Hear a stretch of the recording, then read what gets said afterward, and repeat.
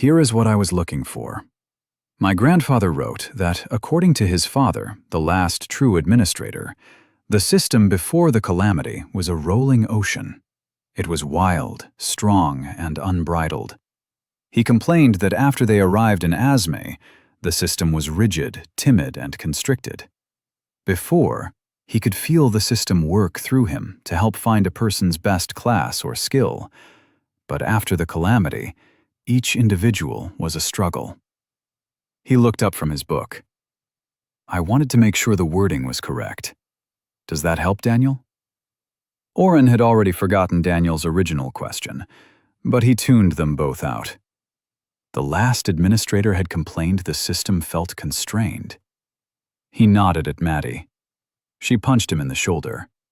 Ow, what was that for? You just worked out something that nobody else did for 5,000 years. Maddie was grinning like she was crazy. Do you know what this means? We have double the incentive to do what? Arandir had moved close to them in near-perfect silence. What have you discovered? Oren glared at Maddie. He couldn't think of a way to lie his way out of this. I think I should run it by Daniel. He might be able to... Arandir held up a finger, and Oren felt himself float in the air toward the elf. His grandfatherly visage disappeared, and the powerful de facto leader of the elves took on the grand air of state. I have been very forthcoming, I believe. We made a deal to work together, did we not? Oren could feel Arandir's power invading his body. The elf's magic was holding his limbs still. He couldn't even move his jaw. Underneath everything, he felt something else, a feeling that tickled his memory. Arandir, put him down, Daniel demanded. He had Gertrude drawn. Please. The elf blinked twice and dropped his finger, setting Oren down gently. I apologize, Oren. I forgot that you are not. I should not have done that. The elf sighed and slumped into the chair Daniel had just vacated. Being in charge and responsible for so many lives draws my temper thin at times. Please accept my apology. I have not slept in 3 days.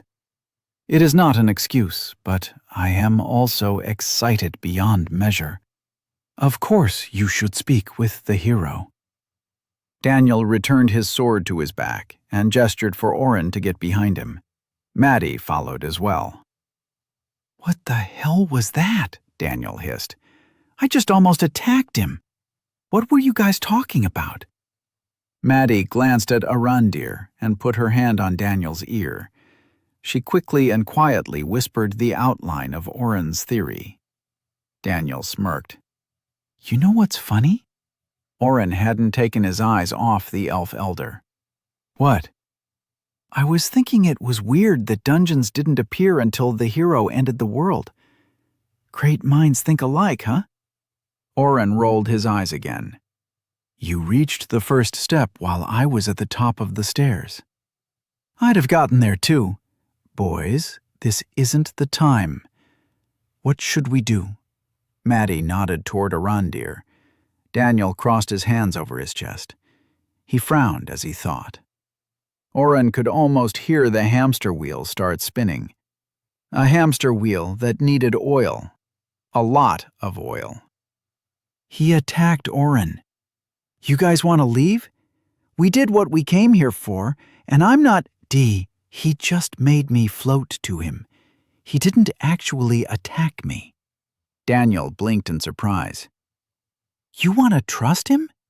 He might have some more nuggets of info, but we can figure it out for ourselves. We already gave them the quest. We don't owe the elves anything. Oren shook his head. We don't owe them. But remember how he threw that other elf? He could have done that with me, but just tried to be a little intimidating. I never felt danger from him. That's not why I want to tell him, though. Whatever spell he used to pick me up was powerful. He had complete control of my body. Like a mind mage? Daniel reached over his shoulder and touched Gertrude's handle. Fuck, I hate this world sometimes. No, not like that. Oren gently touched Daniel's hand and brought it away from his weapon. The spell isn't what matters. When he touched me with his magic, I could feel him, I guess. I know why I feel so weird around him. He's an administrator, but he's not. Whenever I've triggered an admin power before, I could feel this power rushing through me. I thought it was my own power, but after all this talk about administrators being like an autocorrect for the system, I realized it was the system itself. I don't actually have any usable admin powers yet. Arandir does, but they are weak. It's like he has a regular class skill instead of an admin skill. What are you saying? He told us he's not a true administrator. Oren nodded at Maddie. He did, but I still thought he had the ability to gain more points. He can't. It's like he looks like a tree and moves like a tree, but he's actually a wooden pole. Daniel glared at him. I hate riddles, O. Say it straight. Arandir can't use administrator points. I don't know what happened, but when his magic touched me, I felt it. He's forever limited to what he has. Oren felt bad for the man. Sure, he didn't have any purchased administrator powers yet, but he had the points to get them whenever he wanted. He had figured out where the power behind the points came from and knew how to get more. In one afternoon, they had solved a problem plaguing this elven family for 5 millennia. Now, we just have to make sure he doesn't kill us. Chapter 51. Daniel stood in front of Arandir, his arms crossed and a scowl on his face. If it was up to just me, I'd put this entire forest in my rearview mirror and go back to day, he started. What is a rearview mirror? Arandir asked. That's not important, Daniel said, flustered at being interrupted. Maddie and Oren think you might be some help with these administrator powers. I'm not entirely sold on the idea, but first things first. If you or any elf attacks me or my friends again, I'm going old school on your entire city. Understood? Arandir let out a bark of laughter before suppressing his smile with his hand. Please do not take this the wrong way. I do apologize for my earlier action, and agree to swear no violence will be done to you and yours. You must understand, though, or not, you are a kitten roaring at a dragon. While I do not care for such matters, the council would take offense at your words. Daniel kept his arms crossed and glowered. I am glad that you have decided to stay. I would like the opportunity to make up for my actions to Oren. I would not have it said that I do not honor my debts, and attacking someone in my own home unprovoked is a slight on my honor. Arandir turned to Oren. If there is anything I can do to show my regret, please do not hesitate to ask. Oren nodded, but kept his mouth shut. They'd agreed to let Daniel handle Arandir. He'd promised Maddie that he would manage the situation with tact, and so far, he hadn't attacked the elf. He was improving. We know how to get more admin points. Maybe he wasn't. Oren rubbed his eyes. He listened as Daniel told the story of the dungeon core, but as if he was the one who'd absorbed the core. Arandir remained unnaturally still. If what you say is true, the people of Azmay will be forever in your debt. Arandir stood up and paced the room with the nervous excitement of a small child. He began pelting Daniel with questions. How many points did the dungeon give you? How many floors was the dungeon you defeated? Is there a trick to absorbing the dungeon core versus destroying it? Daniel held up his hand. Have you ever destroyed a dungeon, Arandir? Of course, every elf spends time clearing the blasted things. Why do you ask? Daniel shifted his weight to his other foot. When you used your magic on Oren, I could feel your power. I don't think you can absorb a core. If you destroyed one before, it would have given you the option. Arandir's face flared with a flurry of emotions. Disbelief, anger, loss, suspicion, and acceptance, all in rapid succession. But you do not know for sure, Daniel shrugged. It hardly matters. If you want to go destroy a dungeon, I'm all for less of the things in the world, but that is a great idea. We can test out your claim in a dungeon. Yeah, no. Daniel held up his hands. We just left a dungeon, and I'm not in the mood to go traipsing through another 10 floors of... Of course not. I will see you to the last room. Let me get Leanthan to find the nearest dungeon. We keep a few cultivated for training purposes. Arandir walked to his elevator and stepped off the ledge before Daniel could argue. They cultivate dungeons? Maddie said with a low burn of anger. Maddie? Oren put his hand on her shoulder. Why does he think we would agree to another dungeon run? Daniel stomped over to his friends. We just left one. Besides, he's obviously at a much higher level than us. Wouldn't that hurt any experience gains? Oren rolled his eyes at Daniel. That's not the issue, Dee. He nodded his head at Maddie. They keep dungeons as training grounds. Daniel finally caught the look in Maddie's eyes. Then we should totally take them up on the offer and destroy every single one, huh? Maddie smirked at that. She stretched her neck. I'm fine. I think it might be a little soon to go. Wonderful news. Leanthan has informed me we have 3 dungeons currently, with one at only 20 floors. Arandir appeared by the door. He must have jumped or flown up. Oren was more concerned with how stealthy the old elf had been in re-entering the room. It took us forever to get through 10 floors, Daniel complained. Plus, we didn't agree to do a dungeon run for your people. Nonsense. We use these dungeons to train up our forces. We cull them before they get too large.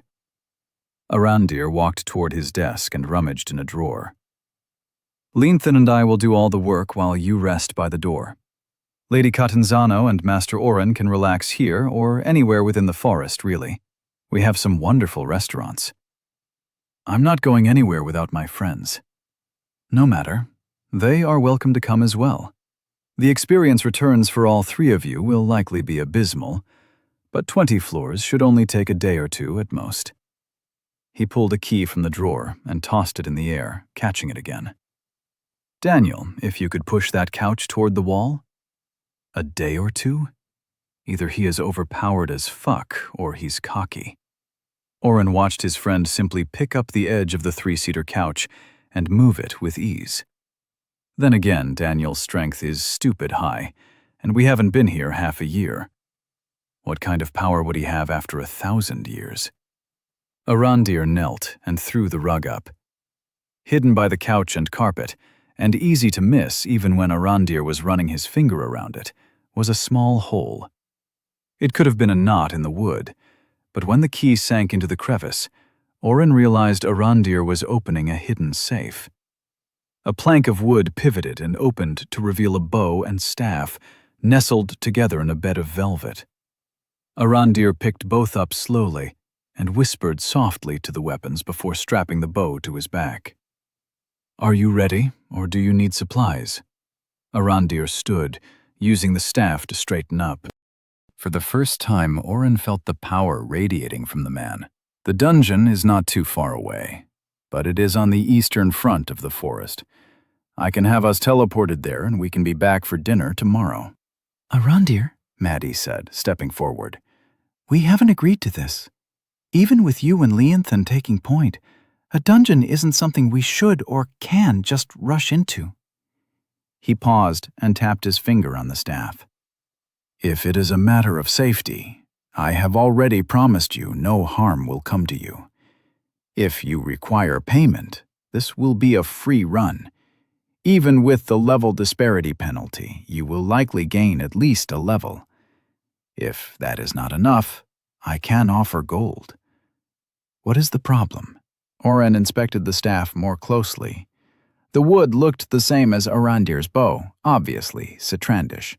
However, while the bow was polished and smooth, the staff was gnarled and pockmarked.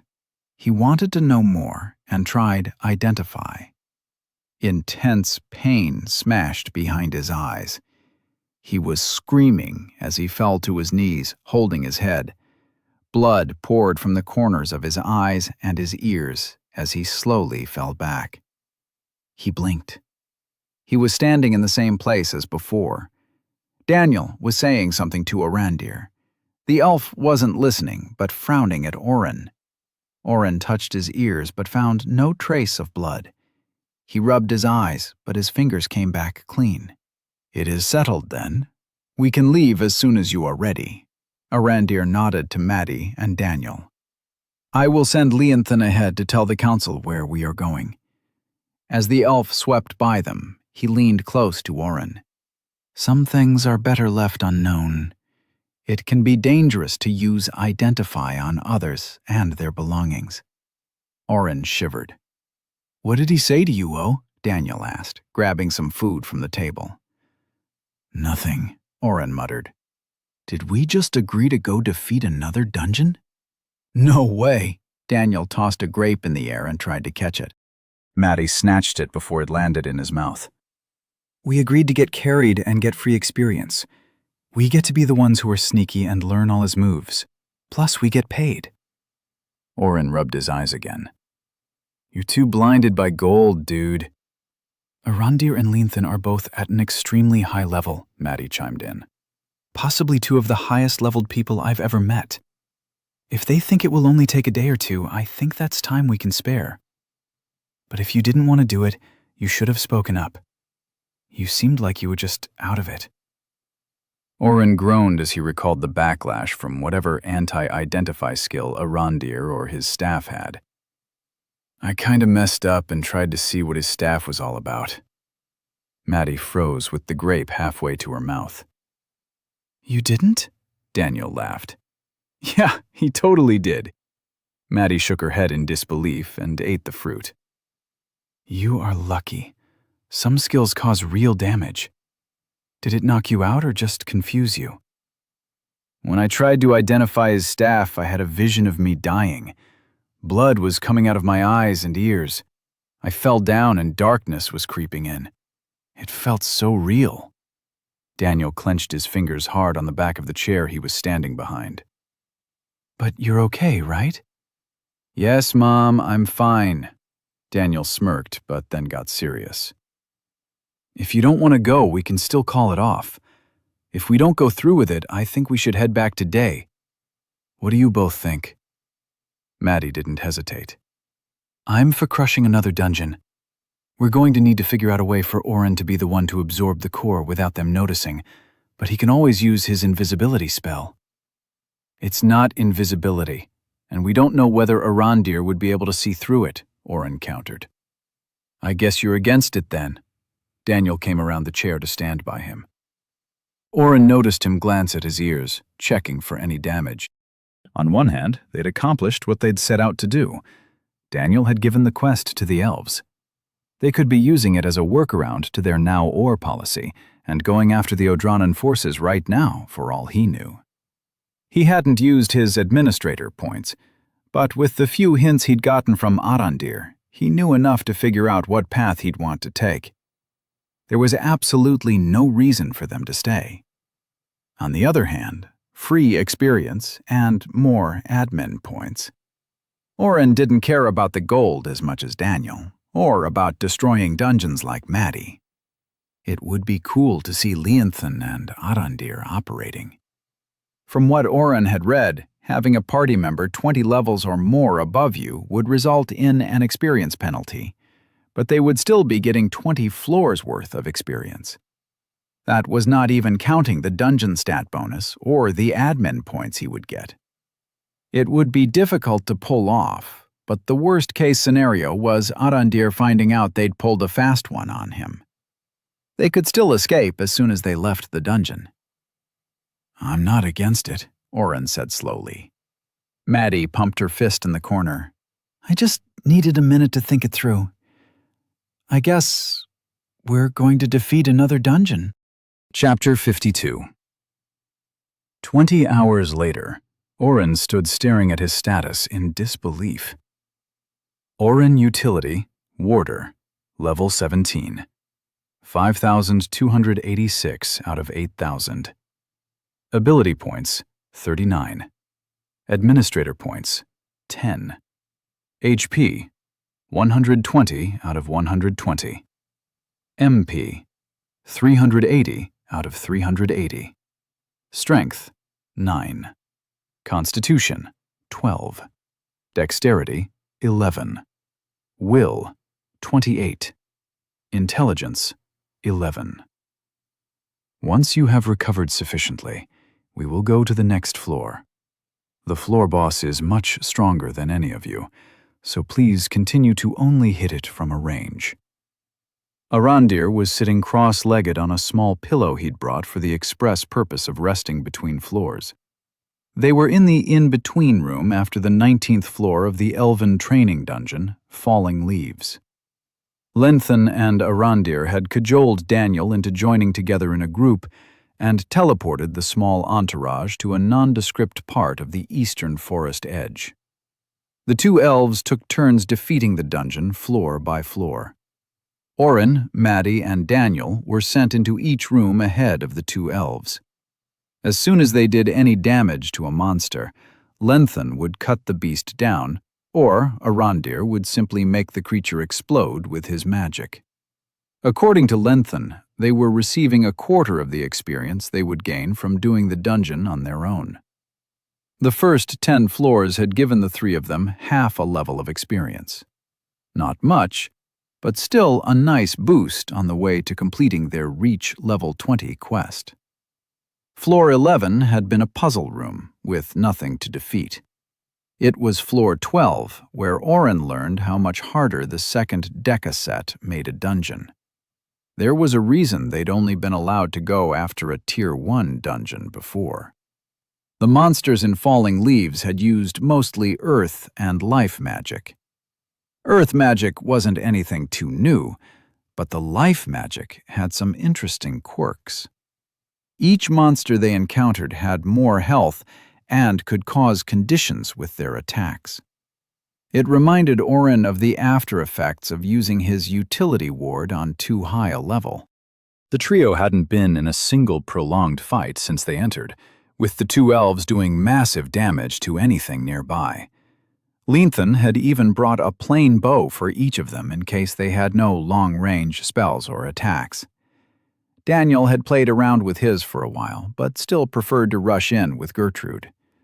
The first 10 floors had contained nothing the three of them wouldn't have been able to take down together, and that included the defensive and very tanky tree that was the 10th floor boss. Yes, they'd cut down a tree to pass the 10th floor. It was the most ridiculous boss that Oren had ever seen. The 12th floor had spread out in front of them, looking almost the same as many floors before. A small forest that used some sort of spatial magic at the edges made the entire room feel like it went on forever.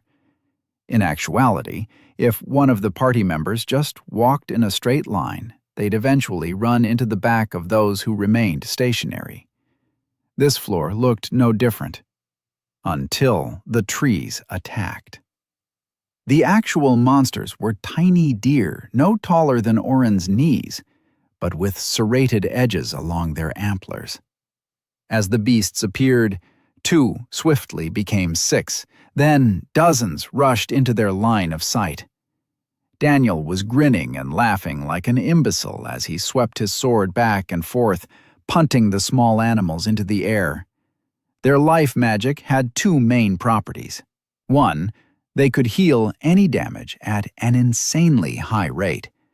Second, each attack the little beasts made had a chance to give them a condition that froze them in place. Oren's seemed to block it on his friends, but he had to keep it fully charged. The one time a deer hit Daniel with a completely empty, he froze in place for only 2 seconds. But the number of attacks they got off on him kept Oren healing for longer than he wanted to. From here until the end, attack the trees as well, Leanthan said, standing behind Oren, who was spending his mana to keep his wards going on his friends. Daniel was back in the fray. Oren used his toxic touch on trees, while Maddie and Daniel damaged the level 22 Fear Fawns.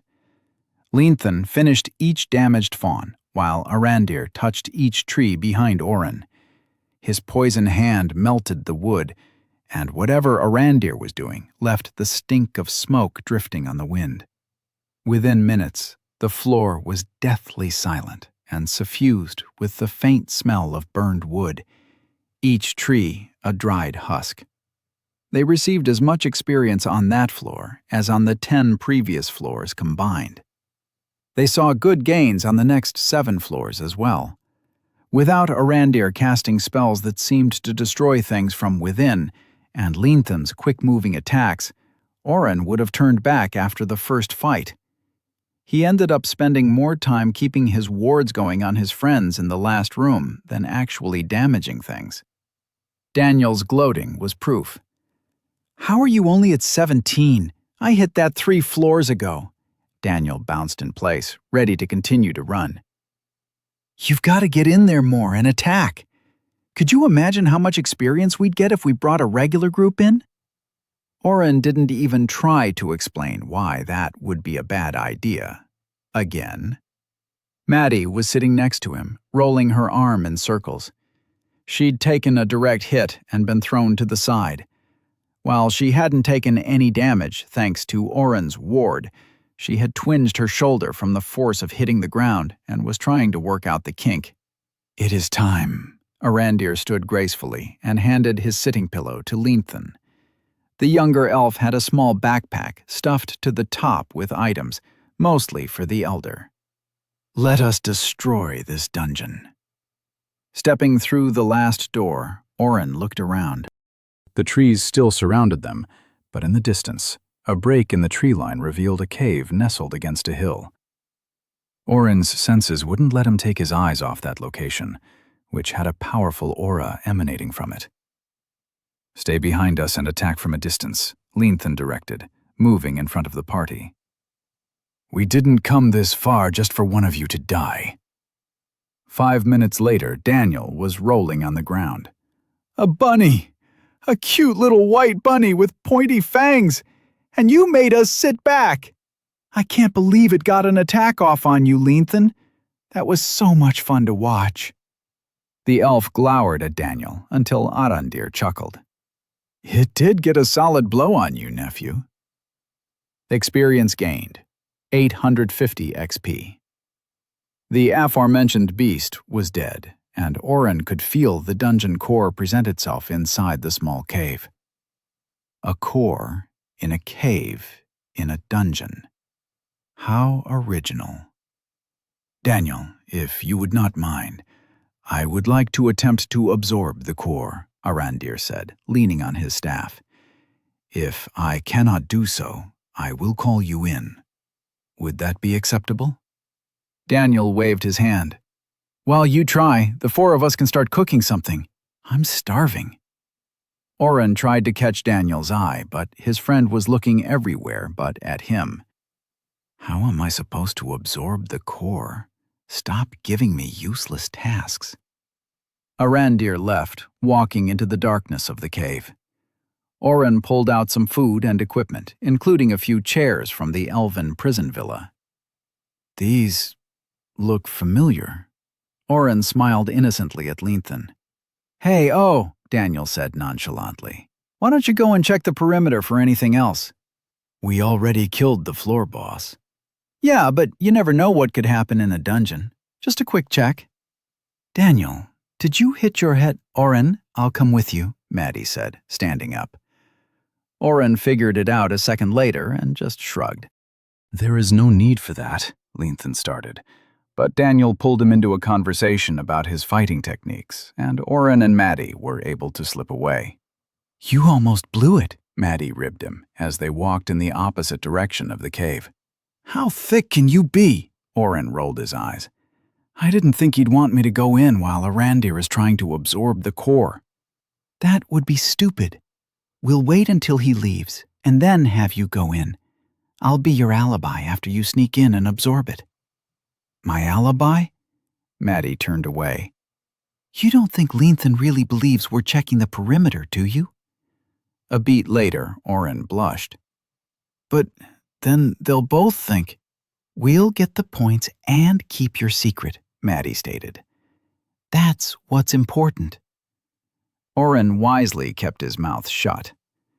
They walked a large circle and ended up to the northeast of the cave. Oren pulled up his map and waited. As soon as Arandir walked out in a huff, Oren activated camouflage and dashed inside. The core hung in the air in the back of the dank cave. The dungeon had generated bones of multiple races that had fallen to the bunny, and Oren stepped carefully around them until he reached the dark orb. "Welcome, Administrator. Would you like to absorb this core for 20 Administrator points?" "Not yet." Oren waited until Daniel walked into the cave, with Arandir close behind. "You didn't even get the option?" Daniel's voice echoed loudly in the cave. "I told you. I am thankful you let me try first, but as long as you can gain more Administrator points, this will all have been worth it." Daniel stopped a few feet away from the core. "Stay back while I absorb the dungeon core. We might need to get out of here quick after." Arandir stood still, watching the hero move the last few steps. "I sure hope this works," Daniel muttered to nobody in particular. Oren reached from the darkness, concealed with his cover, and triggered the core absorption. The notifications came in fast. "Congratulations! You have defeated the Falling Leaves. You have been 2 rewarded. 2 Constitution points. You have been awarded 20 Administrator points." Oren sighed in relief and backed into the corner of the cave. "I have 30 points now. I can create relics, or pick a few of the cheaper skills outright." He had talked with Maddie and Daniel about the possible skills he could get as an administrator. Daniel wanted him to unlock more quests so they could power level their way to the top. Maddie had told him they could basically retire if he took Create Relic, but she was more interested in the Edit Stats skills. Of course, she wanted to ask Arandir more questions about those skills before he took one. Neither cared about Assign or Reset Class, and the other skills were too vague to fully understand what they could do. Oren was more interested in Unlock Ability or Assign Class. He could fulfill Amir's dream of becoming a healer, or just give him the spells he needed in the first place. He could give out the hero class and let those others deal with the impending Demon Lord attack. Instead of waiting for higher levels and more ability points, he could unlock any spell he wanted. Arandir was pestering Daniel with questions as they headed out. They knew the dungeon was defeated, having received the Constitution points. Oren waited before sneaking out and joining Maddie. They made their way south and approached the party from the opposite direction of the cave. Daniel was about to pull his hair out. "Arandir, please stop. I've told you over and over I don't know how it works, just that it does." The older elf frowned but didn't push again. Leanthan gave the slightest smile to Oren as they rejoined the group and nodded in his direction. "Great. Now he thinks something is going on between me and Maddie. How many lies can I keep straight before I fuck one up?" Chapter 53. Oren woke to someone shaking him. "What?" he asked, rubbing his eyes. "Maddie?" After defeating another dungeon, they had made it back to the middle of the forest and promptly passed out. Arandir promised to bring them over once they woke up. The way his eyes glinted whenever he spoke to Daniel let them know whom he actually wanted to talk with, but they had made it clear the 3 of them were a package deal. Oren guessed he'd had only an hour or 2 of sleep, since the heaviness behind his eyes still hammered into his skull. He pushed the pain down and woke up fully at what he saw. Tears were in Maddie's eyes. "What happened?" Maddie's fingers on his arms tightened. "They took Daniel." Her voice continued making noise, but Oren didn't listen. Things had been calm for too long, and the shoe had finally dropped. Part of him was relieved, but the vast majority of him roared in anger and hurt. He'd never believed the elves were going to act any better than the Odranan forces that had tried to kidnap Daniel, or the Lord of Day who had tried to kill them all. The cynicism that he had kept from spilling over crawled up his throat. "Oren, why are you laughing? You're scaring me. We need to—" Oren understood why that of the past had cut these people off, or destroyed the world, or whatever it was he'd done. His friend had come here to help stop a war. He'd tried to convince Oren how much good an administrator could do for these people.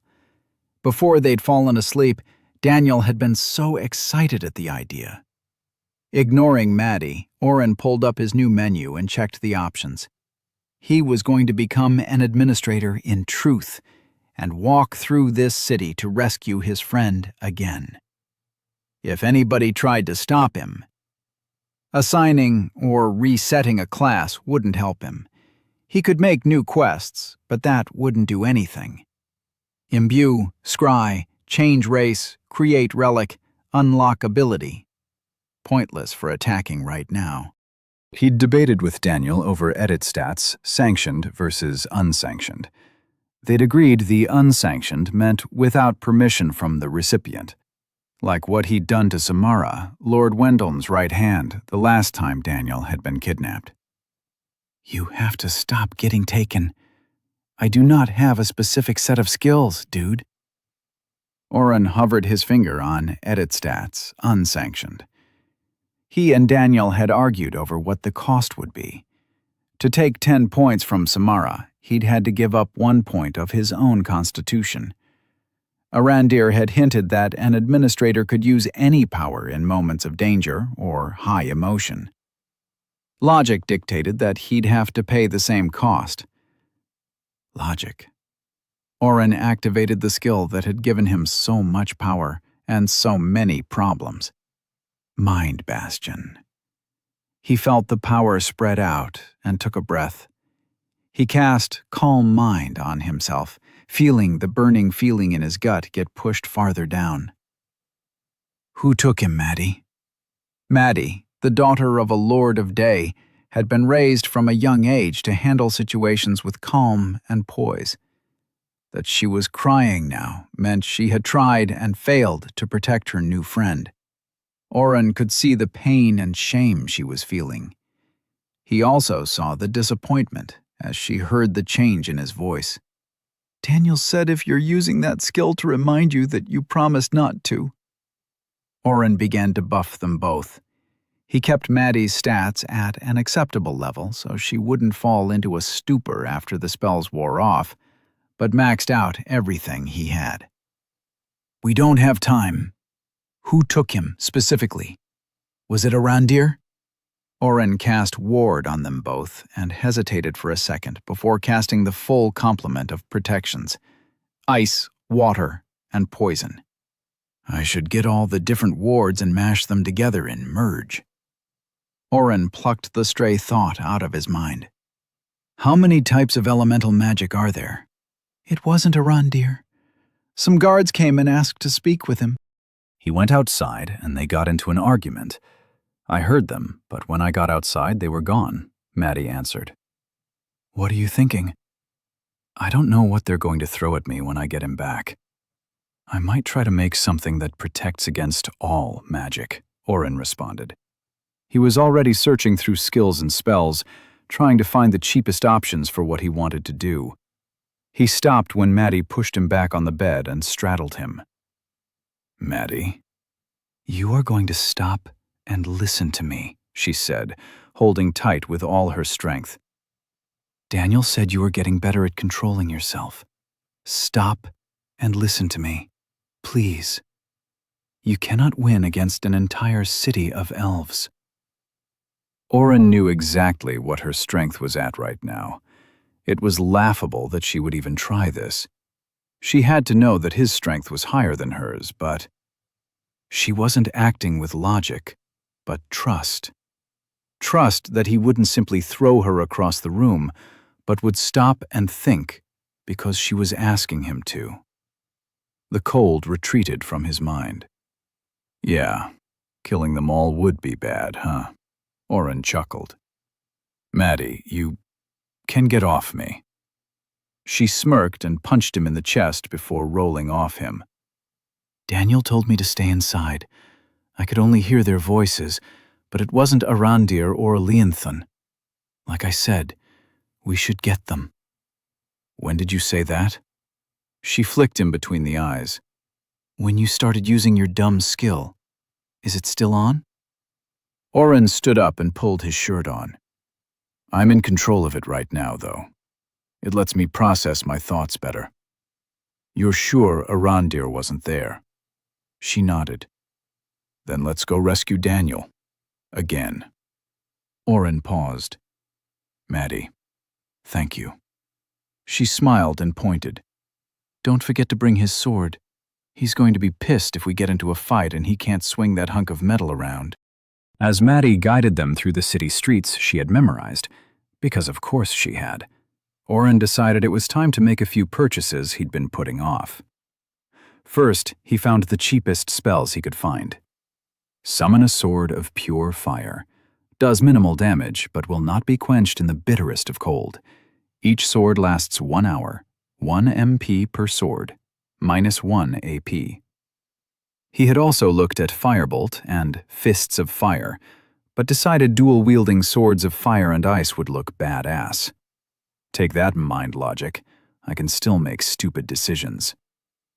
He immediately purchased the corresponding ward. Fire Ward. Create a ward around yourself and your party within 50 feet that protects against fire magic for MP maximum, 20 MP, -1 AP. Wind magic was a bit easier to find, as there was only one option that cost a single point. Gust. Push the wind toward your target. 1 MP cost minimum. Variable strength cost, -1 AP. It wasn't something he could ever see himself using, but he'd seen Leonthon using some wind magic with his bow. The resulting ward would be useful if this devolved into a fight. Wind Ward. Create a ward around yourself and your party within 50 feet that protects against wind magic for MP maximum, 20 MP, -1 AP. Earth magic had too many options. Most had to do with farming, while the few offensive magic types cost more than he wanted to spend. He was also a bit confused about the difference between earth and plant magic, but settled on one he hoped would give him a ward for both. Tilth. Rework soil for better crop return. 5 MP per acre. -1 AP. Oren wasn't a farmer, but crossed his fingers he'd get the ward for at least one type. Luckily, the system seemed to be on his side today. Earth Ward. Create a ward around yourself and your party within 50 feet that protects against earth magic for MP maximum, 20 megapixel, -1 AP. Plant Ward. Create a ward around yourself and your party within 50 feet that protects against plant magic for MP maximum, 20 MP. -1 AP. I have earth, wind, water, and fire now. Oren chuckled to himself. Daniel would make a joke about finding heart. He brushed off the idea of summoning a blue superhero and searched through his past options as well, selecting 2 he'd passed over before. Camouflage Ward. Create a ward around yourself and your party within 50 feet that mimics camouflage. 50 MP, -5 AP. Light Ward.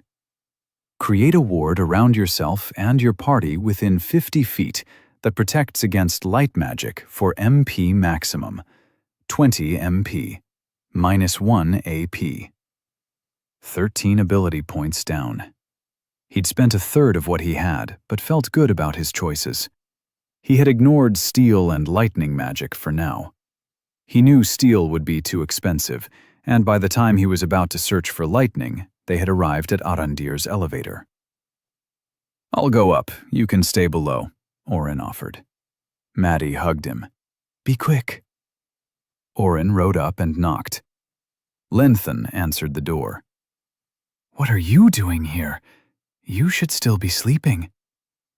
Oren peeked around Linthan and found Arandir sitting on his couch reading a book. He spoke over Linthan's shoulder. "If you don't want this entire forest to burn to the ground, you better not have anything to do with it." Arandir placed a bookmark between the pages and set the book on his side table before rising from his seated position with the fluidity of a cat stretching. "Please do tell me what I have done." "Somebody took Daniel." Arandir didn't move so much as appear beside Oren. When? The intensity of his stare made Oren step back on the elevator. "Not long. Maddie woke me and we came straight here." Arandir kept his eyes glued to Oren's. The stare became awkward, and the elf tilted his head. He is not here, and yet I still feel... "Are you going to save my friend or not? I'm only here first because Maddie convinced me I shouldn't make an enemy of the entire elven community." Linthan rolled his eyes, and Oren caught him doing it. He was tempted to hit the man with a boosted debuff to wipe the smirk off his face, but caught himself. Mind Bastion keeping me level. Small blessing, I guess. Arandir hadn't moved, and Oren felt a tingle across his skin. "Don't do it." Arandir continued his probe, and Oren felt a skill like Identify roll over him. How did I miss it this entire time? Arandir stumbled back. You are not from this world either. You are the administrator. I am correct, yes?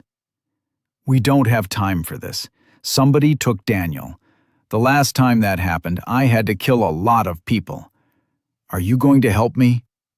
Arandir raised a hand, and his staff jumped across the room, slapping into his palm with a satisfying smack. Linthan, find him.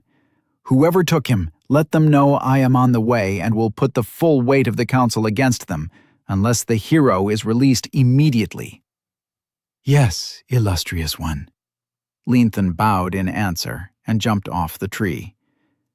I hate it when you guys do that. He will find your friend. Let us follow.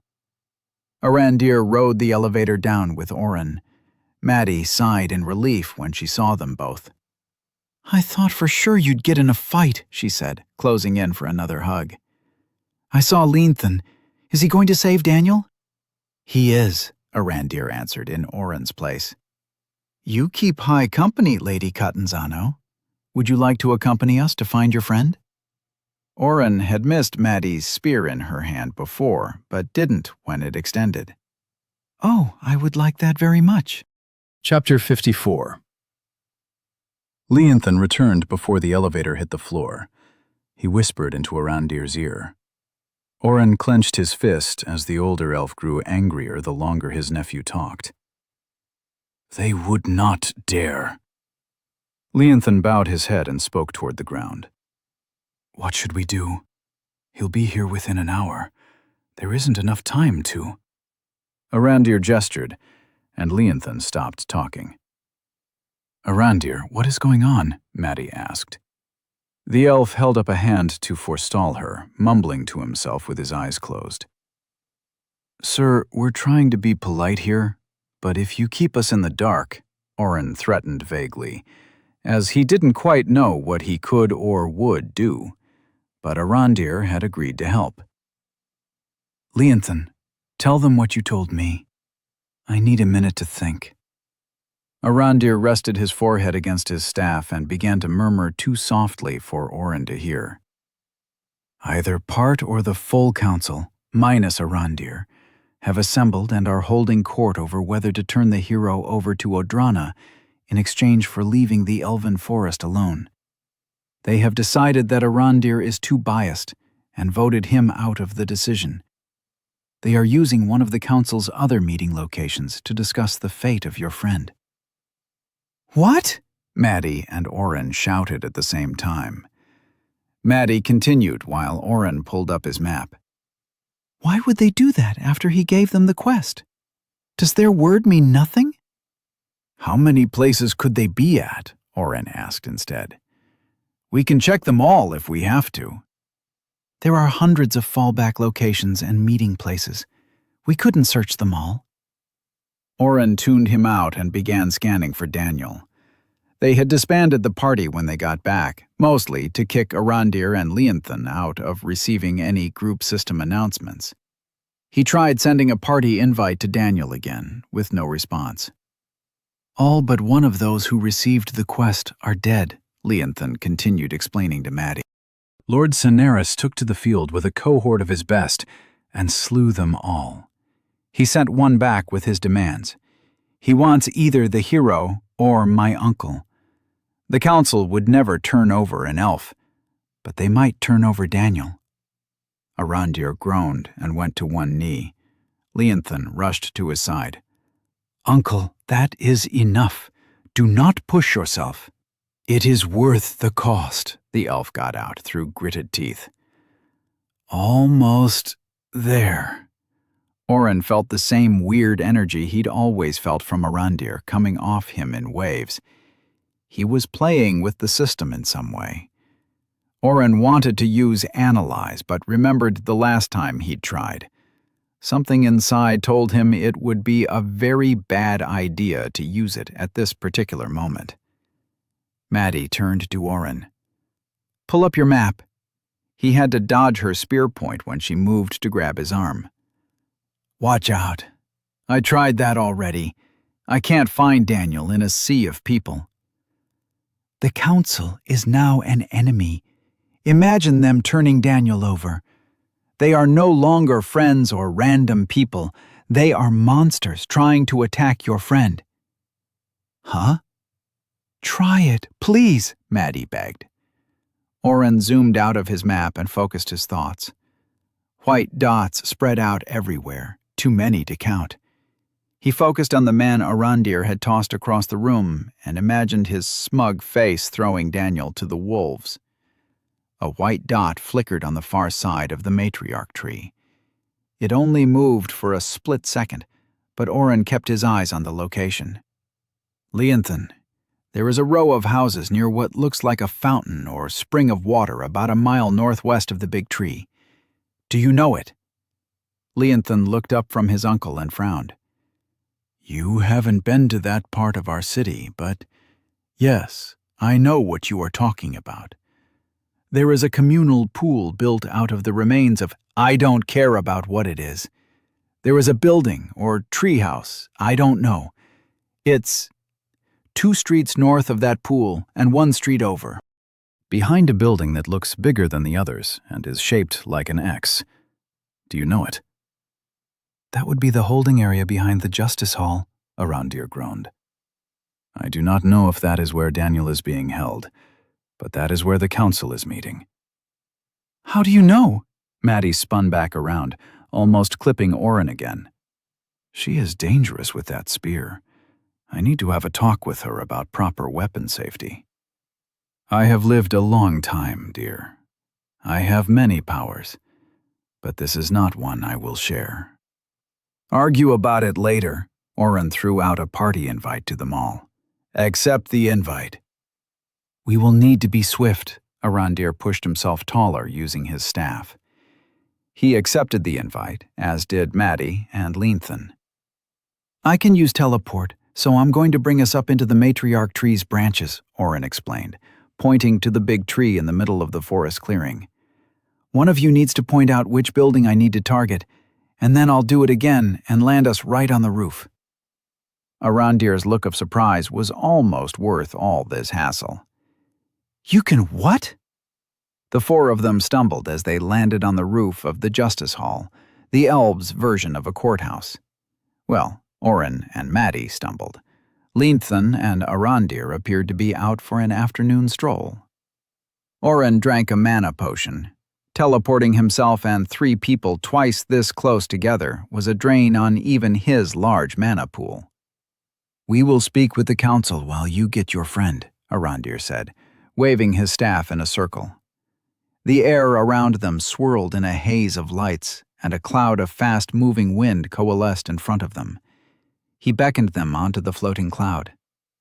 "Good luck to you." Maddie held tight to Oren until they landed on the ground. "Don't wait.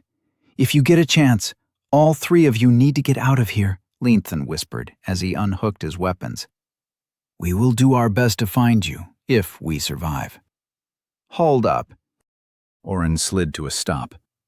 "What do you mean, if we survive? You aren't going to fight your own people, are you?" Arandir smirked. "It will not be much of a fight, I am afraid. I trained most of the council myself at one point or another. Nonetheless, it is never wise to believe everything will go according to plan. Rescue your friend and return to Day. We will find each other again, fellow administrator." For the first time since meeting Arandir, Oren realized his distrust and strange feelings regarding the elder elf were from the weird powers they both had. He was actually good people, trying to do what he believed was best for the elves, but not at the expense of his own honor. Arandir was going to help them rescue Daniel and hadn't asked for anything in return. Oren stuck his hand out. "I'm sorry I didn't trust you sooner. When this is all over, maybe I can help you figure out a way to bring administrators back." Arandir took Oren's hand and squeezed. "Keep your skepticism, but trust yourself. I believe you will do what is best for the world." Maddie hip-checked Oren. "Buff us up." Oren cast his spells, drinking a mana potion to top himself off. He was still running Mind Bastion, but didn't want to blood cycle unless it was absolutely necessary. "Everybody ready?" Leanthan answered by kicking in the door to the holding area behind the courthouse and rushing in. Arandir followed close behind with his staff held out in front of him. "They could have just said yes," Oren complained. He and Maddie ran inside. Oren was prepared for anything. When Maddie had told him that Daniel was taken, he'd begun having flashbacks of finding his friend tied up in a tent. He wasn't sure how many of the Elven Council members were going to be waiting for them, or if the Odranan leader, Lord Sanarus, would be there already. He summoned a fire sword in one hand and an ice sword in the other, ready to take on everything they threw at him. What he did not expect to find was Daniel sitting all alone in the middle of 20 holding cells. He was tied to the chair, but nobody else was present. Leanthan and Arandir were searching corners for the elders. "Hey, took you long enough," Daniel said with a grin. Maddie tackled Daniel, knocking the chair backward. "Ouch, watch it," he complained, as she began pulling at the knots to untie him. "Why did you go off with them? What were you thinking?" Daniel frowned. "Sorry, Maddie. One of the elves who so politely asked me to come meet the council threatened to firebomb the house if I resisted. I knew you were awake and could probably get out, but I also knew this shithead was probably sleeping." Oren sighed. Daniel was calling him names. He was worried about the situation he was in, but still felt comfortable enough to mess around. "Oren, take Daniel and leave. Now!" Arandir yelled from the back of the room. Oren made it 2 steps before the back door exploded, flinging wooden shrapnel at all of them. Oren was knocked to the ground. Maddie covered Daniel with her body. Oren had already cast another ward on all 5 of them before the dust settled, crawling over the debris toward his friends. He reached out his hand and grabbed Daniel before casting teleport. It failed. "They have a teleportation ward," he croaked around the dust in his throat. He swallowed to clear it. Instead, he started coughing. "Arandir and Leanthan, why am I not surprised to see you here?" a voice spoke from the door. Oren glanced up and saw a handful of elves come through the broken doorframe. He recognized Devdan and Gwynestri, along with 2 of the other elders. He hadn't caught their names before. The one who spoke wasn't an elf, but a human man. He stood tall, but stayed behind the council members. "Synergies, I will kill you for this," Leanthan threatened, but did not move. The 4 members of the council stood waiting between them, each holding weapons or staffs of their own. "This would have been so much easier if you had simply agreed to help me," Lord Synergies said, pushing his fingers back through his golden hair. His clothes gave no indication of his class, and he wore no weapons, but Oren felt the distinct aura of a predator on the leader of Odrana. "Now it has come to this, kidnapping the hero yet again. I knew you would come running once I trapped your new little pet." "What are you doing, Arvin? I have told you before, my powers would be of no use to you." Arandir sighed, leaning on his staff and ignoring the traitor elves surrounding him. "Gwynny, what have you done?" Gwynestri wore heavy armor and held a 2-handed sword that looked like it could stand up against Gertrude in length. "Arandir, my job is to protect our people. A human, especially a human hero, is no concern of ours. Let Lord Synergies have him. He agreed to pull back his forces if we do." "Oh, Gwynny, do you believe him so easily? This man will not be appeased. He will always seek more." Synergies' smile grew larger. "Oh, but it is true. Why would I need you when I can have him instead? He gave you a quest to defeat me, didn't he? Is he really a hero, or something else? I have heard so many interesting rumors about him. It is one reason I wanted him so badly in the first place. I can wait for you to come to me, and you will, once you learn what I know." Gwynestri glanced over her shoulder. "Synergies, take the idiot hero and go. Pull your people away from our forest and never darken our trees again." Daniel stood up from where he had been lying. He stretched his arms over his head and cracked his back with a loud yawn. "I think that you are all forgetting something very important here." He snapped his fingers, and Gertrude appeared in his hands. "Do you like that little trick? I haven't had the chance to try it yet." "Is cheap, but I thought I might need it someday. Like if I ever wanted to convince a bunch of idiots that I'm helpless and then kill them all once they rounded themselves up for me." Daniel bent his knees and took a ready stance. "Oh, wait. Is that what I did here? I guess this is a little smarter than you thought." Chapter 55. Daniel's words pierced the fog of Oren's thoughts. Too many people were in the small holding room. They had rushed in the front door and found Daniel tied to a chair, 10 empty cells to either side of him, and only one other entrance. The sudden betrayal of the council in forcibly taking Daniel was a surprise. Finding them siding with their enemy was a completely separate issue. "Daniel, we should run." Oren sidled up alongside his friend and felt his body take a natural defensive position as Way of the Water flooded his mind with knowledge. He didn't know what skills or spells the 4 council members could use, but the aura coming off Lord Synergies alone was enough to set his neck hairs tingling. "This isn't a fight we want to be part of." Despite his words, he quickly made sure to buff Daniel and himself to the max. Maddie, Leanthan, and Arandir were already holding the top increased stats Oren felt comfortable giving. "Oh, you didn't meet all those volunteers I gave the quest to," Daniel spoke through gritted teeth. "When they were tying me to that chair, the other elven chick there said she blamed me. She said it was my fault they all died." Behind Gwynestri, the other female council member hissed at him. "It is your fault. You escalated everything by coming here." "Sorry, Andi, calm yourself." Devdan held an arm out to keep her from charging forward. The elder Arandir had thrown across the room before, looked calm as he turned back to the party. "Arandir, surrender him.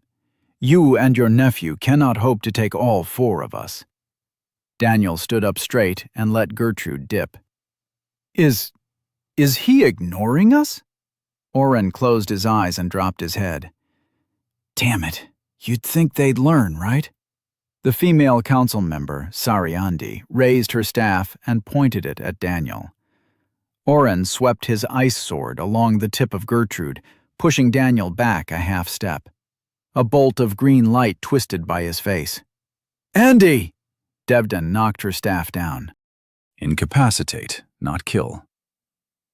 There was a split second after the word kill where nobody moved. The flurry of movement, magic, and mayhem that followed surprised Oren with its intensity and violence. Gwynestri and the other male elf advanced on Arandir.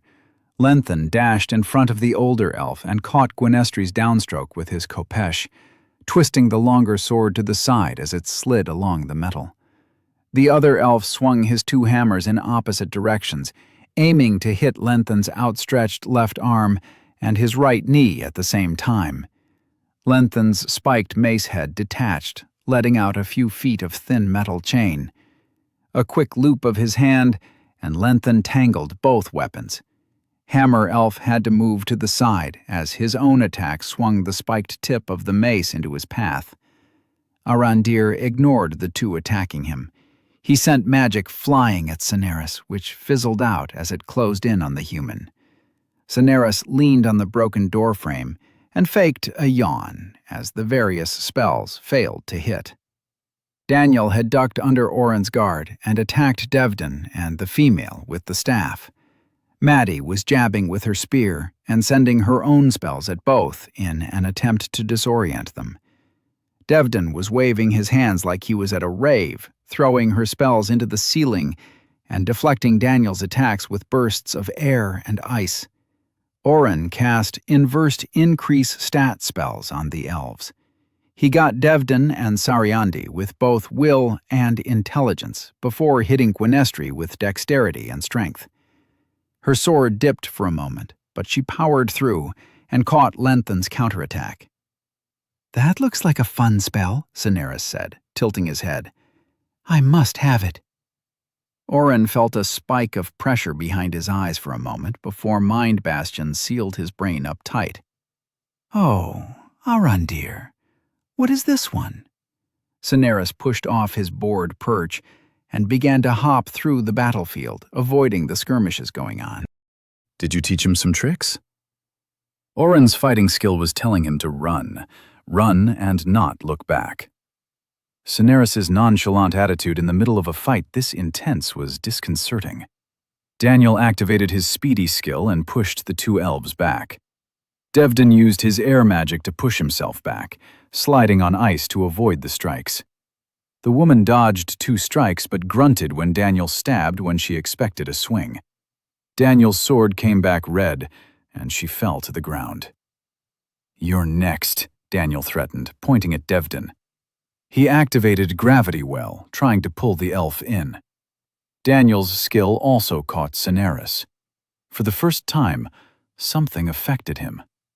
Cineris tottered to the side and made his first move. He simply flicked his fingers at Daniel. The hero was thrown across the room. His head struck the metal bars of one of the cells with a clang that echoed across the room. Daniel did not get up. Oren was moving before Daniel landed on the ground, sliding on his knees to grab his friend and pour healing spells on him as he checked his health. "It's all good," Daniel slurred, blinking with one crossed eye. Several teeth were missing, and the side of his face was crushed. His cheekbone was caved in but popping back out, making crunching noises as Oren's healing set the injury. "Just need a minute or few." Oren felt Maddie at his back, holding the rest of the attackers off with her spear. Daniel's health was leveled, but the injury would take a minute or 2 to fully correct itself. Time they didn't have. Oren had dropped his swords as he rushed to his friend. He turned as he stood, taking in the room in a glance. Lenthan, bleeding, was fighting Gwynestri, while Arandir was standing over the still form of the man who used the hammers. Cineris was smiling at Maddie, and holding the tip of her spear between two fingers. Devdin cast a spell that caught her under the ribs and lifted her up before slamming her to the ground. Oren knew this was going to end badly. He was not built for up-close fighting. His way of the water skill was about avoiding attacks. The best he could do was use toxic touch to do some damage, but it was a cheap skill for a reason. It didn't do much damage at all. Strangely, as the sleazy-looking elf advanced on him, he felt the calm in his mind, still trying to find options. He could use the administrator powers, but against this many people, it would cost him everything. He needed to be stronger. He needed to hit these people for everything they'd done.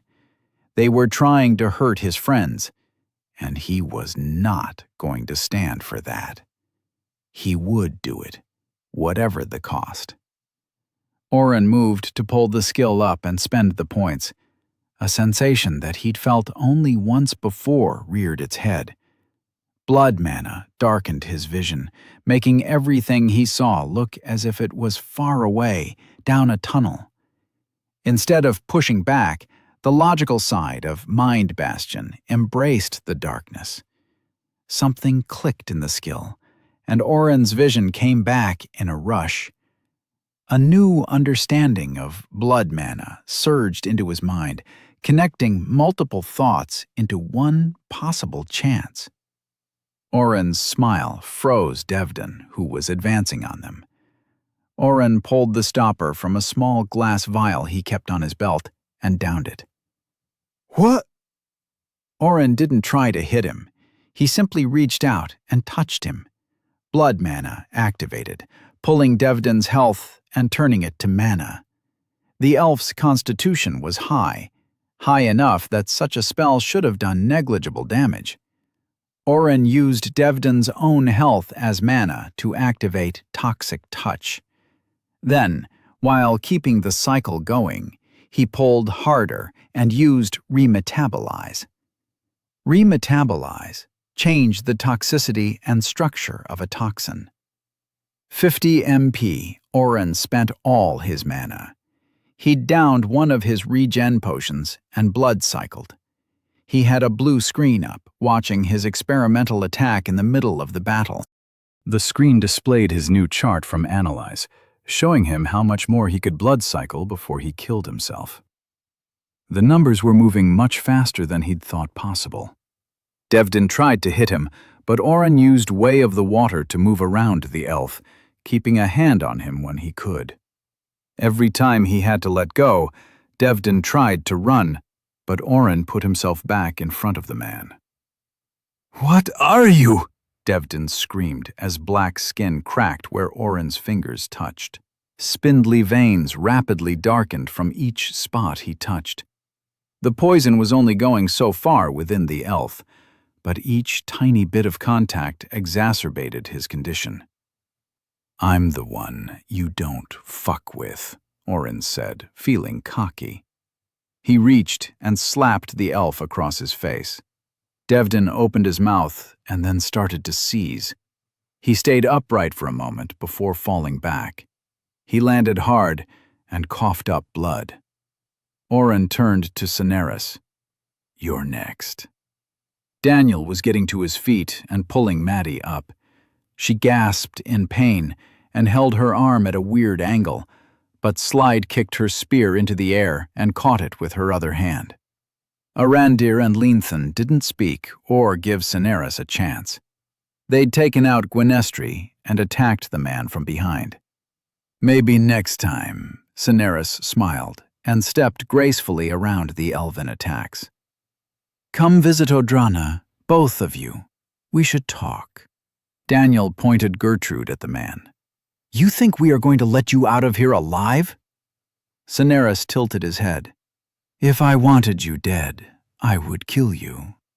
You need to train harder, little hero. You know what's coming for us." Oren felt a chill run down his spine. There is no way that he knows. "I'm the one coming for you. Do you want to surrender, Or should we chop you up, too? Daniel was talking a big game, but Oren could see he was still hurt. In fact, Oren was the only one who hadn't taken a lot of damage in the fight. I can leave whenever I want. I'm still here because this tactic seems to have failed. While it has been fun bringing these sniveling scum down a peg, I never cared for this forest. I wanted Arandir to help me, but he refused. Now I'll ask you. Come to Adrana, and let us find a way to end the demon threat before it is too late. Daniel swung Gertrude at Cineris. The man moved at the last second again, dodging like he knew where the sword would hit. He sighed and raised his hand. If you attack me again, I'll put you down. It would be nice if you would come of your own volition, but I do not have forever to play. Daniel, please step back, Arandir asked politely, leaning heavily on his staff. Lord Cineris, you have driven a wedge into our leaders' hearts and destroyed relationships older than your family. Have you not done enough? Leave our lands and never return. Cineris ran his fingers through his hair again. Done enough? Old man, I told you. This isn't about just me and Odrana. Everyone on Asmea will suffer. You leave me no choice then. I will force you to go. I'm not going yet. This young man here has some interesting new magic. I want it. Oren couldn't believe the audacity of this asshole. Never going to happen. Arandir smiled at Oren and smacked his staff down on the ground twice. Cineris glanced around, becoming more concerned as he looked at something only he could see. What are you doing? That's not possible. How? He turned and fled out the back door. Daniel chased after him, cursing him. Oren chased his friend, cursing him as well. The back door led out to another street. Daniel was close on Cineris's heels. A rumble in the streets caught Oren's attention, and he stopped running to watch in awe as a tree root the size of a train came barreling toward them. It undulated as it broke free of the ground holding it captive, reaching for its target.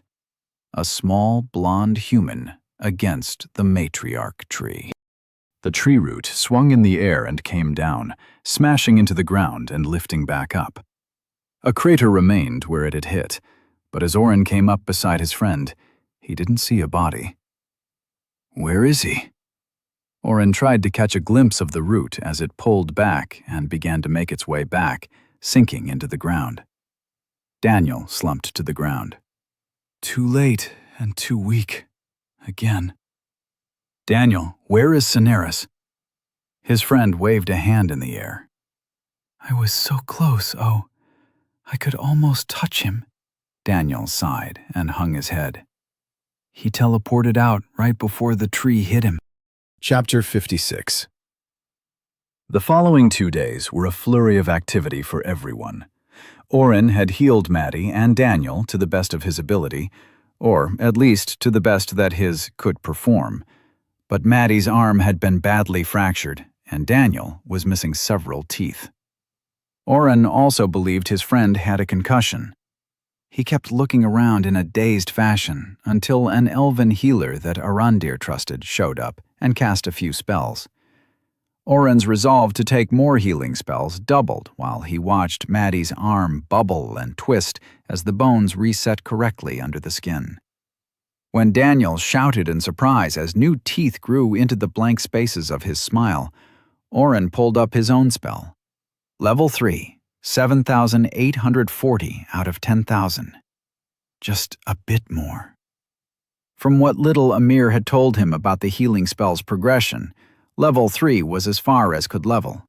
Completing all 3 levels opened up an entirely new tree of healing magic, and Oren was tempted to ask the elf healing his friends for some pointers. Arandir had the surviving elders restrained. Devdan was dead. Oren learned he had been the elder of justice, magic, and education. The elf was considered one of the foremost authorities on wind magic and had been known to be a master duelist. He was also the head judge of their legal system, something that Arondir didn't seem to be as worried about as Oren was. "He underestimated you," Arondir had said, clapping his hand on Oren's shoulder. "Learn from his mistake."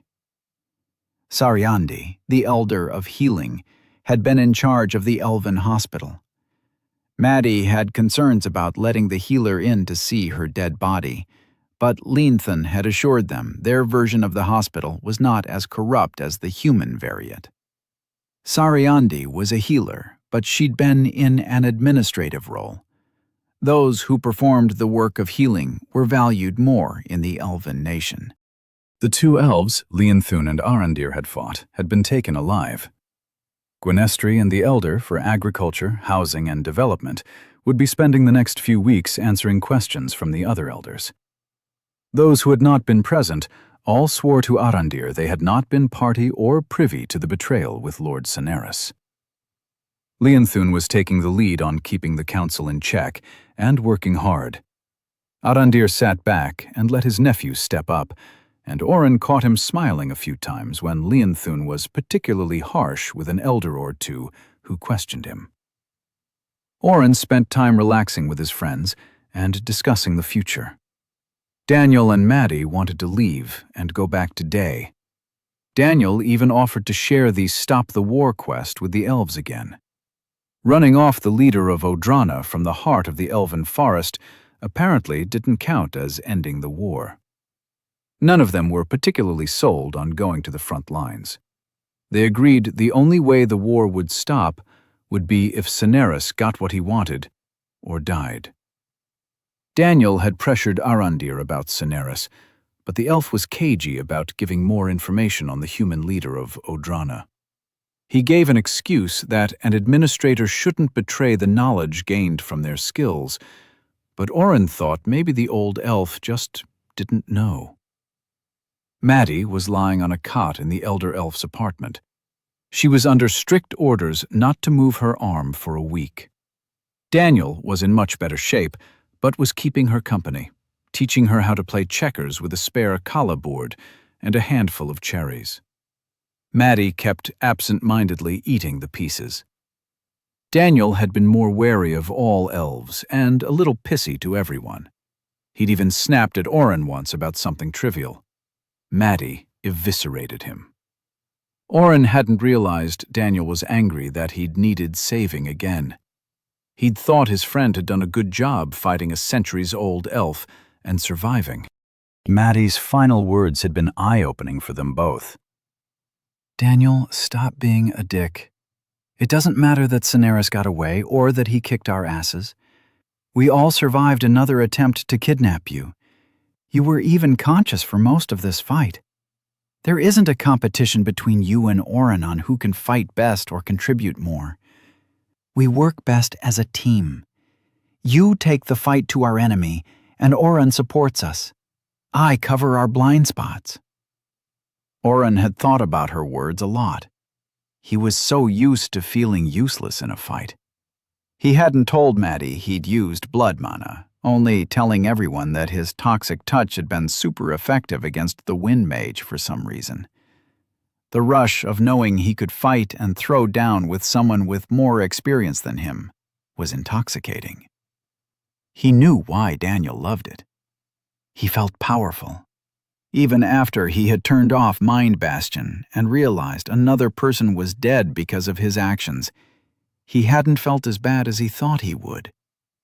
The Oren from before, the one that would stand behind Daniel, not exactly hiding, but not making himself known, was gone. Devdin had come after him and his friends. If the guy couldn't handle the price, he should have stayed in his lane. Maddie's words, that he was support, had hit him hardest. He knew he couldn't stand up to a powerhouse like Daniel unless he somehow debuffed him to a snail's pace. Yet, he still remembered the thoughts he'd had during his class creation. I want to be in the background, quiet and away from any main battles. Oren glanced at his hands. What if I wanted to be the one taking the fight to our enemies? What if I want to protect my friends? Oren had even tested out putting his fighting skill, Way of the Water, and Toxic Touch into his merge slots. The error screen hadn't told him no exactly, but he was still a little disappointed. Way of the Water cannot be used until 100% integrated. Merge failed. Oren had been too scared of Styx and too busy to work more on the skill, something he was going to make damn sure he had the time to do in the future. If I was at 100% integration, could I have taken out Cineris? He spent most of the morning of the first day fussing over Daniel and Maddie until they'd shunted him away. Sitting around doing nothing didn't appeal to him. Instead, Oren found a small corner of Arandir's apartment and sat down, activating Way of the Water. Styx, the watery trainer, waited in the same spot, as if Oren had never left. "Hey, Styx, you been well?" Styx didn't respond at first, but when Oren activated the continue option, the yes and no answer game began again. Oren still couldn't get any real information from the magical construct, but he did get the absolute shit beaten out of him. It took him 10 hours before Styx was satisfied, and Oren gained the next 5% increase. When the blue box had appeared, Oren waved to the watery man and gladly exited the training session. 10%, 2 out of 20 completed. Continue or save progress. Now he remembered why he hadn't jumped back in to train. It was fucking exhausting.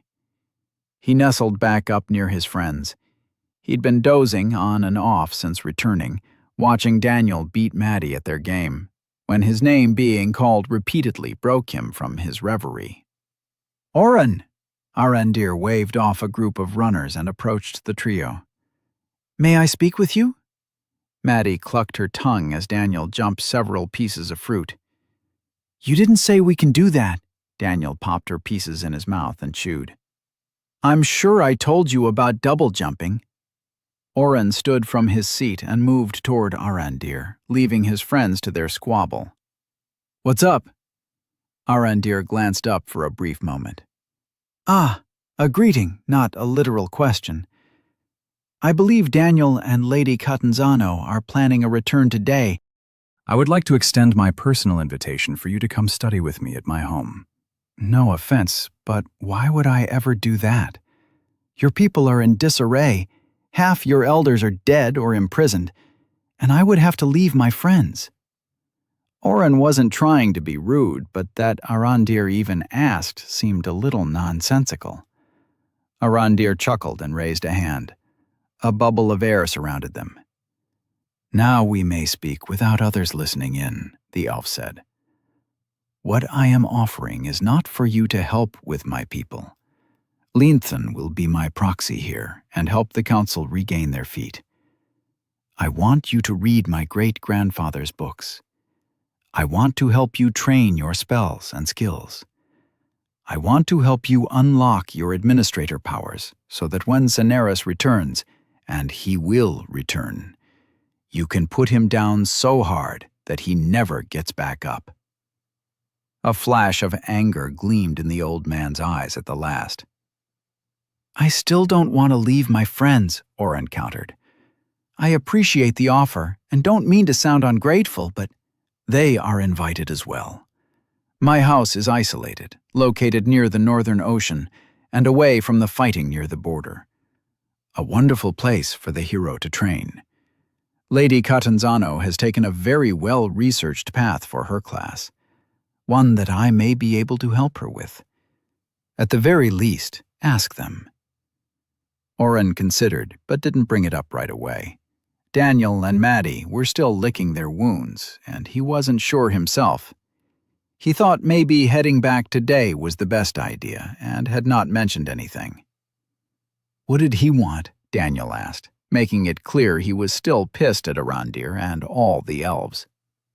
He wants us to go with him to his house to train, Mr. Miyagi style. Oren moved his hands in a circle. Maddie connected a chain of attacks and cleared half the board. This game is simple. Are you sure you don't want to play Kala? I can teach you. Not interested. Daniel made a few more moves before scooping up the fruit and eating it. You win. I'm guessing by you ignoring me, we aren't going. Daniel paused and turned to Oren. Are you seriously considering it? They just tried to kidnap and kill us. Just the bad ones, Oren argued. I'm not saying I want to go, but he's super old and knows stuff. Every story has an old wise man who teaches you how to use magic or swing your sword. Maddie grunted as she twisted. The sling they'd put her arm in was bulky. I want to get home, Oren. I need to convince my father to send some troops to help push back Odrana. They've played with the political leaders of 2 major factions in our world, and I know Lord Sanarus isn't going to stop until he captures Daniel. Day will be the safest place for us. Fuck's safe. I want to attack Odrana directly. Daniel stood up from his seat and swayed. The healer had told him to take it easy and not make any sudden movements for a few days. Brain injuries weren't an exact science, or magic. His concussion would likely linger for a while yet. He sat back down gingerly. I hate it when the room spins. I don't disagree, Oren said, holding up his hands. I only mentioned it because you asked, Dee. How many houses does the guy have anyway? Daniel grumbled. I thought this was his place. I think this is his city apartment, Oren teased. He was inviting us to his beach house. Daniel went silent as he moved a few cherries back on the board. Maddie, does your world have surfboards? Chapter 57. Daniel sulked as they packed. Packing consisted of throwing everything they wanted to carry on Oren's bed as he shoveled items into his dimensional space. As for why there was sulking, surfing did not exist in Asmi. After a brief bout of disappointment, Daniel had been more than excited to try recreating the sport in a new world. Those hopes were dashed when Leanthan overheard them talking and confirmed that the ocean didn't have waves large enough for what Daniel was describing. Instead, they packed and planned their trip back to Day. Arandir was disappointed, but simply said they would be welcome back any time. He had convinced Daniel to share his quest with a few senior warriors. During the investigations, the elves had found out that Gwynestri had picked some of the weakest members of her forces the first time around. The layers of betrayal were still being discovered. Oren waited for the inevitable attack or kidnapping that would pull them back into the war, but as Leanthan waved to them at the edge of the forest, he found himself a bit sad. He'd grown used to the sun flitting between the trees and the slow and peaceful mood of the elven city. Should we teleport? Oren asked after a few minutes. We discussed this, Maddie answered. We can walk for a few hours, then you can get us back home. Better to be safe. Oren had grown up in the information age with the internet at his fingertips. He'd argued that he'd used so many powers in front of so many people that surely any enemies they had could compile a full list of what he could do. Maddie's explanation of information brokers, spy networks, and disinformation had boggled his mind. He was surprised to learn that Silas had been working for him and Daniel, spreading false narratives about their skills and spells to better protect them. As they walked, Daniel and Maddie discussed what they wanted to do back in Day. Daniel wanted to meet up with the guildmaster again. Maddie was trying to get her story straight for her father. She wasn't going to lie to him, but she still had to select which pieces of information to give him while withholding Oren's administrator powers and other-worlder status. Oren started doing math. Day was well over 100 miles away from their current location. Something that would have taken a few hours in a car was going to take them much longer on foot. The elves hadn't offered horses. The plan to use his teleport spell would cost a lot of mana as well. Even with his buffs, 50 mana per person for every 10 miles was going to eat into his mana pool quickly. Oren slapped his forehead. He stopped walking and pulled up his status. Specifically, he clicked the teleport spell. Teleport. Teleport to any known point within 10 miles. 50 MP per person. 5,000/5,000. He selected the exclamation point that he had forgotten about. Would you like to upgrade teleport for 10 AP? Yes or no? Oren checked the upgrade. Teleport, level 2. Teleport to any known point within 50 miles. 25 MP per person. 0 out of 10,000. Oren currently had 26 ability points. He double-checked the rest of his skills. Heal small wounds was getting close, as was Increase Will. He used Increase Will more than any of his other buffs, usually keeping himself topped off throughout the day. I should try to do that with all my buffs. Faster leveling. Oren pulled the trigger and spent the points. Maddie glanced back at him. What are you grinning like an idiot about? Maddie, Daniel, and Oren landed in the square a few yards from the Catanzano household. Oren noted that the guards leveled their weapons a little quicker than they might have a few months ago. Silas had instituted a lot of changes after Daniel had been kidnapped on his front steps. Speak of the devil. Oren grimaced as Maddie's dad wheeled himself out the front door before they could sneak inside. Madeline Catanzano. Silas's voice echoed down the streets with the volume only a parent could project. Where have you been? Hello, Father. Maddie dashed forward and ducked behind him. She grabbed the handles of his wheelchair and turned him quickly. Let's discuss this in your study. Oren, can you drop my stuff in my room? Thanks.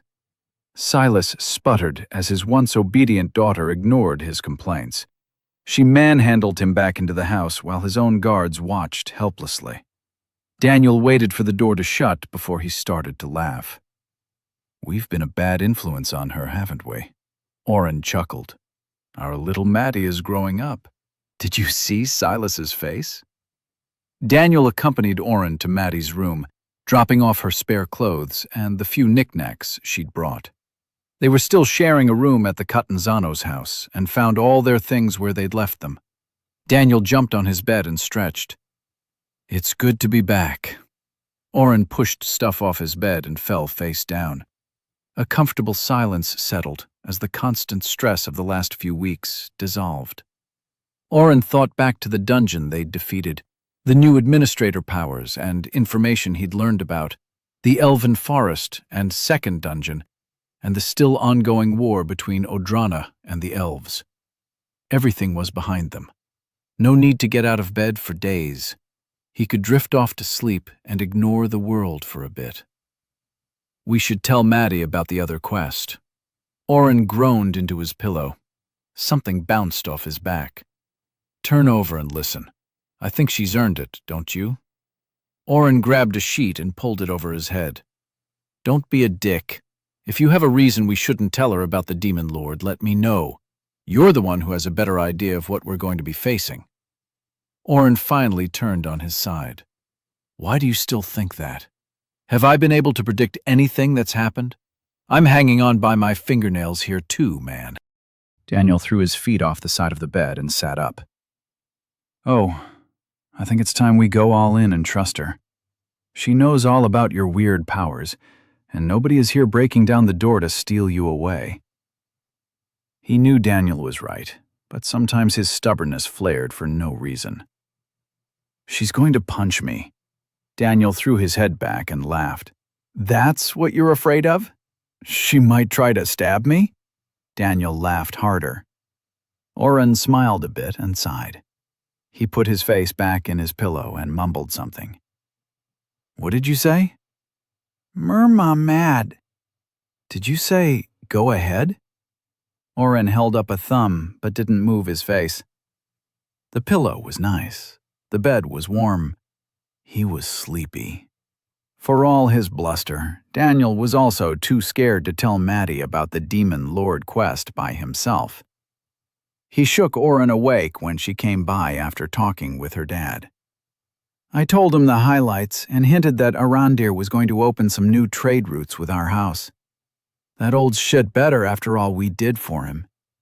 Maddie pulled a chair away from the wall and sat.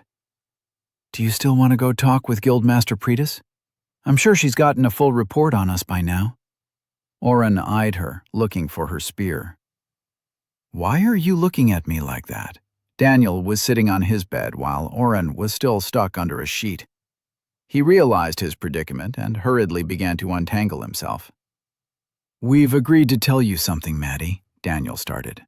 Her eyes flashed and Oren fell off the side of the bed.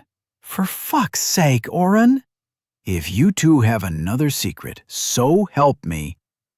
Daniel has a quest to defeat a demon lord, Oren nearly shouted from the floor. His secret, not mine. Traitor. Daniel hopped back over his bed, waiting for the incoming attack. But Maddie didn't swing at them. Instead, she turned from one boy to the other, a lost look on her face. That's not possible. You're not serious. Tell me that's a joke. Her voice got higher with each sentence. Daniel moved his hand and flicked toward her. Oren knew he'd just shared the quest. After a minute of silence, Oren crawled over his bed and reached toward her. Maddie, are you okay? It's just a quest, Daniel added. He kept his distance, though. We've completed almost all of the ones we originally got. He paused, then said, well, except for the war one, but that doesn't count. Why doesn't that count? Oren risked a glance at Daniel. How are we supposed to stop a war? That's not fair. We have to warn the lords, Maddie whispered. I thought it wasn't even possible for a... This changes everything. Oren and Daniel exchanged a quick look. What do you mean? The scared look in her eyes told Oren more than her words. He'd seen her stare down Arandir and fight monstrous beasts without breaking a sweat. She was terrified. The quest says the Demon Lord has already assembled his armies. We have to defeat him before he moves through the pass and attacks. That's our only chance. Daniel finally stepped around and moved within striking range. What are you talking about? There isn't a timer on this quest. We can find out where the southern lands are and go defeat him once we level some more. He's not going to come today. Maddie read the quest language. The dark armies have been assembled. Seek out and defeat the Demon Lord before the Dark Horde attacks. Do you know what that means? A Demon Lord is going to attack Day. A Dark Horde is what we call it when a bunch of demons attack all at once. There hasn't been a Demon Lord in over 1,000 years. Daniel's brow creased with worry. How many demons are you talking about? Hundreds, if not thousands. Day had struggled against 2 demons during the last Horde attack. If it hadn't been for Oren and his utility ward buffs on the entire Dragoon team, the second demon might have escaped anyway. Oren tried to imagine the people of Day dealing with hundreds of the same. They wouldn't all be the same level as the Fogbinder, would they? Maddie shook her head. I doubt it, but every demon who gets through the pass has every incentive to kill as many people as it can. They get experience from killing us. It would be a bloodbath, she shuddered. That's not even the part that scares me. A demon lord is supposed to be just as powerful as a hero, guys. We have to tell someone so we can get more scouts into the pass. Hodrana and Veskar need to be warned so we can put together some sort of stand against them. Oren was confused about one thing. Maddie, there were demon lords in the past, right? Yes, Maddie responded, but he could tell her thoughts were running away, chasing every plan they could implement. Why is Day still here then? It should have been destroyed the last time a demon lord rose up. Questions like that, and I never figured out you weren't from here. What is wrong with me? She shook her head. A hero always went through the pass and defeated the demon lord before they got that far. You got this quest when you arrived, didn't you? Whoever the demon lord is has had this entire time to move and get ready. They'll know you're coming, and we've been spending time doing nothing important. She stood and started pacing. Even if we could get an expedition together and send Daniel through the pass, he wouldn't survive at his level. What we should do is— Oren stopped listening and pulled up the quest. Defeat the demon lord.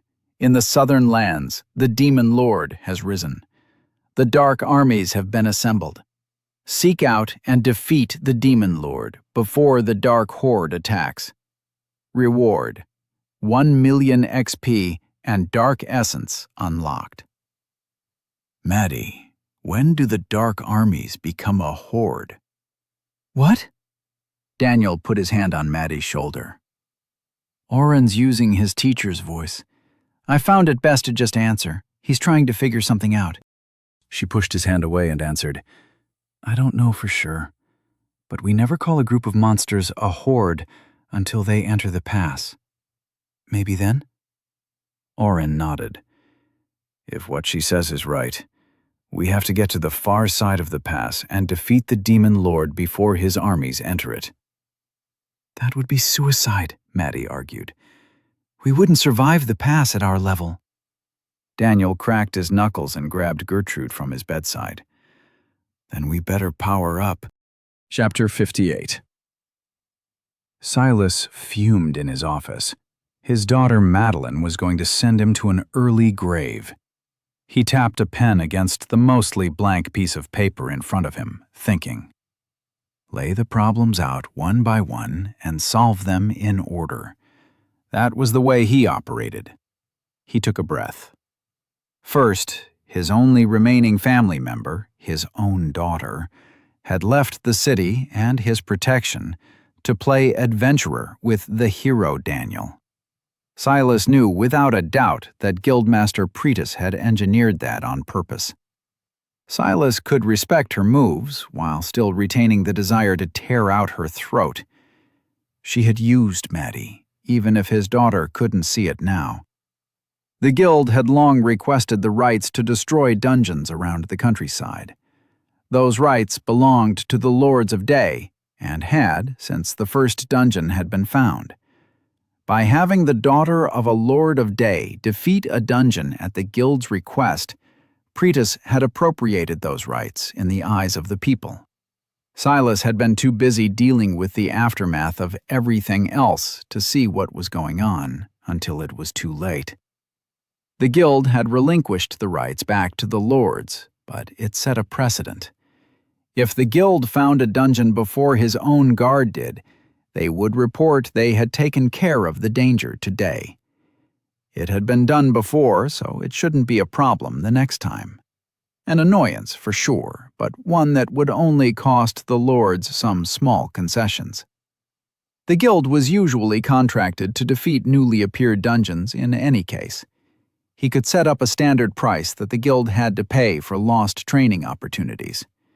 Perhaps a quiet deal with Pretus to split new dungeons between the Guild and his guard. Guildmasters didn't last forever, and he could tighten the restrictions with each new appointee. Silas pushed away the letter he was writing and grabbed up another. He'd already signed it, but considered whether he should tear it in two. Maddie had drafted it for him, a small contract offer for the Elven Council. The terms were quite good, and if it had been the only item his daughter had returned with from the forest, he wouldn't have given it a second thought beyond congratulating her on a job well done. Except it was addressed to Arandir, the Elder of Elders. Any person of power in Asmea knew the authority behind the Elven Council. He thought he'd completed Maddie's education in whom to avoid in the world at large. This was the second problem his daughter had brought to him when she ran off to the Elven Forest to meddle in political maneuvers he would be hesitant to try himself. Opening a line of dialogue with Arandir would benefit Day in the short run, most likely even for Silas's entire life. A true Lord of Day didn't consider just his own interests, though. The elf was trouble, and at some point he would ask for more and more to keep the lucrative trading open. Silas brought the issue up with Terrace and Timpy. Both thought more with their purses than their minds. The signed letter of intent was proof of that. Either of these problems alone would have created a nightmare of issues to deal with in the coming months. Arandir would have to wait for his contract. Silas pulled the sheet of paper back in front of him and tried to write the sentence again. Upon my honor, with indisputable and actionable evidence, I have learned that a demon lord... Silas sighed and rubbed his eyes. The next year was going to be difficult. How did he take it? Oren asked. He'd stayed behind while Maddie and Daniel approached Silas. He made Daniel share the quest with him, Maddie answered, throwing herself on Daniel's bed. She sniffed the air. Daniel, when's the last time you had the maids change your sheets? That's Oren, not my bed. Daniel pushed her feet to the side and sat down on the foot of the bed. Have you been training? Oren nodded. He'd gone to the courtyard and practiced some way of the water stances. A few guards chuckled at the strange movements, but he just ignored them, moving through the different katas. I couldn't sit still while you were talking with him. What's the plan? Daniel shrugged. We train. Silas is going to pressure the other lords into getting me more dungeon time. They're going to see if Dragoon Team will train me up a bit too. Supposedly, what Leonthan said about stats applies to skills as well. What do you mean? Daniel scratched the back of his head. Well, the way I think... Maddie rolled around so she was sitting next to Daniel, the two of them across from Oren. She sighed as she explained. If Daniel just gets his skills from quest rewards and doesn't put in the work, he isn't using the skill to its full potential. My father is going to have a few teachers out to help put Daniel through the paces and iron out any rough edges. That'll be good for him. He thrives when he's being pushed. Maddie and Daniel gave him a look. What? It's true. He gets lazy unless someone taunts him or tells him he's doing it wrong. Maddie's incredulous look turned thoughtful. Daniel snapped his fingers in front of her. Hey, stop that! Don't agree with him! He does have a point, Maddie trailed off softly. Anyway, I will be helping him prepare for an assault. We're putting together a full battalion to try and clear the pass. Is that even possible?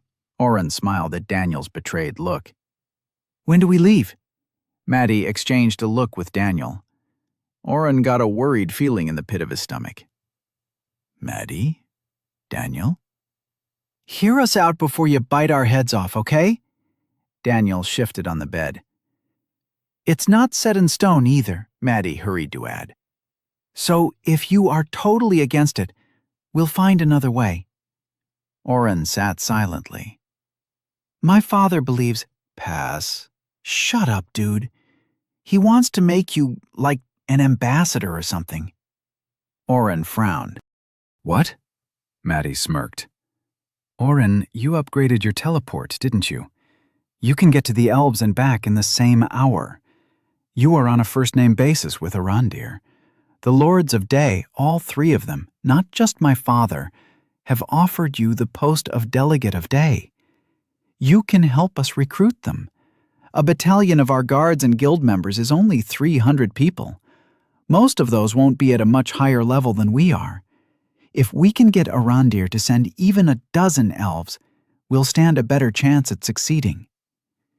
You still haven't told me what the plan is, Oren grumped. I'm not going to be a glorified messenger.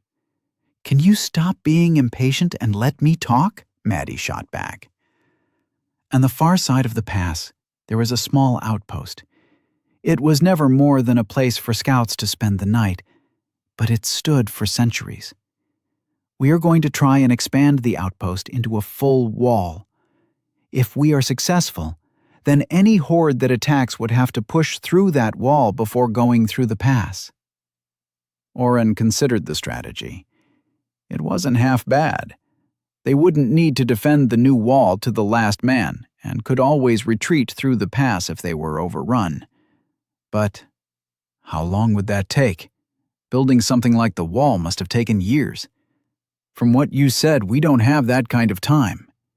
Maddie rolled her eyes. We have stonemasons and builders who can have it up in a day or two. The main point of bringing an entire battalion is to protect them while they work. We can't afford 300 people to watch the wall once it's built. We would have to create entire supply chains. People wouldn't be near family, and the logistics of it just wouldn't work.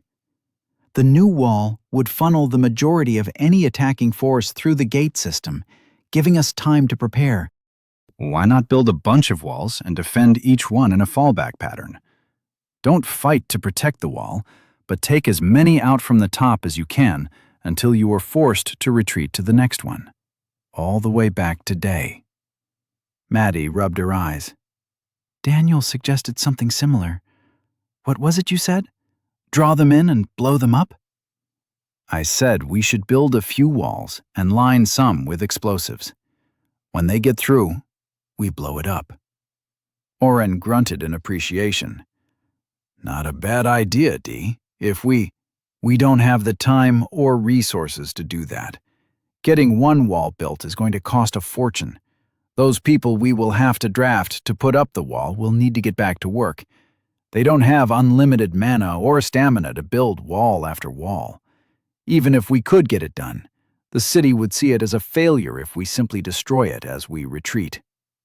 Oren forgot sometimes that this world operated with a different set of values.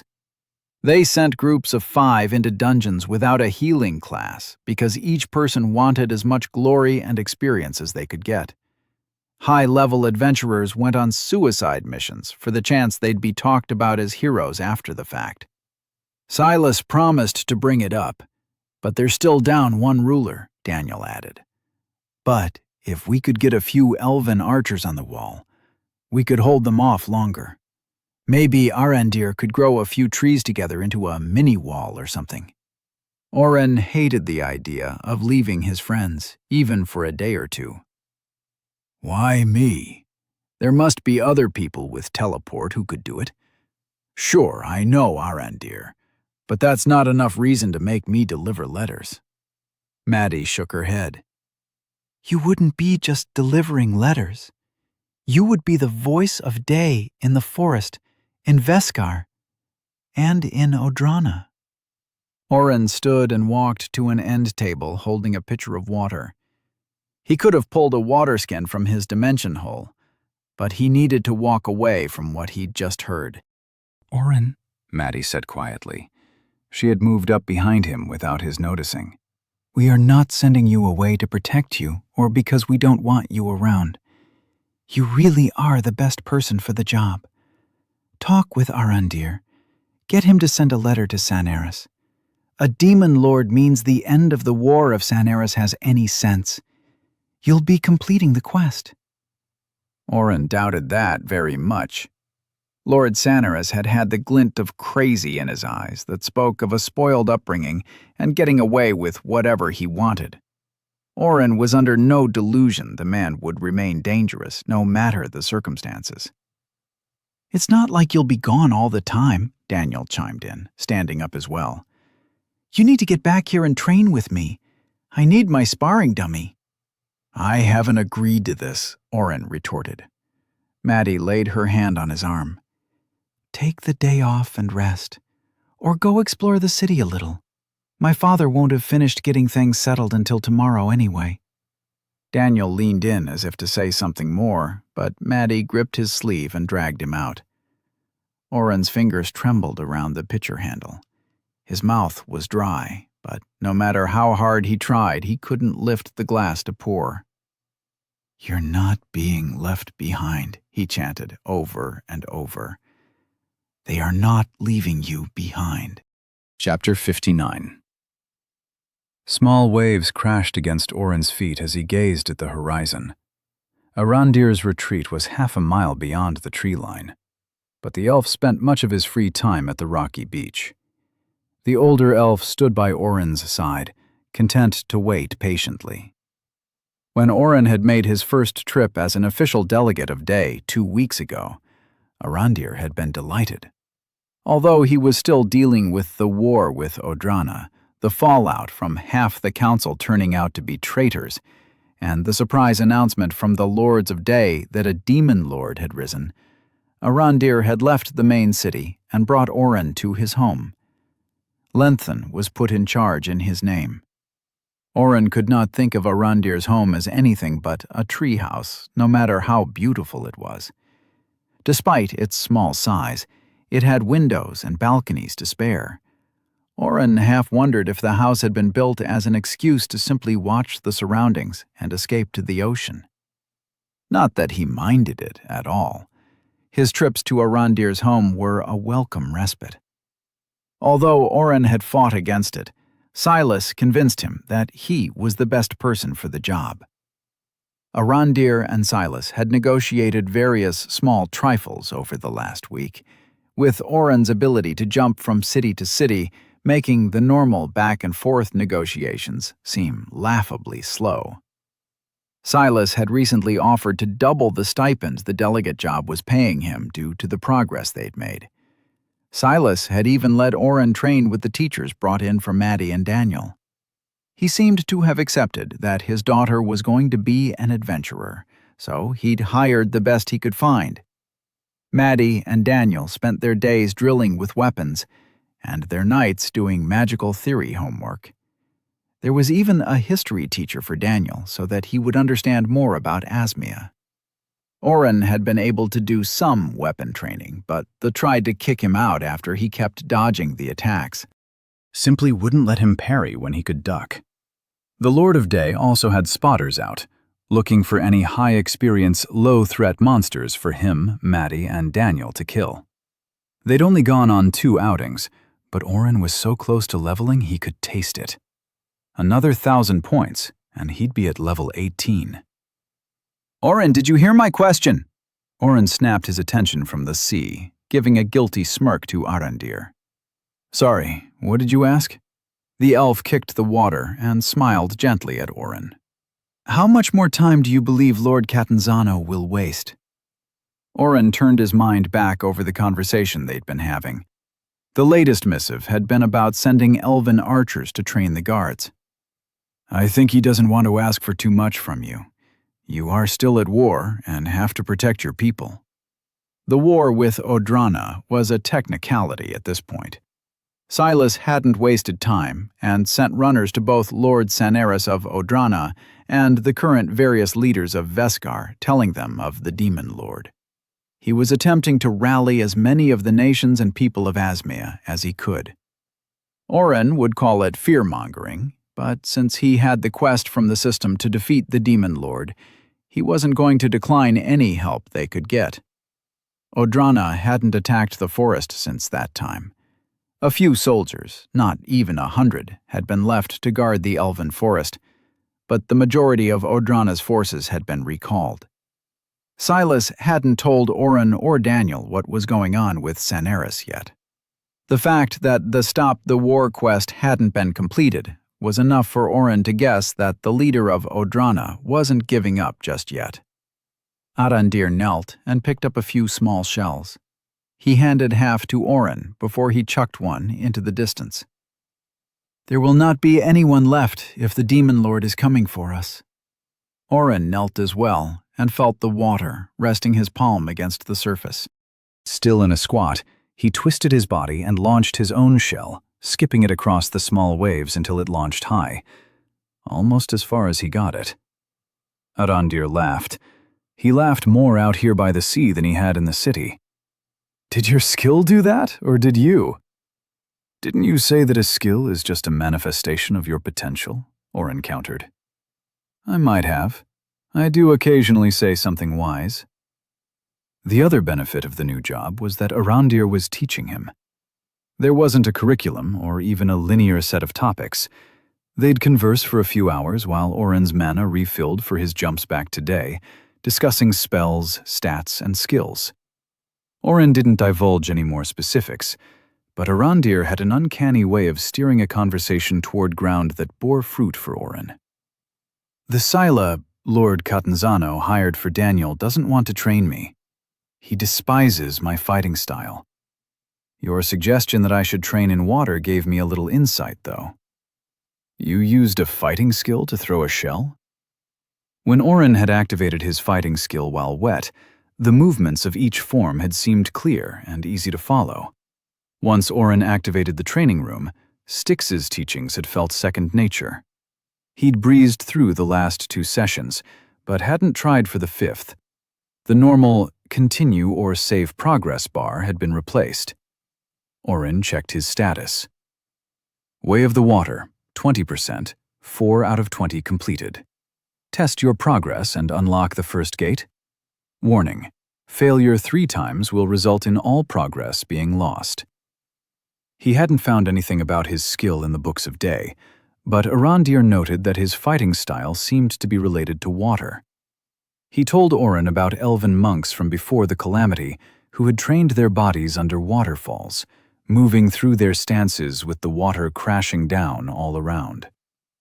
Oren did the same, not in a waterfall, but while standing in a shower. He stood up from his crouch. I understand the water a little bit better if I focus with it, but honestly, the waves aren't that big, and I've skipped stones before. Arandir sorted the remaining shells, dropping all but 1, which he held in the palm of his hand. Lord Catanzano can have 10 elven archers to train his guards. We will not supply any bows. He raised the hand that wasn't holding the shell and pointed his palm toward the horizon. Tell me, Oren, how far do you believe this shell will travel? 2 weeks ago, Oren would have guessed. He'd tried the first few times that Arandir had posed these types of questions. Arandir's magic was based on life concepts. In the dungeon, he had simply reversed the life of monsters, making them explode from the inside. He could manipulate the internal workings of monsters, but also was a sort of healer by profession. He'd told Oren that every magic had 2 sides, even if you couldn't find it right away. Fire could destroy a forest, but cauterize a wound. Oren thought of firefighters creating backfires to stop the spread of a wildfire, literally fighting fire with fire. The examples were endless. That type of magic wasn't good for something like throwing a shell far, and the old Oren would have simply guessed the shell would land approximately where the last one had. He'd learned his lesson, though. That depends, Oren answered with Arandir's favorite response to nearly any question. Tell me more.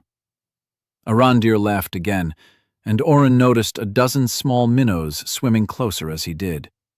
The magic within the elf drew life to him. What would you like to know? Oren had been playing these games for weeks. Arandir was trying to get to a point, but the conversation had been taking a few turns today. Are you going to throw it with or without magic?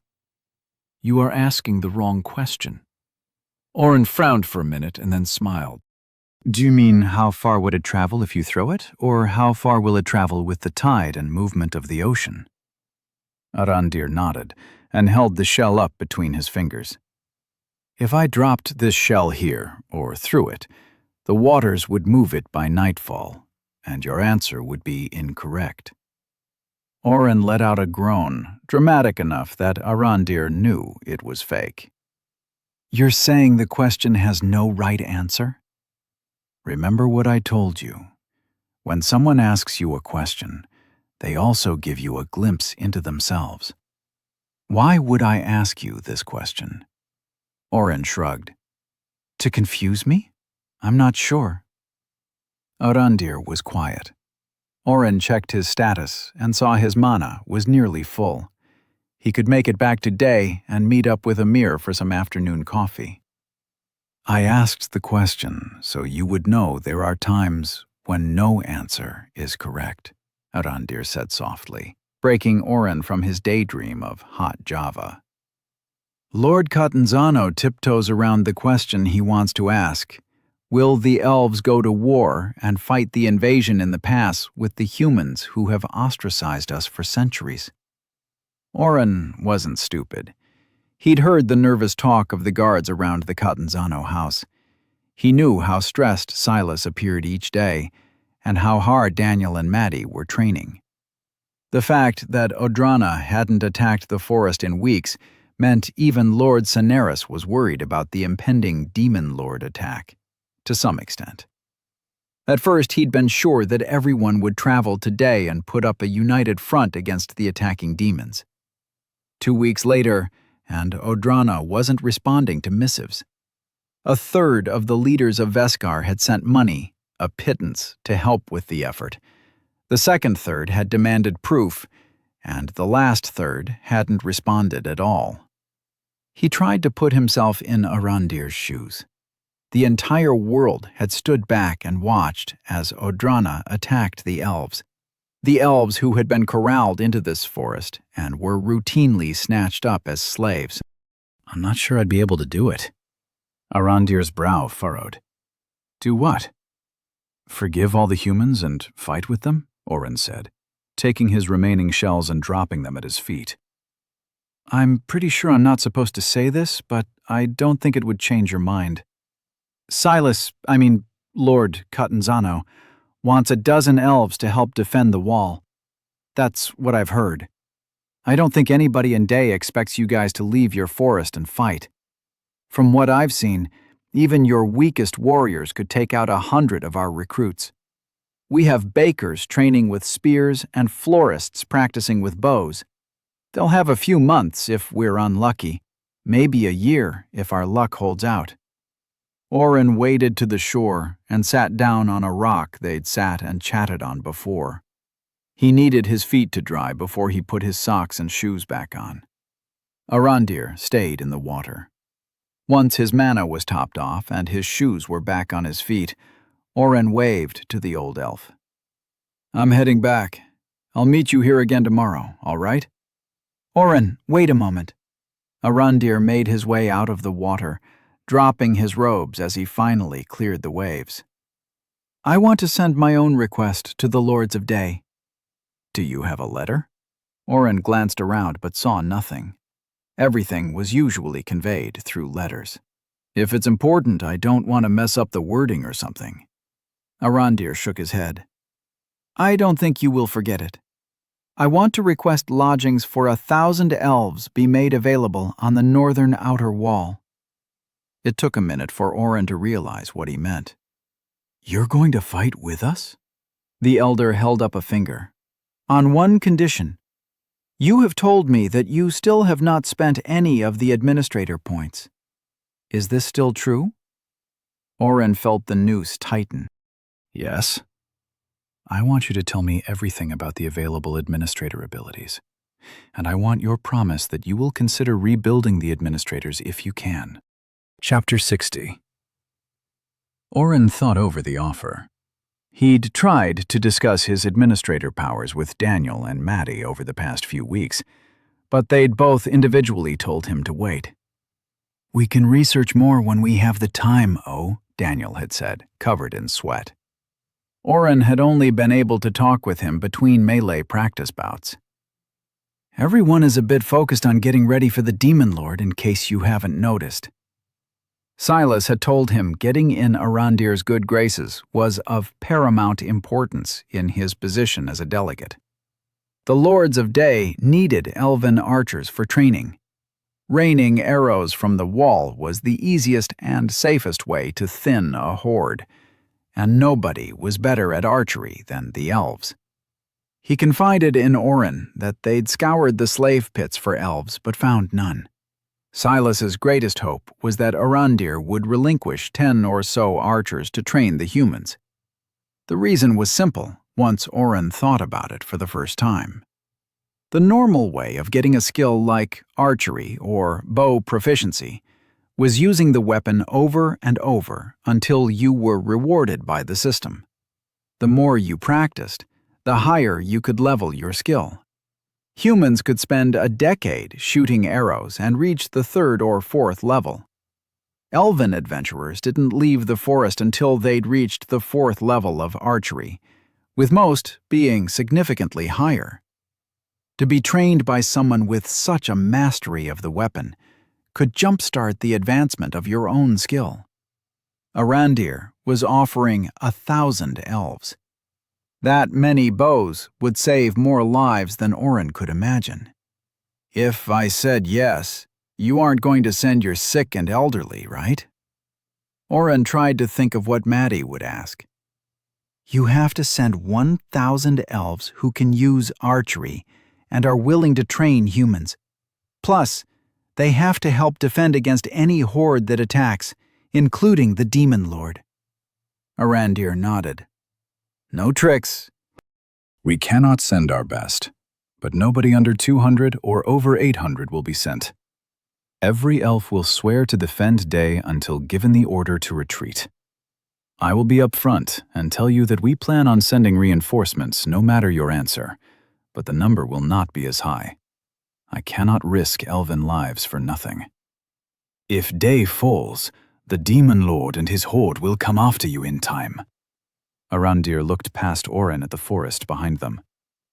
Our lands have not fallen since we settled here. We may be better protected inside our forest than you would be behind the walls of Day. Oren tried to act cool and collected. Who would be in charge? Would your people take orders from Silas? Lord Catanzano? Arandir brushed the rock next to Oren and sat. I am considering Lienthan as our captain.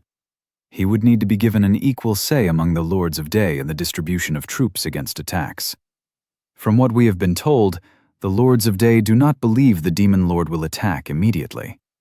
Therefore, he would have training sessions for all interested in learning. I do not plan on sending just archers, though. I will send those skilled in different weapon paths and magic as well. He paused. You may not believe me, but I want to use this as an opportunity to create closer ties with the people of Day. Perhaps if we can bring our people together, Odrana will be less likely to attack again in the future. Maddie's lessons on diplomacy popped into his mind, letting Oren read between the lines. If the elves cozied up enough with the people of Day, they might defend the elves when Odrana came knocking. Oren dug the toe of his shoe into the sand, dislodging a shell. Legs spilled out, and an angry crab skittered away, hiding behind another dune. A flurry of movement as it worked its arms, and the shell was half buried again. I have to run it by Lord Catanzano, he finally answered. I'm not sure what I'll tell him, but I'll ask. He does not know? But his daughter? Oren almost laughed at Arandir's surprised face. Maddie is my friend. I have a history with her dad. He doesn't know about the administrator stuff. Arandir didn't respond, continued to let Oren tell him more if he wanted. He didn't want to get into it. I'll try and get back tomorrow with an answer. Do you have those supplies we ordered? Arandir let the issue rest and directed Oren back to his treehouse. At the foot was a cart filled with an array of different goods, rolls of cloth, rare foodstuffs, and ingots of metal. A few boxes marked with numbers sat to the side. Lord Catanzano has the list of what goes to whom, Arandir pointed. The rest should arrive by next week.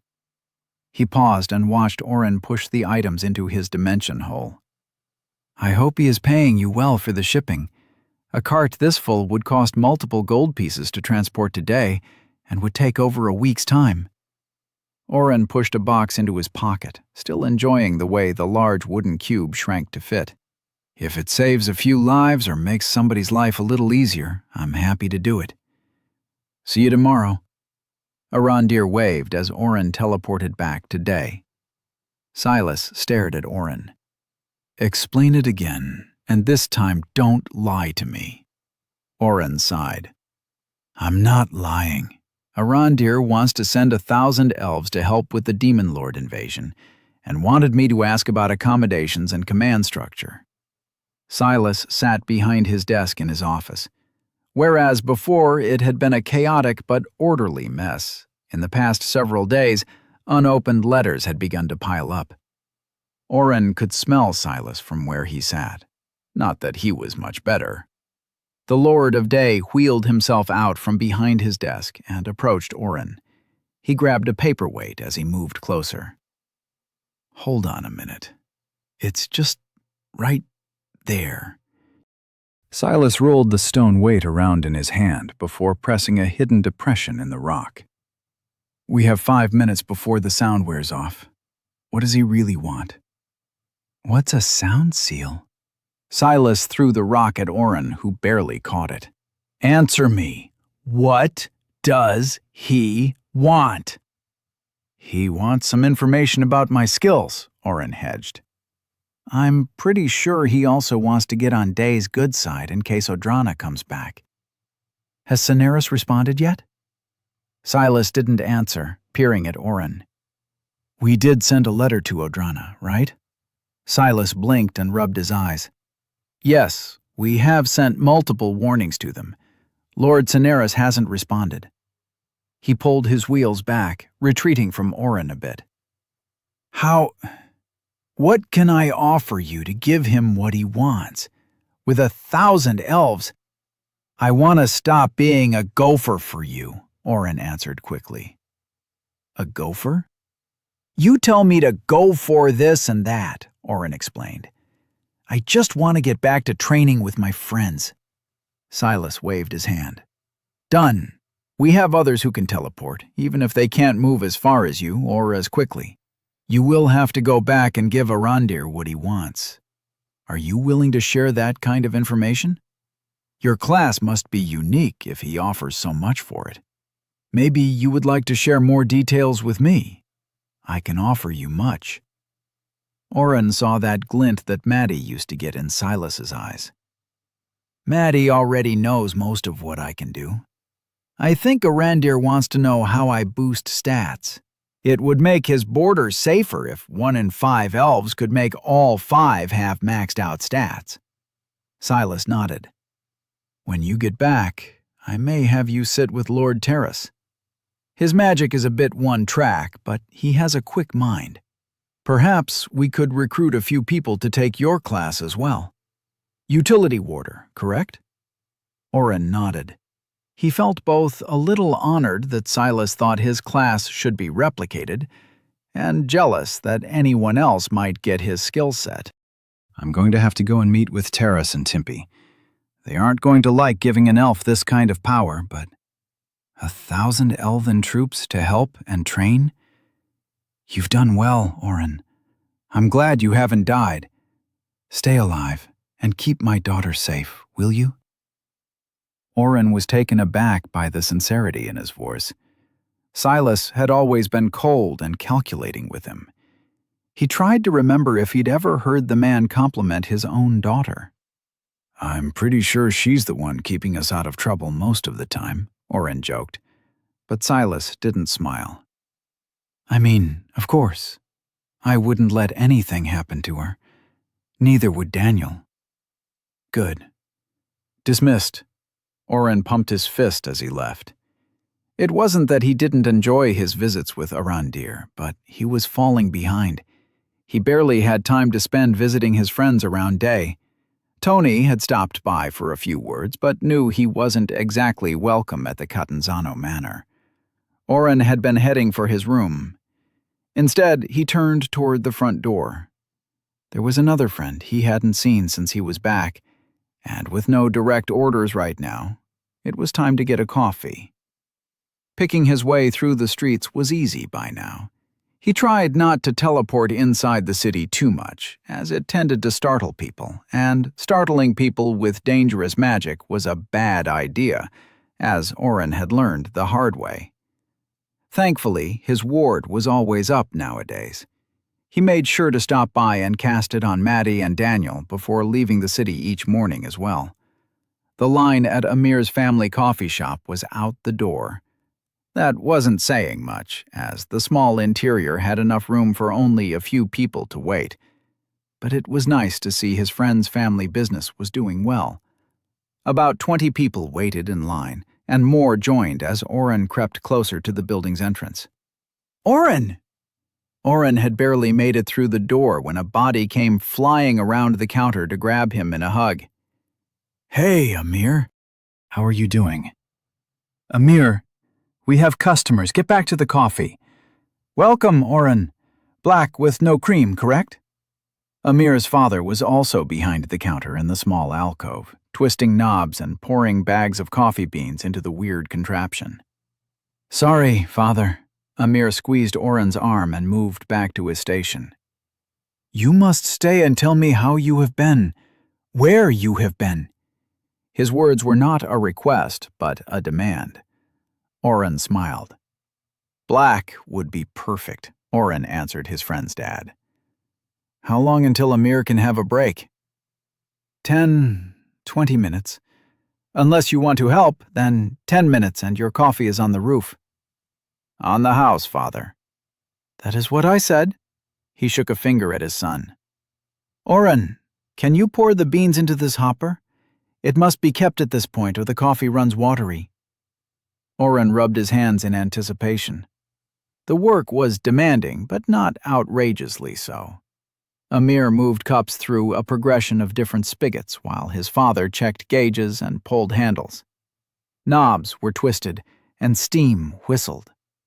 The entire time, Oren had to run from one side of the shop to the other, pouring dried beans into the small container that ate the poured beans and spat out wet slop underneath. I can take over for now. Amir, you have 5 minutes. Oren has just returned. I need at least 20 minutes. You may have 10. Oren turned away to hide his smirk at the bickering. He took his mug of coffee and sat against the wall outside. All the tables were full. You two are doing well, he commented when Amir walked out. He accepted one of the cookie sticks Amir offered. Business has been good recently, Amir said, with a strange twinge in his voice. That's a good thing, right? Amir shrugged. Father is happy. Oren dunked his cookie in the coffee, waiting for it to get soggy enough to bite. What are you not telling me? Amir sighed.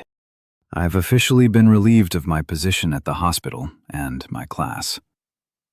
Oren scanned Amir. Amir Fala Brewer, level 4. Dude, that sucks. Do you want me to put in a word with Lord Catanzano? Maybe we can get you back in. Amir shook his head. It wouldn't matter. Even if he threatened them, I would be an outcast still.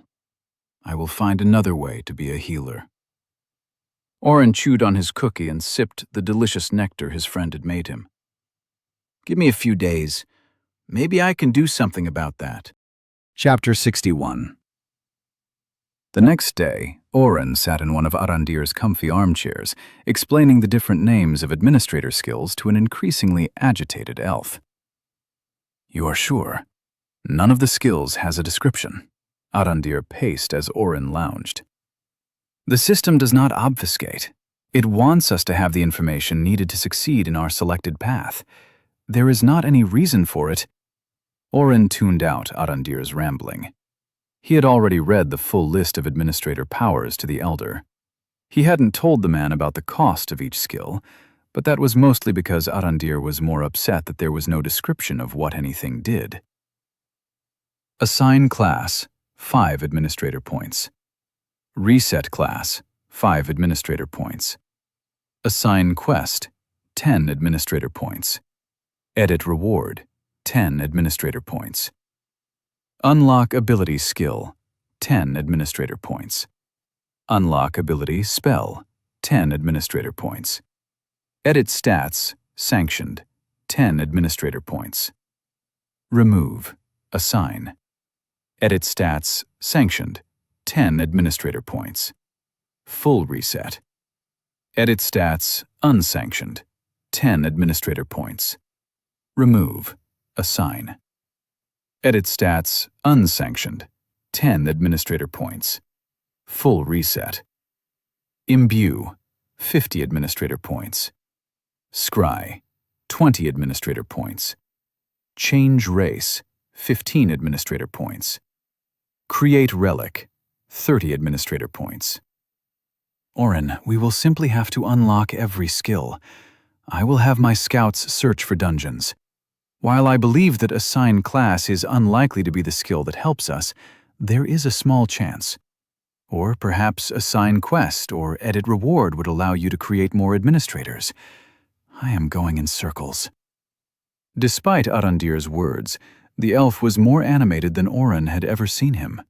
The hope of fulfilling his family's greatest wish, restoring administrators to the world, coupled with his enthusiasm at the new puzzle in his life, was the greatest gift Arandir had ever received. He was acting like a child on Christmas morning, with so many presents to open he was frozen still. I was sort of hoping to use some of my points on assign class, Oren interrupted his constant stream of consciousness talking. I have a friend who wants to be a healer, but the hospital has kicked him out. Arandir frowned. What did he do to deserve that? I would not suggest going against them if they had cause. Oren felt his temper rise a bit as he thought of the unjust treatment of his friend Amir.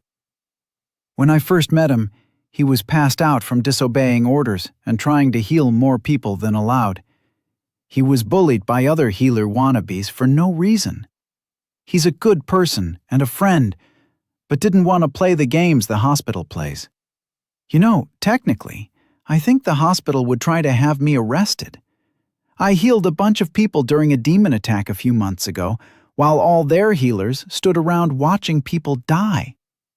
I know nothing about being a healer. I just have heal small wounds, which has come in handy a bunch of times, but my friend has studied his entire life to be able to help people. So, no, I don't think he did anything to deserve it. If I can help him, I want to do it. Arandir's frown grew as Oren spoke, revving him up more. Also, stop talking about me like I'm some sort of experiment. I agreed to tell you the skills, but I never said you could pick what I end up spending my points on. The older elf pulled a chair up to Oren and sat, reaching out his arm. Oren hesitated before clasping the man's hand. Oren, forgive my words if they offended you. Our hospital would never allow those sorts of things to happen. Our healers view their powers as a gift for all. Arandir spoke softly. Whatever path you decide to take is your own. I will make suggestions, and perhaps at times beg you to consider my words, but only you can make your own choices. If you want to take assign class and help your friend, do it. I will send for a friend who knows the different healing classes so that you can help him. Oren felt his face go red as Arandir spoke calmly, making him feel like he'd thrown a tantrum. I'd appreciate that. I don't want to give him a class that gets him in trouble somehow. Arandir laughed. Somehow, I think that is exactly what would happen if I let you stumble your way through this alone. He paused. Go ahead then. Oren smirked and selected his first administrator skill. Unlock the administrator skill, assign class, for 5 administrator points? Yes or no? Yes. Oren caught Arandir's eye for a moment as a well of power rose up inside him. He couldn't figure out why the elf was bending sideways and moving so fast. Fuck, Oren was able to mumble as he passed out and slid off the chair. Wrong with him? Arandir, if you don't back off, I'm going to put you in a coma, a stern female voice said close to Oren's face. You drag me up here without any explanation and force me to examine a random human child who is sleeping on your floor. I appreciate your vote, but if this is the kind of treatment I'm going to get from you, I'll gladly resign as elder. Lyra, please. He appears to be in completely ordinary health for a human. Perhaps he is faking his sleep to avoid more of your stories. Oren could hear the voices, but focused instead on his body. When he'd used the administrator points for the first time, he'd felt something inside burst. Warmth spread to each fingertip and toe just before he passed out. Now every last part of his body tingled. He felt like he had the day he and Daniel had discovered energy drinks for the first time. They'd smuggled a case into Daniel's room during a long weekend, playing video games and drinking can after can. They'd made it over 24 hours before the first signs that this was a bad idea had shown their faces. The crash had been the worst part, with the tingling of his extremities making Oren promise to never drink another drop of the stuff. Until he'd found coffee, that was. He clenched his fingers. "See, he's moving. 100% alive and well. I'll be off then. Leanthan lied to me about the paperwork. If I end up a bureaucrat because of you, Arandir." Oren opened his eyes. The voice that was threatening Arandir belonged to a rather pretty and very short elven woman. She was leaning over him and used 2 fingers to pull his eye open more. Even while she threatened to leave, she was performing a full exam on Oren, poking and prodding him until he finally spoke. "I'm fine," his voice came out in a croak. He swallowed twice. "I'm fine. You can take your hand out of my shirt, thank you." She ignored him and pushed her hands up to his chest. Oren felt a gentle vibration from her palms. "His lungs are clear. No problems with the heart that I can detect." "Arandir?" Oren glanced up at the man. His hand was covering his mouth, but Oren couldn't tell if he was worried or amused. "Oren, this is Lyra, the newest elder of healing. Lyra, this is Oren, friend to the hero and delegate of the Lords of Day." Oren glared. Arandir was definitely amused. "What made you pass out, Oren?" Lyra moved her hand south. "Are you ill, or was I correct in my assessment that Arandir was boring you to death?" Oren slapped her hands away and crawled backward, climbing onto the couch. He sat with as much dignity as he could with his shirt half undone. I'm better now. Thank you, I guess." "Better manners than most of the humans, I suppose." Lyra slapped her knees as she stood. "Arandir, never a pleasure, but you keep it interesting." "Before you leave, Lyra," Arandir moved in front of her. "Oren has a passing interest in healing. If you could—" "Ari, I'm not a teacher. I'm not wasting my time answering questions from a child." Find a novice trainee from the hospital to satisfy his questions. "Now, if you'll excuse me." Arandir did not excuse her. He stayed planted in her path. "Lyra." "Arandir." Oren couldn't help it. He laughed. They both turned on him with their hawkish eyes. Arandir's blue and Lyra's green, stopping the laughter in his throat. Oren held up his hands. Sorry. I just haven't seen anyone stand up to Arandir since I met him. It's good to see him told off a bit." Arandir continued to glower, but Lyra held out her hand to shake. "It's my pleasure. Someone has to keep him from getting too big ahead. He might be in charge, but not really. He's still such a child at times. Honestly, trying to tell me what to do." Oren shook her hand. He'd met a few different important people who felt they had to meet the day delegate. Some had soft hands from working in the government, and some had hard, calloused hands. Lyra's hands reminded him of his mom's. They were hard from constant work, but the way she held his hand was soft and kind. These were hands that treated patients and soothed loved ones. The hands of a healer. He meant well. "I have a friend who wants to be a healer, but the hospital in Day isn't what it is here, so I hear." Oren released her hand. "He's just looking for a few pointers on the best path." Lyra frowned. "The hospital in Day has always been a bit backward, but they usually do well enough with the training. If he can't get through the basics, I'm not sure he'd be able to handle most of the usual healer classes." "What exactly are you looking for?" Oren explained Amir's situation, watching as Lyra became more agitated. She muttered under her breath, and Oren distinctly heard, "Kill them all," more than once. "They took away his amulet and effectively killed his dream of becoming a real healer," Oren finished. He lost his class and is helping run his father's shop. I have, but I'm not a healer and thought there must... You have? How? What is your class? Oren glanced at Arandir, who shrugged. He was still pissed. Utility warder. It was available and I thought it would be helpful, so I bought it. Lyra scoffed. You just bought it? How many times have you almost killed yourself overdrawing and trying to heal someone? Oren thought back to healing in the square outside the hospital and the backlash he'd suffered at Tony's after. He relived the moments of healing himself, Daniel, and Maddie. All the lives that would have been lost if he hadn't taken this one spell. Enough to learn the risk is necessary sometimes. I'm getting better, though, Oren answered truthfully. Is there any recommendation you could make for my friend? It's unlikely he'll ever be a healer, Lyra answered bluntly. She stood in front of him with her arms crossed.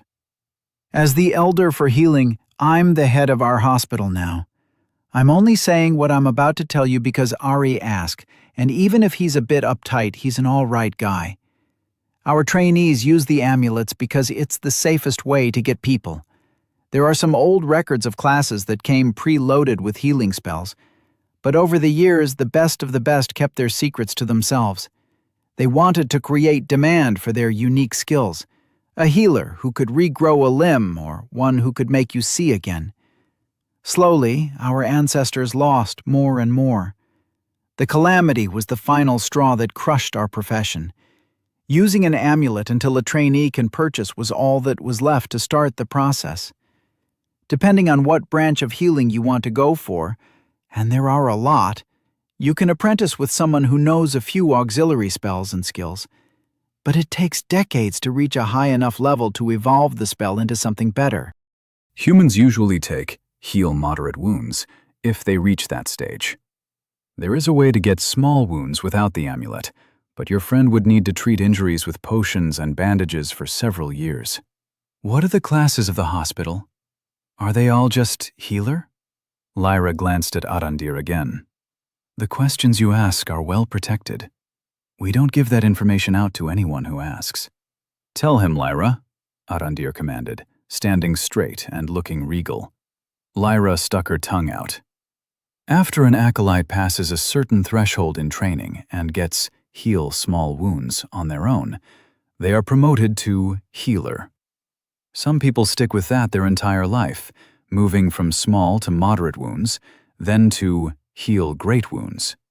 Those are the people who make up the rank and file of the hospital. Mana for health, as the trainees say. There are other paths, too many to count really, and we do try. When heal small wounds reaches its maximum improvement, a few other skills and spells are unlocked. The most important is diagnose. But there are also spells like purify, calm, or excise. If an acolyte takes moderate wounds, the others disappear. As long as you don't take heal moderate wounds, more skills and paths open up. We teach our apprentices enough to figure out what they want to do, but some want the easy path. Different classes can evolve with different combinations. Mindwalker sounds like a mind mage, but nothing could be further from the truth. They help patients wrestle their traumas into manageable parts of their mind. I've seen raving men calmed to gentleness again by our Mindwalker. Others experiment and see what classes they can unlock. But it all comes down to having the spell first? That's correct. You have to prove to the system that you want to be a healer. The amulets jumpstart that process. Where do the amulets come from? Oren asked. He noticed both Arandir and Lyra tighten at the question. There is a finite amount. We lose a few every decade as well. Someday, I fear we'll have none left. But they weren't around forever, right? There must have been a time before amulets. Lyra unfolded her arms and poured herself some water. She sat down. I already told you.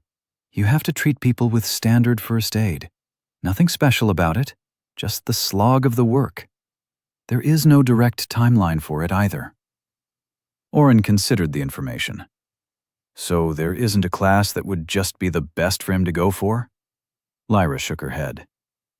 Oren felt the frustration rising. He'd already spent the points to buy a sign class. He'd wasted points on something that wasn't going to help him solve his friend's problem. Shit. Chapter 62. Am I going to pass out every time I unlock another admin skill? Because that would really suck. Oren had convinced Audrandir to let him haul a few chairs down to the beach. Oren missed the ocean. His parents had brought him to a beach a few hours away for vacation growing up. After his dad left, his mom had continued the tradition until Oren was too old to go to the beach with his mom. Now, he would give anything for one of the warm peanut butter and jelly sandwiches she always brought with them. I have no evidence that you will not. Audrandir wiggled his toes in the wet sand. However, I think you will not faint again. On occasion, a person will drift for a moment when they take a skill or spell that is too powerful for their level. I believe that your body was shocked by the administrator power coursing through you for the first time. Oren considered his words. In the distance, something splashed in the water, but it was too far away to see clearly. Maybe I should use all the points now. It's not worth letting the power sit unused. We're dealing with a war on one side and a possible invading demon lord on the other. Do you think Cineris would leave you alone if I gave him a few quests? Audrandir shook his head, his blue eyes glittering as he stared at the same spot where Oren had seen the splash. The whales are migrating. It is far too early in the year. Something must have disturbed them. Oren had noticed the elder elf would play deaf and focus on something else when asked a hard question. Most of the time, he let it go. He was still supposed to be representing Day until the final paperwork was drawn up. He couldn't wait to get back to Daniel and Maddie, although they were probably getting drilled in weapon training right now. Audrandir, if you don't answer, I'll take the assigned quest skill and go to Odrana. Audrandir gave Oren's side-eye, pressing his lips into a tight line. Never coerce with senseless threats. You may take whatever administrator powers you want, but we both know that you would not travel into that man's grasp willingly. To do so would be folly, and put not just you, but your friends in danger. Would the hero stay and wait for the demon lord if Lord Cineris held you captive? I wouldn't go to him. I'm not a complete idiot, Oren said, scratching his neck. He had been thinking exactly that. He had teleport and camouflage. He could probably escape if he needed to, but thinking about what Daniel and Maddie would say if he tried it alone. They sat in silence, Audrandir pointing out the shapes in the distance. Oren learned more about whales and finally took his leave. Audrandir had given him the signed papers for Silas. This would be his final outing as a delegate of Day. Please do come visit still, Audrandir said, placing his chair back in its rightful spot. I would like to help train your friends. We have many sword hands that would jump at the chance to train with the hero, and I could make arrangements for Lady Catanzano as well. I'll tell them. Oren shook his hand. Daniel might not want to visit just yet. Audrandir sighed, but accepted the response with dignity. Be well, and return to our shade when your journey is over. I said Daniel might not visit. Oren chuckled. I have no problem hanging out at the beach with you. I'll be back. Oren gathered the last of his things and waved as he used teleport to go back to Day. You should have waited, Maddie complained. My father would have been happy to get a hospital official to tell you all that. You shouldn't have wasted your points on a signed class. Now you don't have enough points to get the create relic power. Oren, Maddie, and Daniel sat around a fire just outside Day. They'd been given the rest of the day to search for a monster that had been sighted to the south. Junta rabbits were ruining crops.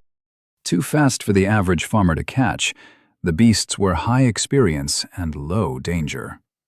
The exact recipe of monster that Silas was sending the hero out after. He had finished telling them about the power he'd unlocked and his adventures over the last few days. Maddie was pissed about the lost chance at making more relics, but Daniel was unusually quiet. "Nothing to say?" Oren prodded his friend. "Do you think I fucked up too?"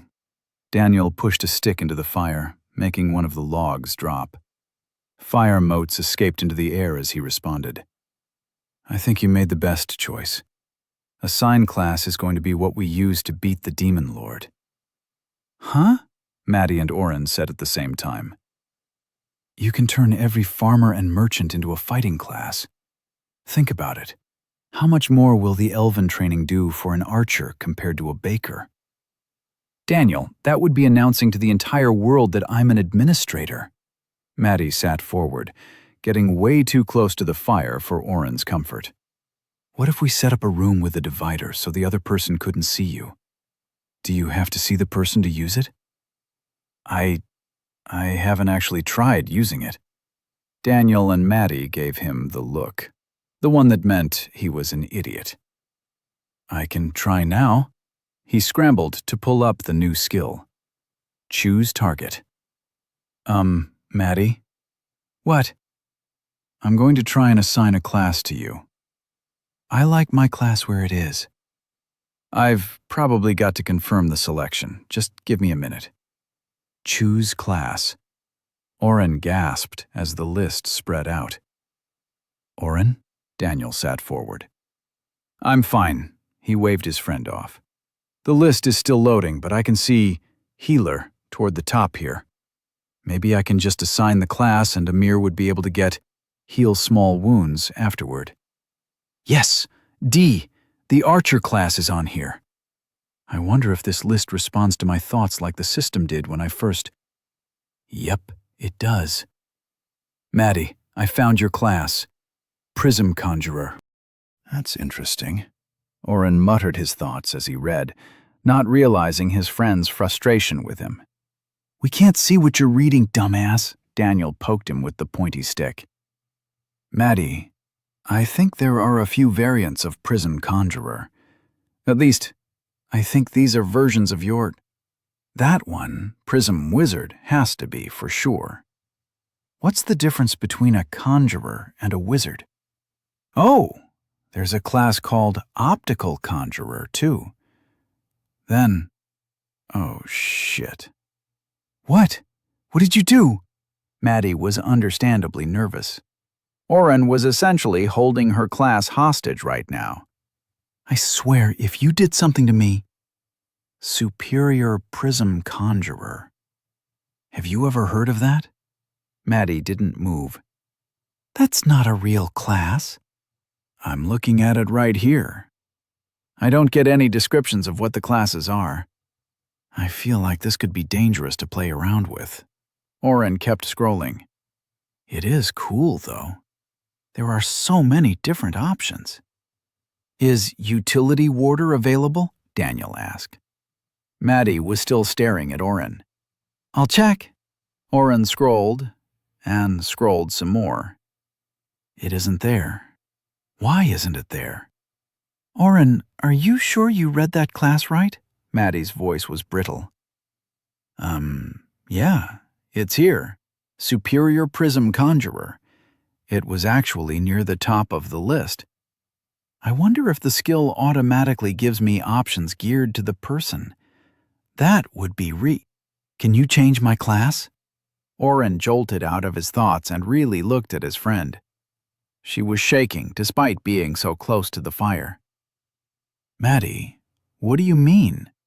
We don't even know what the class does. He's just checking if the..." "Can you do it or not?" Maddie interrupted Daniel. Oren scrolled to the class and rolled over it. The class highlighted, and a new prompt popped up. Replace Prism Conjurer with Superior Prism Conjurer. Yes or no? I think so. Maddie, I don't feel comfortable doing this, though. She blinked hard and turned away. Daniel stood up and crossed over to sit near her. What's going on? What is it?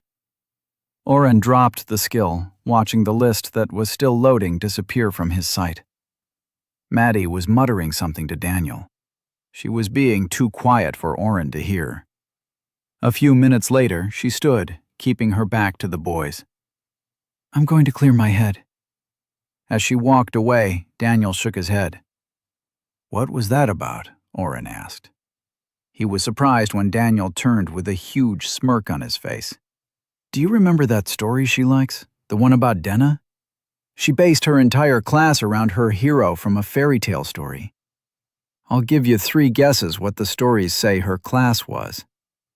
"Is there some difference between Maddie's class and the superior version?" Oren asked, putting air quotes around superior. "If she didn't even think it was a real thing." "That's why she's clearing her head," Daniel explained. He pointed to his own head.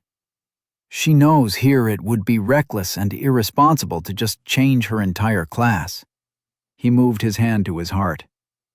"She still wants to try." Oren thought it over. "We need to do some research." Daniel groaned. "Why do you take the fun out of everything?" Maddie returned 10 minutes later. Nobody spoke until Oren shot to his feet. 5 of them just appeared to the east. Let's go." The race to the Juntha rabbits let them all blow off some steam. Oren increased everyone's dexterity to what he felt comfortable doing. Daniel tried to use his skills to boost forward, but he had to return to keep on track. Only Oren could tell him where the rabbits moved. They approached from separate directions, making sure to get a single hit on each cute bunny rabbit before Daniel bounced between them in a series of vicious attacks. Experience gained, 1,000 XP, 200 XP times 5. Level 18 obtained, plus 10 AP. "About time," he muttered.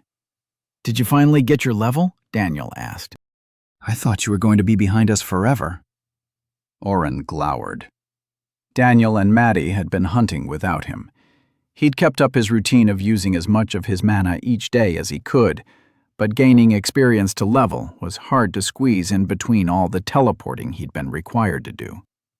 Daniel was already halfway through level 18. Maddie was on level 19.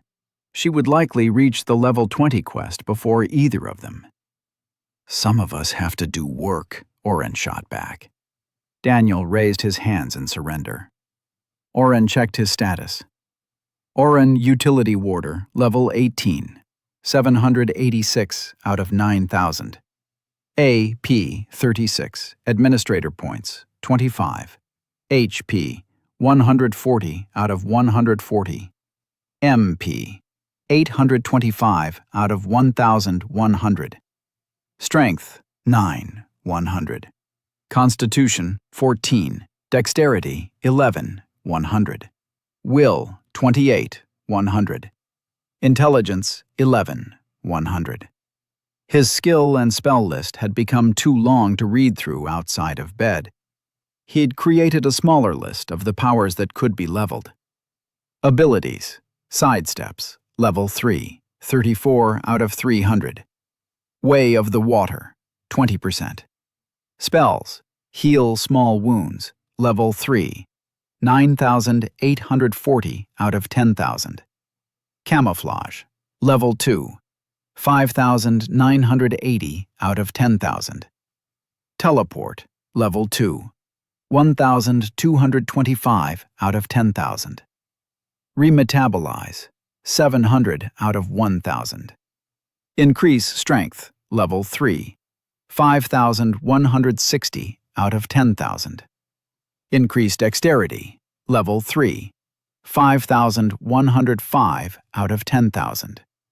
Increase Will, level 3, 9,550 out of 10,000.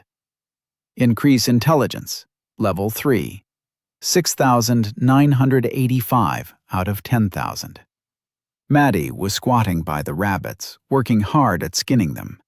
Daniel was standing over her, watching as she described the process. "Did anybody take any damage?" Oren asked eagerly. "I'm so close to finishing off Heal Small Wounds." Maddie and Daniel shook their heads. Daniel's face split into an evil grin. "No, I'm not going to let you beat me up so I can heal myself. Oren flipped him off. When did you stop being fun? Daniel pouted. Maddie pushed her spear between Daniel's feet as he talked and then kicked him in the knee. He fell back and landed hard. She smiled innocently up at Oren. Oh no! I think Daniel needs some healing. Chapter 63. The next 20 days were some of the longest of Oren's life. Silas had brought in the best teachers he could find for Daniel and his daughter. The training was intense. A handful of the weapon masters turned up their noses at Oren joining at first, but each accepted him after a demonstration of Way of the Water. His ability to dodge nearly any attack vexed and intrigued even the most stubborn of fighters. After breakfast, the trio would spend a few hours drilling with different weapons under the watchful eyes of one or more teachers. Maddie worked almost exclusively with a spear dancer. The tiny man made even Oren feel tall. He had been the only person to actually strike Oren during their spar. He was also the only teacher to give immediate advice to Oren after their fight. That was well done, he had said, leaning against his spear, which towered over his head. If you had kept yourself inside my range, I would not have been able to touch you. Work hard and learn the range of each weapon. Your skill is impressive, but not infallible.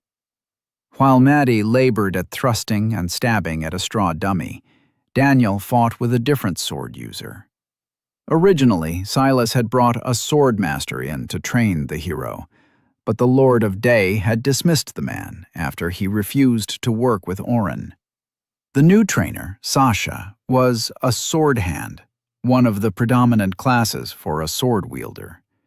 She refused to let Daniel use Gertrude, drilling him with different swords of regular size. Oren had joined for a few lessons, learning to use his summoned swords for more than just an overhead slash. Daniel threw the iron short sword on the weapons table angrily. This is stupid. I should be using the weapon I like, not these pieces of shit. Oren sighed and caught a staff that had begun to roll off the table. You have sword proficiency. You can use any sword with ease and know the exact way to hold and thrust and all that. I have to learn the hard way. Shut up and stop complaining. Daniel took a cup and dunked it in the water barrel used in the training yard. He drank the full cup and slammed it back down. Exactly. I already know how to use swords. They should be teaching me how to push myself farther, not making me use swords I'll never use. Oren saw the shadow coming up beyond them and kept his mouth shut. I mean, what's the point? Daniel continued, oblivious that the was standing behind him with her hand on the pommel of her longsword. I'm not going to fight without Gertrude. I'm going to tell Sasha she needs to let me train with my own sword, or I'll get Silas to get another trainer for me. The sound of steel being drawn rang across the yard. Sasha tapped Daniel with the flat of her blade. Pull out your big sword then, hero. No skills or spells, sword on sword only. 3 touches or drawn blood to win. Sasha never raised her voice during training. She would put a finger in the air and wait for all sound to cease before she gave instructions, and she carried herself with an air that Oren had first thought was disdain. It was only when he'd fought her that he'd realized she was just bored. She had come alive when he dodged more and more, trying to find a way to hit him. Her laughter when she had conceded was the loudest Oren had heard her be. Teacher? Daniel turned and ducked his head. He had been beaten into the ground over and over. Gertrude is dangerous to use in a sparring session. I could hurt you. Sasha's eyes widened. Oh? Then perhaps it should be 3 touches for me and 1 for you. Stand ready. The ass-beating that Daniel received was astounding.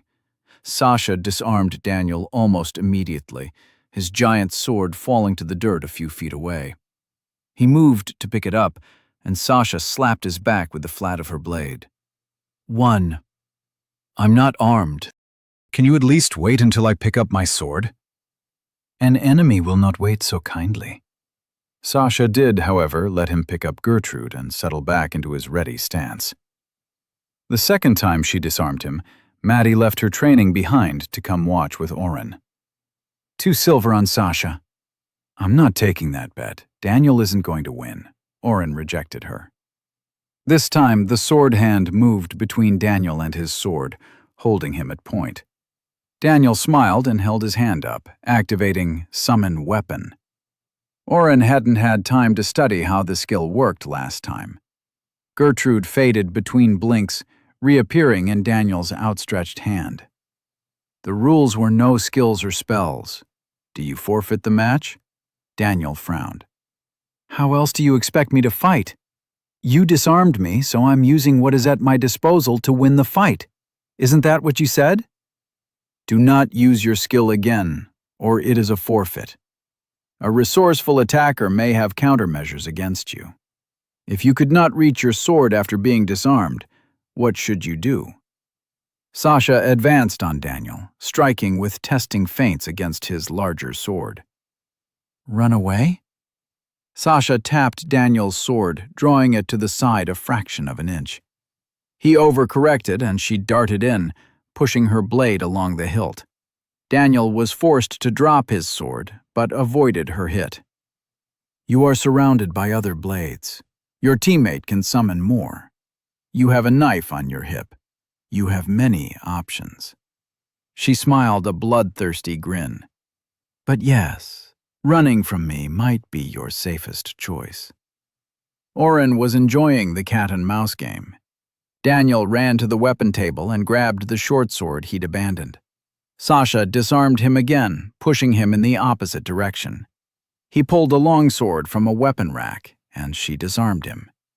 He dashed to where Gertrude lay on the ground, but she stood on the blade and pointed the tip of her sword at his chest. Do you see why we train? You might be best with your big sword, but you will know how to use all swords. All blades have similarities. All blades are one. When you can use all of them proficiently, your skill will increase with each individually as well. Do you yield? Oren expected Daniel to keep fighting, but his friend used his big brain for once. He bowed his head deeper than before toward Sasha. I yield to you, teacher. Which sword is next? After the first week of swinging his sword around didn't result in gaining his own sword proficiency, Oren skipped out on morning practice. He waited until everyone was gone and stepped into one of the bathrooms at the Catanzano Manor. Specifically, the one that had a shower. A cistern on the roof filled with water, either from rain or hired mages. The pipes ran into the room and through a magic-activated piece of equipment that could heat the water. Oren had given this a lot of thought. He was going to try to level Way of the Water again. After the last training season with Styx, he could feel the movement of water if he concentrated. Like a drop of liquid crawling down his neck, it tickled his thoughts if he focused. He was hoping being in moving water would help. He turned on the shower, stepped in, and quickly pulled up the prompt. There was no reason to waste time or water. Way of the Water, 20%, 4 out of 20 completed. Test your progress and unlock the first gate. Warning, failure 3 times will result in all progress being lost. Let's go. Oren accepted. When he blinked, he found himself back in Styx's white marble arena with the alcoves. The watery form of his teacher waited in formless, the initial stance of Oren's fighting style. Hey, Styx, how are you? Oren didn't expect a response and wasn't disappointed when the watery figure didn't so much as move. Unless he asked something important, Styx wouldn't answer. Actually, sometimes he wouldn't answer even if Oren thought it was important. Way of the Water was a defensive and reactive fighting style. As soon as Oren took the formless stance, Styx would attack. Oren felt that he had fully mastered the other stances: river, ocean, rain, and mist. Each stance had its own movements. While in river, Oren would focus on his footsteps, moving away from an attacker. His hands would flow in circles, brushing attacks to the side with only the smallest margin for error. He knew by now that he could use river to wear an attacker down until they were frustrated or made a misstep. Ocean's stance focused more on meeting the attacks of an enemy. He still would throw the attack to the side, but like the tide, he would rush in to fill the space left by the attack. It wasn't quite offensive fighting, but Ocean was what Oren used the most when fighting monsters or people trying to kill him. He needed to be able to attack, and the moments when he surged forward gave him the opportunity to do so. Rain and Mist were stances that Oren had mastered, but still didn't fully understand the use of. Rain was all rapid movements, almost in an unpredictable pattern. It had elements of both river and ocean to it, letting him retreat and advance on a target, but with none of the strength of either. Except in fights against Styx, he had never used it in a real battle. Mist had taken Oren the longest to get. Styx had seemed reluctant to continue training in the stance until the last training session. It had been Arandir's suggestion to train in water that helped him figure it out. The movements themselves didn't seem hard, but Styx had never accepted the stance from Oren. Feeling the water along his back, Oren had had a moment of inspiration. Like the beads of water running along his skin, he slid his feet between the movements, never stopping. He skated along the ground in constant motion. The water that made up Styx's body had positively vibrated in glee, and Oren had learned more of the moves of Mist. He still felt like there was something about the Mist stance that he hadn't fully grasped, but Oren couldn't progress with his training until he unlocked the first gate, whatever that was. "How do we do this, then?" Oren asked as he stepped into Formless. Styx didn't move, waiting silently. "Are you going to attack me?" No response from the man of water. The lights from nowhere that lit up the arena splashed through his body, leaving fractal rainbows on the ground. "Should I attack you?" Oren asked, but didn't expect an answer. He felt the shower in the real world hitting his back in exaggerated slowness. I bet if I activated the training in the middle of a fight, I could control time. He banished the thought for now. Styx remained in the neutral waiting stance of Formless. Oren lasted 4 minutes standing still opposite Styx. "I need to unlock the gate, whatever it is. How do I do it, Styx?" When no response came, Oren moved forward and threw a punch. Styx splashed into a puddle of water all around. Way of the water. First gate failed. Warning. Failure 2 times will result in all progress being lost. What the? Oren turned in a circle. Styx was gone. He screamed in frustration and threw punches and kicks at nothing until he felt tired. Way of the water. First gate reset. Test your progress and unlock the first gate. Breathing heavily, Oren sat on the ground and put his head in his hands. Think, stupid. Attacking him wasn't the answer. He isn't moving to attack me. How do I test my progress without fighting? The water around him churned together and coalesced back into the waiting form of Styx. He stood normally for a moment before dropping into Formless again. Test my progress, Oren murmured to himself. How could he be so stupid? Wasn't about attacking.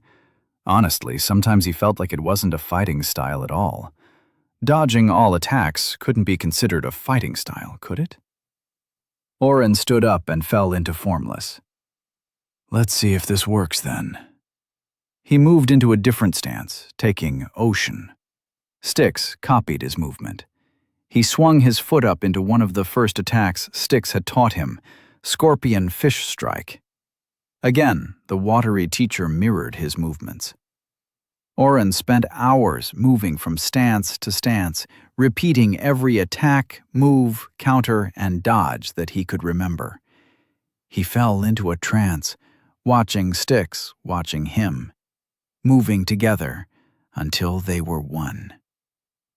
Oren couldn't say when their arms connected, dancing through the various elements of Way of the Water. His arms pushed while Styx pulled, the attacks speeding up as Styx stopped copying, and instead synced with Oren's waltz.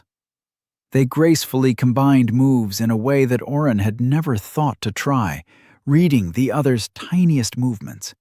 Speeding up as the strikes and kicks moved with frantic energy, chaotically missing each other in a frenzy that ended when Styx pulled away violently. Oren was dripping with sweat.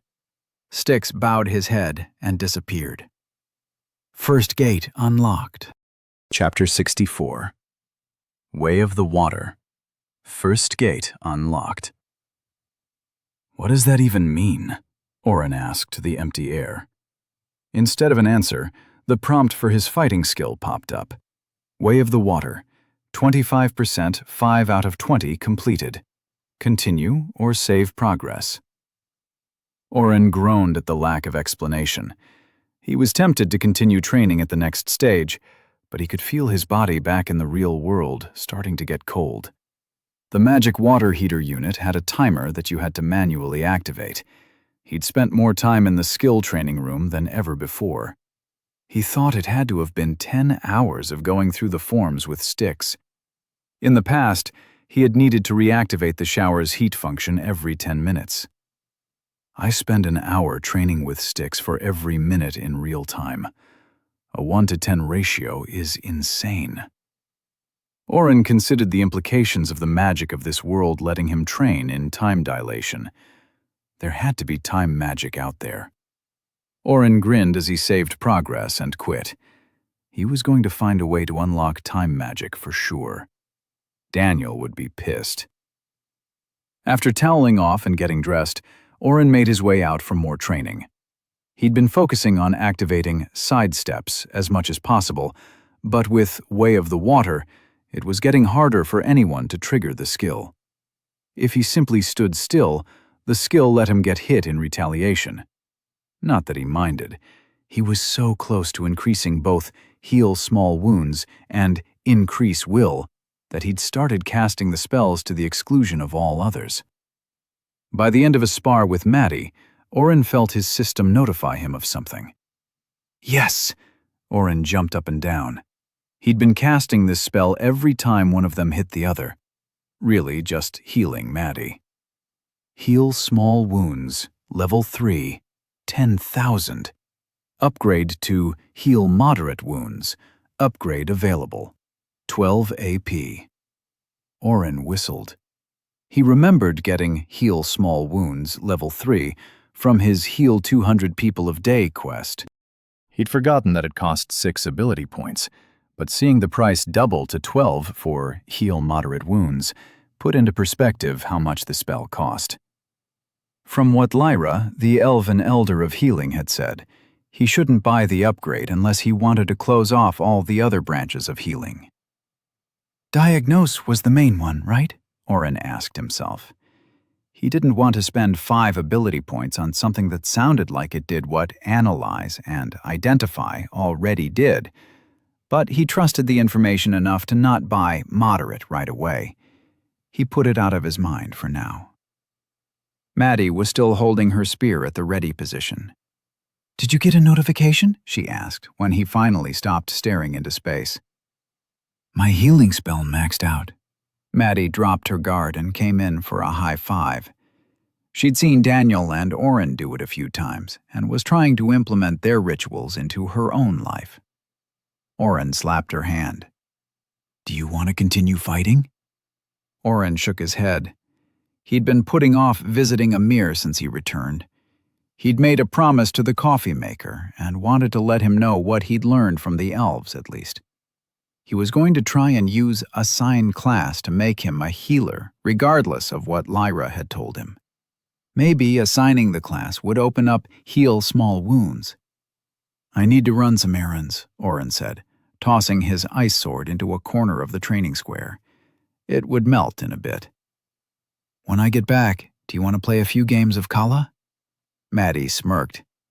"You're not going to beat me. I've been playing longer than you." Oren waved his hand. "Same wager? 1 silver a game?" Maddie laughed as she re-extended her spear and went to stab a dummy. "You're just giving me money at this point." Oren washed the sweat from his body with a basin of water and a small towel before leaving. He didn't want to waste all the house's water and had barely worked up a sweat with Maddie. The first gate of Way of the Water was still a mystery, but the skill itself seemed easier to use. Maddie hadn't come close to connecting a single hit on him. Trudging down the streets, Oren found Amir pulling in the furniture from outside. He stacked the chairs and folded the tables, leaning them against the wall. Oren grabbed a chair and helped. "Welcome back. How have you been?" Oren handed the chair to Amir. "Fine. I had to go back to the Elven Forest, but I got to talk with the leader of their hospital. I learned a lot about being a healer." Amir's hands paused on the chair before he shook his head and took it. "I'm guessing the elves wouldn't take a human in for training." Oren wanted to kick himself. He hadn't even thought to ask Lyra if that was an option. He could probably get Arandir to strong-arm her into it, but it would probably end the same anyway. I would likely be the only human in their forest. Besides, my father needs help with the shop. I can't leave him by himself. Oren grunted as he tried to fold up one of the tables. Amir smirked and showed him the small contraption that released the pin. He took the table and set it inside. "Would you like a cup?" Amir stuck his head out the door. Oren smiled and nodded enthusiastically. Amir waved him inside.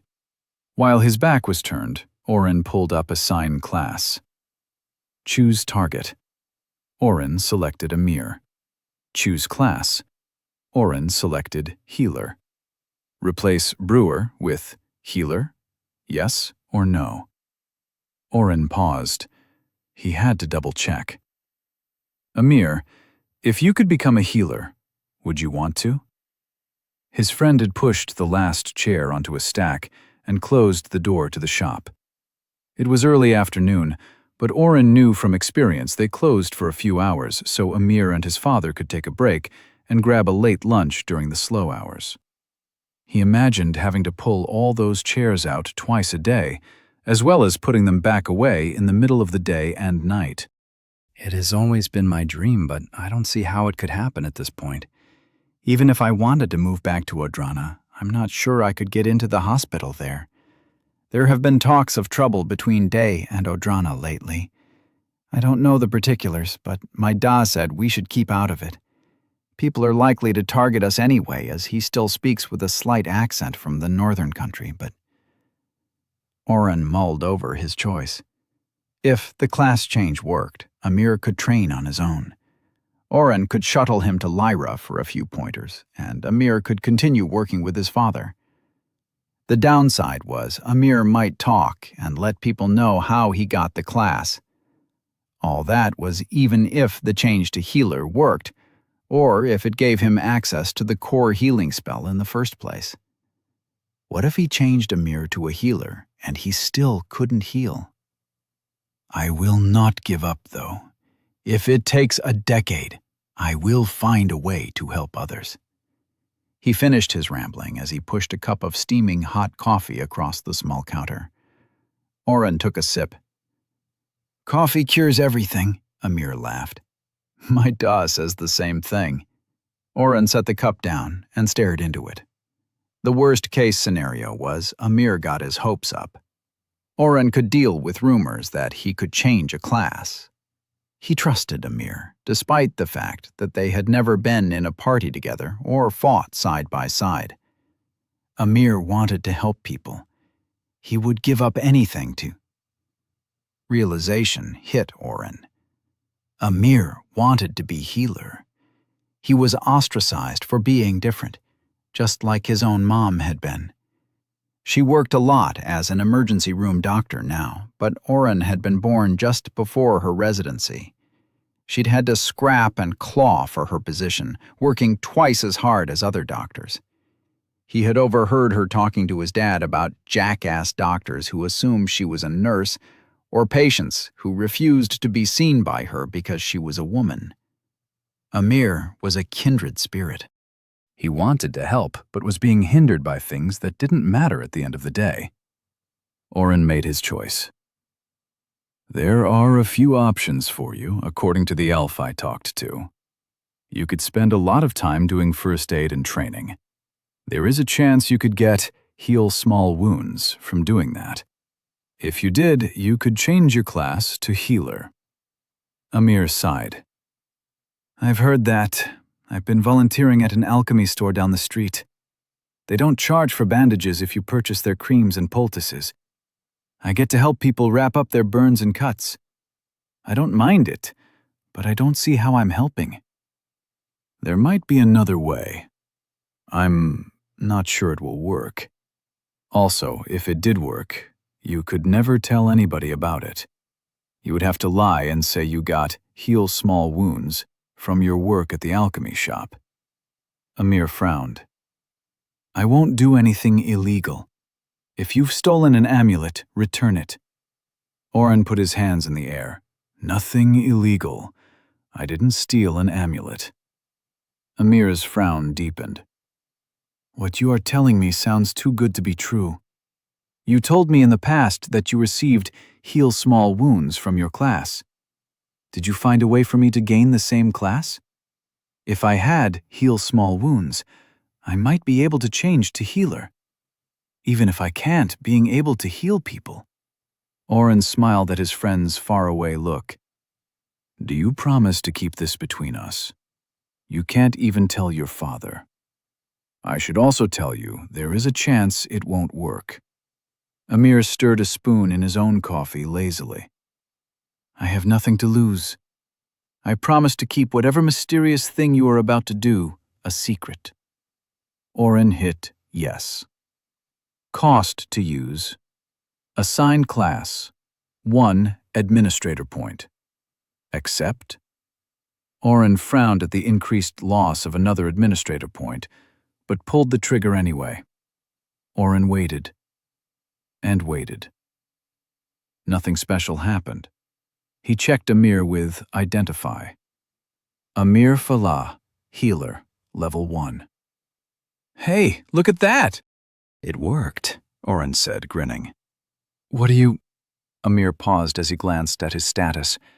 His eyes widened in shock. Oren watched as his lips moved, reading the various things in his new class. Oren, I am a healer. How? Do you have heal small wounds? I do. It is at 0 of 1,000 points. That will take me half a year to level if I work each day. Amir stopped talking and looked up with tears in his eyes. Whatever you did to me, thank you. 1,000 times, thank you. Oren sat back and sipped his coffee. I told you already, we're friends forever. You gave me coffee. It's the least I could do. Chapter 65. Oren gave Amir all the pointers on healing that he had gleaned in the past months and promised to give Amir more help in the future. He even considered bringing Amir along for some leveling, but the boy shot the idea down. I need to be careful at first. If the hospital finds out there is a new healer in town, things could get dangerous. Oren tapped his finger on the empty mug in front of him. If you ever need help, go to Lord Catanzano. Tell him I sent you. He'll help. Or else, Oren thought darkly. He totally rejected the 4 bags of coffee that Amir handed to him. Yep, it would be a dick move to accept that as a gift. Right? Oren took a deep whiff of the beans as he walked back. Again! Sasha shouted, making Daniel attack a log the size of a full tree with a dagger. Stab harder, Oren lounged with Maddie. They watched Daniel get put through the ringer and enjoyed every moment of it. Maddie even brought out some lemonade. "How's your training going?" Oren asked, sipping the refreshing drink. Daniel's thrust took a chunk out of the wood. He was supposed to be using his skills to put his entire arm through the log, but had succeeded in taking only the first few inches off. "Amazing," Maddie answered, turning away from the spectacle. "I reached spear proficiency level 2 yesterday." "You unlocked it?" "No." Maddie's smile widened. "I earned it. I hit my teacher and sent him flying. When he landed, I got the notification." Oren was impressed. Fighting classes had to train for years to level up their skills without spending points, and there was no guarantee it would happen. He'd yet to receive a single weapon proficiency, despite all his practice. It was getting to the point that Oren was considering spending some of his sweet ability points on sword proficiency. "That's awesome, Maddie," Oren congratulated her. They sat in silence, except for Daniel's grunts in the background. Maddie opened her mouth, but closed it before speaking. The third time she stopped herself from talking, Oren rolled his head and blinked in an exaggerated motion. "What?" "Huh?" "You want to say something. What is it?" "I don't—" "Maddie, you didn't even notice that Daniel took his shirt off. What's on your mind?" "He took his shirt off?" Maddie's head snapped back around. "No, he didn't." "No, he didn't. But you thought he might have," Maddie sighed. "I wanted to know if you thought about changing my class." Oren knew she had been talking to Daniel about this. His friend had brought it up multiple times. They'd argued over the pros and cons. He hadn't told Daniel about Amir, but seeing it work gave him a bit more confidence. "Do you know for sure what the class you want does? Like, you aren't going to regret it?" Maddie sat straighter and put her cup down. "Oren, when I first got Prism Conjurer, I was so happy. It isn't unheard of to unlock, but not a lot of people get it anymore. I thought that the superior version was just a story. I'm sure Daniel told you about that. Denna is a superior Prism Conjurer, but every story we tell has someone with a made-up class. I wanted to be able to do what she does in the stories. She can use light and fire magic to create different attacks. Sunbeam, the spell in that book we found at the guild, do you remember? That's one of her core spells. Most of her story is stuff like, Denna cast Sunbeam through the 4th circuit and green light filled the cavern, which isn't a real skill or anything. When you said the class actually exists, I'd risk it. I want this, Oren. Please?" Oren watched Daniel hacking away with his dagger. The cuts were getting deeper. "You'd have to start over at level 1. Maddie froze. "You don't know that for sure, right? Maybe my levels would transfer over, or—" "I used the power. It resets the class to 1. You might even lose Sunbeam." "What if Denna used a skill book for that attack, and you can never find another?" Maddie paused, and then did something Oren had known she would. Maddie was her father's daughter. She had thought through her options and figured out exactly what she wanted. But now that she knew she hadn't had all the facts, she asked for time to think about it. "Those are good points. I hadn't considered. Can I have some time?" Oren grabbed her hand as she stood up to leave. "Maddie, I'm not saying no. If you want this, I'll do it." She squeezed his fingers. "Thank you, O."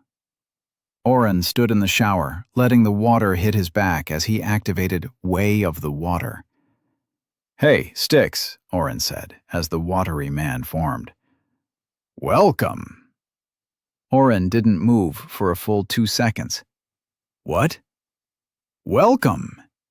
"You can talk?" "Yes." "What the fuck, dude? You've never talked before." "Gate." Oren poked Styx's arm. His finger dipped into the water, depressing the shape a bit.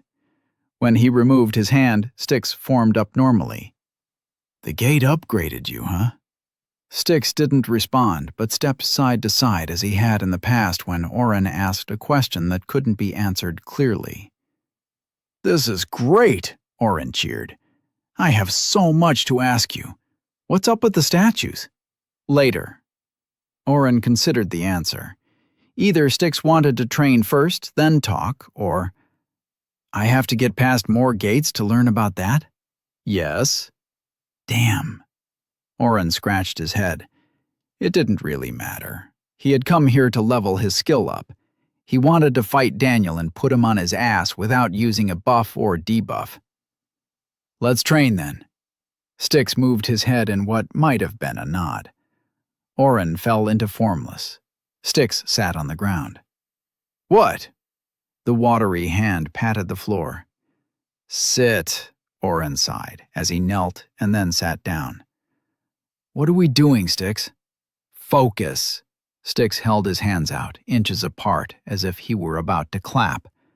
Oren copied him. Focus. I am. Styx shook his hands.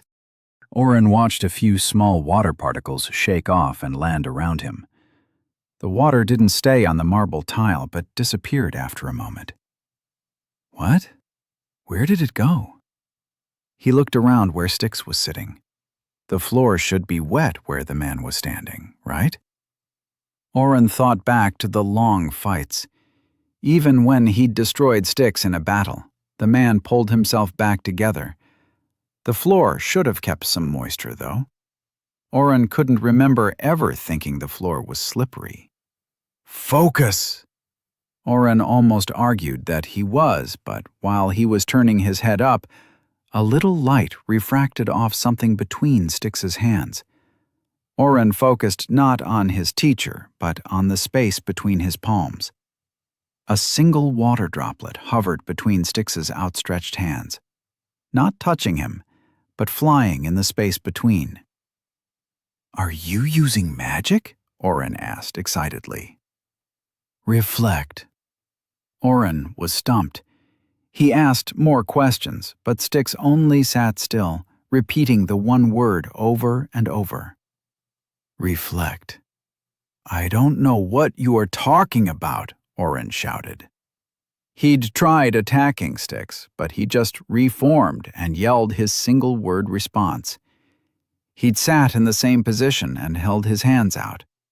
He'd tried to scoop some water out of Styx and drip it between his hands, but the water didn't float like it did for Styx. He was missing something. Or maybe Way of the Water is supposed to be used by a water mage, and I've reached a roadblock. Oren shivered at the thought. He could buy a spell, but that would suck. He didn't want to spend more ability points on things right now. He was still trying to weigh the different options from heal small wounds leveling up. Reflect. You reflect, Oren countered, slapping Styx's arms to dash water across the room. Oren's hand slowed as it neared Styx, and then was pushed away. What the fuck was that? Reflect. Oren sat still and watched the bead of water. He had thought it was part of Styx's body, but the way it rippled was different. It was like a heartbeat of power hit it from both directions, keeping it from moving. Like Styx was holding it there with his will alone. Oren couldn't sense any mana or magic coming from Styx. How are you reflecting, Styx? The man of water didn't have distinct facial features, but Oren swore he could make out a smile. Avoid. Avoid what? Avoid the water falling down? Oren reached out and took a handful of water from Styx. He let it drip from one hand down to the other. Like this? Avoid the water? Oren moved his hand back and forth, letting the drops splash to the ground. Styx didn't respond. This is pointless. Oren let the rest of the water fall out of his hand and made to stand up. I've wasted too much of my day doing this. I'll come back when I've... As Oren stood, Styx moved a hand to strike his leg. Oren fell into a dodge. Styx's arm was overextended, and Oren used piercing dive to counterattack. His hand went through Styx's arm, severing the watery appendage. Water splashed to the ground, except one drop of water that shot away from his palm to land 10 feet away. It undulated just like the one between Styx's hands. Oh. 4 hours later, Oren got his notification. Way of the Water, 30%, 6 of 20 completed. Continue or save progress. Oren bowed to Styx and left the simulation. Turning off the water, he toweled off. He said a silent thank you to Arandir for the advice about practicing in water for his water skill. The feeling of the shower hitting his body repeatedly helped him understand the movements better. He wasn't sure he would have noticed that first single drop of water if the feeling hadn't been so different from the hundreds of drops hitting his back. He held his hands slightly apart and pushed. Every time he attacked or dodged using Way of the Water, Oren was using his body's energy.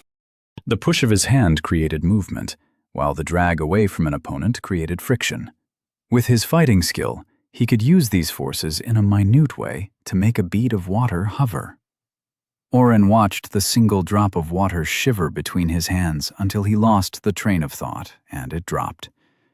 To be honest, he had no idea why this was part of a fighting skill.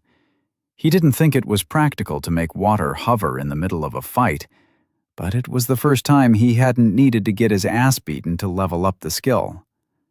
Oren kept playing with the new skill until Daniel fell into the bed next to him. "I'm never using a dagger again," Daniel muttered, his face in his pillow. "Take a shower. You stink." "Maybe I'll use it one more time." Daniel turned his face and threatened Oren. "Just a little stabby on you." "Where have you been? Maddie came looking for you." "Taking a shower and leveling Way of the Water." "Did you break the tree in half?" Daniel laughed. "It was the size of a tree, wasn't it? I got halfway through it with one strike, but Sasha said that was good enough for now." "Did your training go well?" "I can make a drop of water hover between my hands using the power of my mind." "You could just say no." Daniel grunted as he swung back off the bed and gathered a spare set of clothes. "I hope you didn't use up all the water." Oren moved the bead between his hands, ignoring Daniel. Chapter 66. Oren continued training with Maddie and Daniel over the next few days. He even received permission from Silas to bring Amir along on a few monster hunts.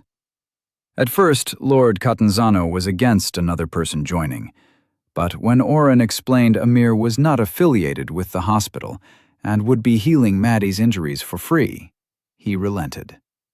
He uncharacteristically gave Oren advice to pass along to Amir as well. Mostly, the information was about specific areas of town where he could heal without consequence, or other healers who had been able to carve their own niches. Oren made sure to write down the names so Amir could visit them later. However, the most surprising topic that came up wasn't advice at all. "If your friend is resolute in his path, I would be willing to take him under my house's protection," Silas said, not even looking up from his paperwork. The poor guy was practically swimming in requests, orders, and backlogged grievances. Maddie had complained he didn't sleep enough and had taken to bringing him dinner in his study. "He would serve for a time healing my men each week, or when needed, but would be under my protection. The hospital would likely want to talk with him, but there are no specific laws that he must join them." "That's kind of you," Oren responded, scratching his neck. "I don't know what his plans are. I just know he wants to help people." "Commendable. But unless he has someone willing to take care of scheduling healing sessions, deter the hospital from sending investigators after him, or keep him fed when he starts healing every person with a sob story for free, he'll be dead or broke in a few months." Oren clenched his fist. Maybe a Lord of Day, or even the new hero, could put in a word to the hospital that the new healer in town is off limits. Silas glanced at Oren and spread his hands over the papers in front of him. I have other things to do than get into a pissing contest with the hospital. My offer remains the same. He would need to work as a healer for my house for a time, but I won't call on him too much. If he escaped the notice of the hospital, then he's likely too low a level for them to worry about. Let me know what he decides. Oren told Amir, who promised to think about it. They met up a few times, but Amir never seemed eager to meet with the Lord of Day. The third day after Silas had made his offer to Amir, Oren brought him along on a monster extermination. Normally, local scouts found various high-experience monsters for the trio to hunt. The information would get relayed to Silas, who would send a guard to show them the area. Lately, he hadn't been able to afford a guard, and they'd only been given a general direction. Neither Daniel nor Maddie minded having Amir along. He always brought cookies and coffee, making the treks through the woods or fields more of a retreat from the constant training. Working with them, Amir was able to gain 6 levels in healer in just a few days. After meeting Maddie, Amir asked to meet Silas. Oren didn't ask if they'd made a deal, mostly because he wasn't sure if it was a good thing or not. Oren was sure that Amir was more excited to be spending time with Maddie than gaining levels. He had a crush on her that was obvious to everyone, except Maddie. Oren didn't spend all his time leveling. He also continued to practice his way of the water skills. Maddie, in particular, was fascinated with the magic that was not magic. The water droplet moving between his hands didn't cost any mana to manipulate, and it irked her that she couldn't figure out how to do it. "It makes no sense," she complained. "I've seen attack skills that throw fire or some other element, but they always use mana in some way. The closest thing to what you're doing was this performer at a festival when I was younger. He could move the wind without mana. My father said it was a scam, but now that I'm seeing this..." Oren was hesitant to go back into Styx's training. He'd spent so much time in the last session trying to get the single bead of water to stay between his hands. Somehow he knew the training was only going to get more difficult. Instead, Oren focused on his other skills and spells. He worked on camouflage, while his friends looked for him in an elaborate game of hide-and-seek. Maddie figured out a way to use her spells to see his heat signature, proving that the spell was not foolproof. It only worked when she was close, though, which gave Oren some hope. He also hit a major hurdle with his increase stat skills. Specifically, he maxed out Increase Will to its 10,000 mana used marker. He had been watching the counter closely and smiled for a full 2 seconds as the numbers turned over with his last cast of the spell. What the hell? Increase Will, 10,000/10,000, 1/4. Completed. 1 of 4 what? Oren shouted at his screen, even as he realized the obvious answer. He'd been looking forward to the major increase. The first Increase Will had given a +1 bonus, the second had doubled, and the third level had doubled again to +4. He'd made a bet with Daniel that it would go to +8 at the next level. Daniel thought it would just be another 2 added on, or +6 total. None of it mattered in the long run, as Oren could boost his stats to give a total of 100 points in any stat. But the saved cost in casting time would have been nice. What's going on there, buddy? Daniel slowed down his attacks with a warhammer and rested on the stick part. Skill problems. Go back to destroying your boulder, Oren commanded. Daniel grunted as he picked up the large hammer and started swinging at the rock brought into the courtyard specially for him. At the end of the day, he didn't get an upgrade to Increase Will and felt disheartened. He stopped spending time on the other 3 increase spells and sulked for a day before Maddie flicked him between the eyes. Get over yourself. You can already make us stupid strong. Don't give up. Oren rubbed his forehead and flipped her off, but he did restart his daily casts. He wasn't even disappointed when he maxed out Remetabolize, and it gave no option to upgrade. Finally, Oren made some skill purchases from the store. Diagnose, ascertain the target's ailments. 5 AP. Purify, remove abnormal statuses. 8 AP. Would you like to purchase for 13 AP? Yes or no? Purify was the first skill that Oren had wanted to buy upon seeing the new list of healing spells. If it worked like he thought it would, he could boost anybody to level 100 in all their stats and not have to worry about the crash after. When he had overboosted his party in the Aqua Chambers dungeon, they'd all gotten statuses of fatigued, dizzy, brain fog, and nauseous. He was sure these would qualify as abnormal statuses. If he could cure them, there was no downside to boosting his party before each fight and getting rid of the side effects after. Purify. Remove abnormal statuses. 20 MP. It didn't even cost that much mana. Well, for him, at least. Diagnose was the skill that Lyra had suggested as the base for other healing skills. Oren tested the skill out and found it to be similar to Identify and Analyze in a way. While using the skill, he could see a white light around an injury. It didn't use mana to activate, so Oren played with it for a few minutes, punching his hand against the wall and healing himself with his lowest level Heal Small Wounds. He wasn't sure, but it looked like if he used Diagnose first, the healing spell recovered more health. In the middle of testing out his new skill, Oren felt unusually tired and sat down hard. Daniel found him teetering on the edge of his bed. "What's wrong with you?" "I feel woozy," Oren slurred. Daniel pushed his friend back and tucked him in. "Did you buy a physical skill? You look like shit, dude." Oren realized it as soon as Daniel voiced the problem. He didn't have experience in skills that used up a person's stamina, and hadn't noticed the signs that Diagnose was draining him. He closed his eyes and napped. When he woke up, the afternoon had passed, and Daniel was snoring. Damn it! Oren tried to go back to sleep, but his energy had returned. He snuck out of the room and made his way down to the kitchen. He was starving and knew where the cooks kept all the good stuff.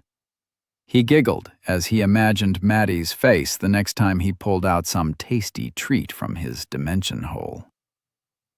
Sure he's still alive? Oren paused on the top of the stairs and instinctively activated camouflage.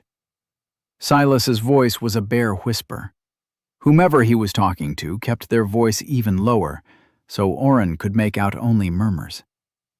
"I can't do that.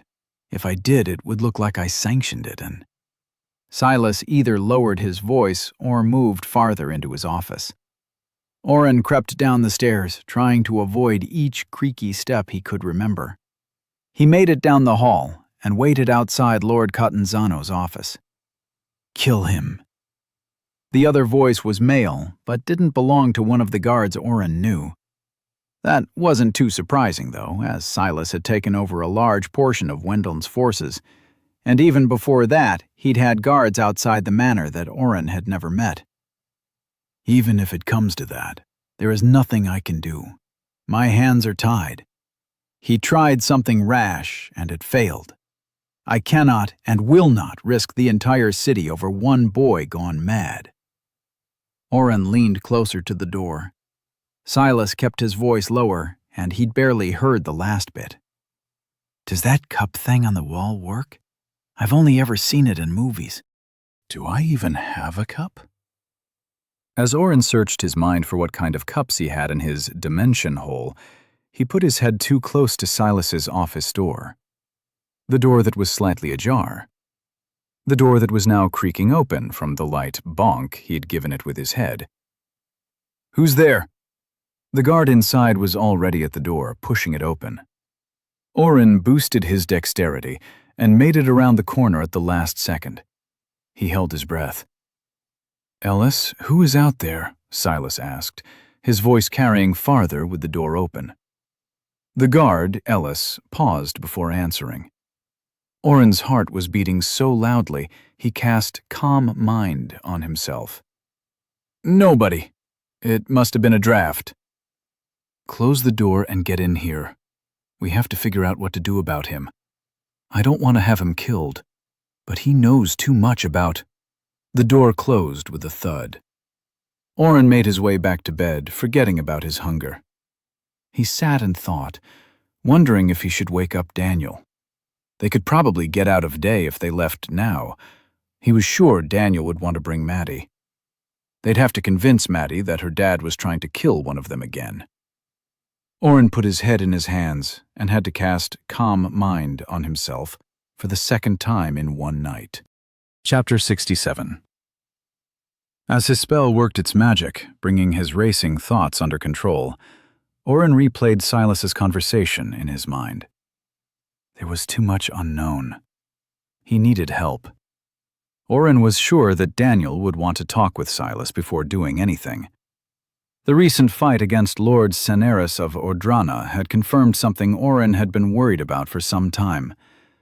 Daniel was falling into the cliché of thinking he was all-powerful. If this was one of the stories Oren had read in the past, Daniel would keep getting out of trouble with some Deus Ex Machina bullshit, or by using the power of friendship. Instead, the only reason Daniel hadn't been toasted by Seneris was because Oren and Maddie had come looking for him, and had the forethought to grab the most powerful person around first, namely Arandir. I guess Arandir sort of satisfies that trope, Oren muttered to himself. He shook his head, clearing his thoughts. Who's the Arandir of Day? Oren ran through the powerful people of the city. He couldn't go to the other Lords of Day. Oren barely knew them, and they'd likely side with Silas. Amir wasn't powerful. Hell, he wasn't even level 10. Oren considered Guildmaster Pritis for all of 5 seconds before discarding that idea. He trusted her about as far as he did Silas.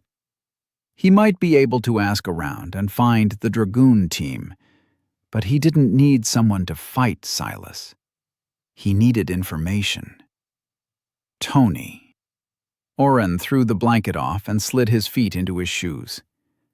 Why didn't I think of Tony before? He knows the way Silas works. He'll be able to help. Slipping back into camouflage, Oren made his way out of the house. He knocked on the front door lightly so the guard outside would open it. While the woman was looking for who had hit the door, he squeezed by her and was off. Oren was learning. He didn't teleport to Tony's house. The last time he had tried that had resulted in less than pleasant results. Instead, he walked. Few people were on the streets, and the stars twinkled brightly in the sky as he approached Tony's townhome. About time. Tony was standing at the door rubbing his eyes. You've been screaming your thoughts so loud that you woke me up. Come in.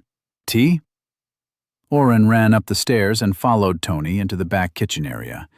He paced in a quick 2-step back and forth as Tony put a kettle on. Sit down, boy. Tony's voice echoed in Oren's ears. You're too worked up. He guided Oren into the spare chair and sat across the table. I'm only catching every other word, but if you are in trouble, let me know now. I can see about getting you out of the city, but... Oren cut Tony off. I overheard Silas talking about offing someone who knows too much.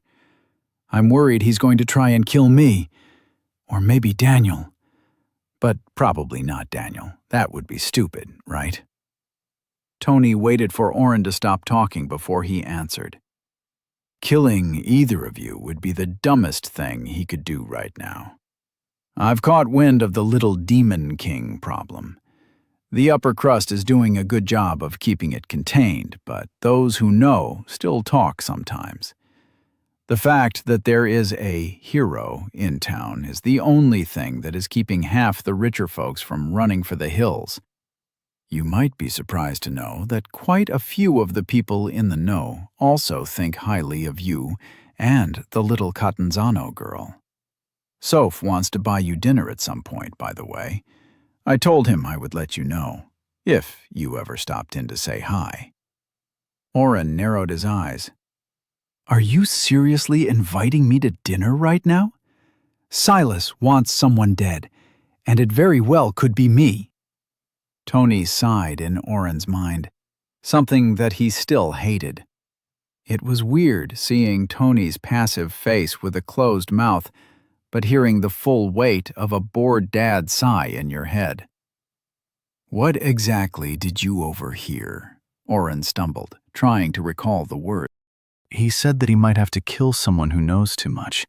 He can't risk the entire city over a rash decision. Tony sucked his cheek and chewed, the hollow depression on one side making him look even older than he was. Have you done anything rash lately? Oren rubbed his face with both hands. When am I not doing something rash? I negotiated, well, more like acted like a middleman. I helped Day and the elves figure out a way to fight the demon lord together. I might have unlocked a few of my administrator skills and helped a friend become I overheard Silas talking while making my way into his pantry to steal all his best food. Take your pick. Tony leaned back in his chair and let out a laugh. Without his tongue, the bark of laughter sounded more coarse and animalistic, but Oren warmed at the sound still. Tony laughing meant he was being an idiot about all this, right?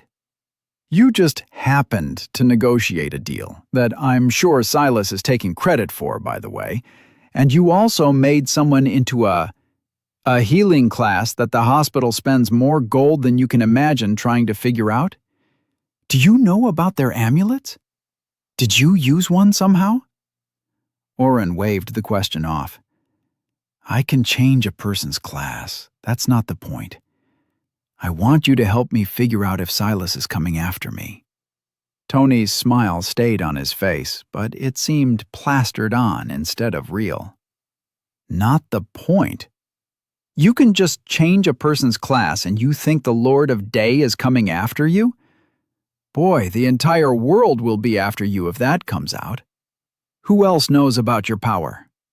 Daniel, Maddie, Amir, the guy who I made into and Arandir, Oren counted off. Arandir is I know bloody well who the leader of the elves is, you imbecile. Tony stood up and got his kettle. His hands shook as he poured 2 cups. I don't want any tea, thanks.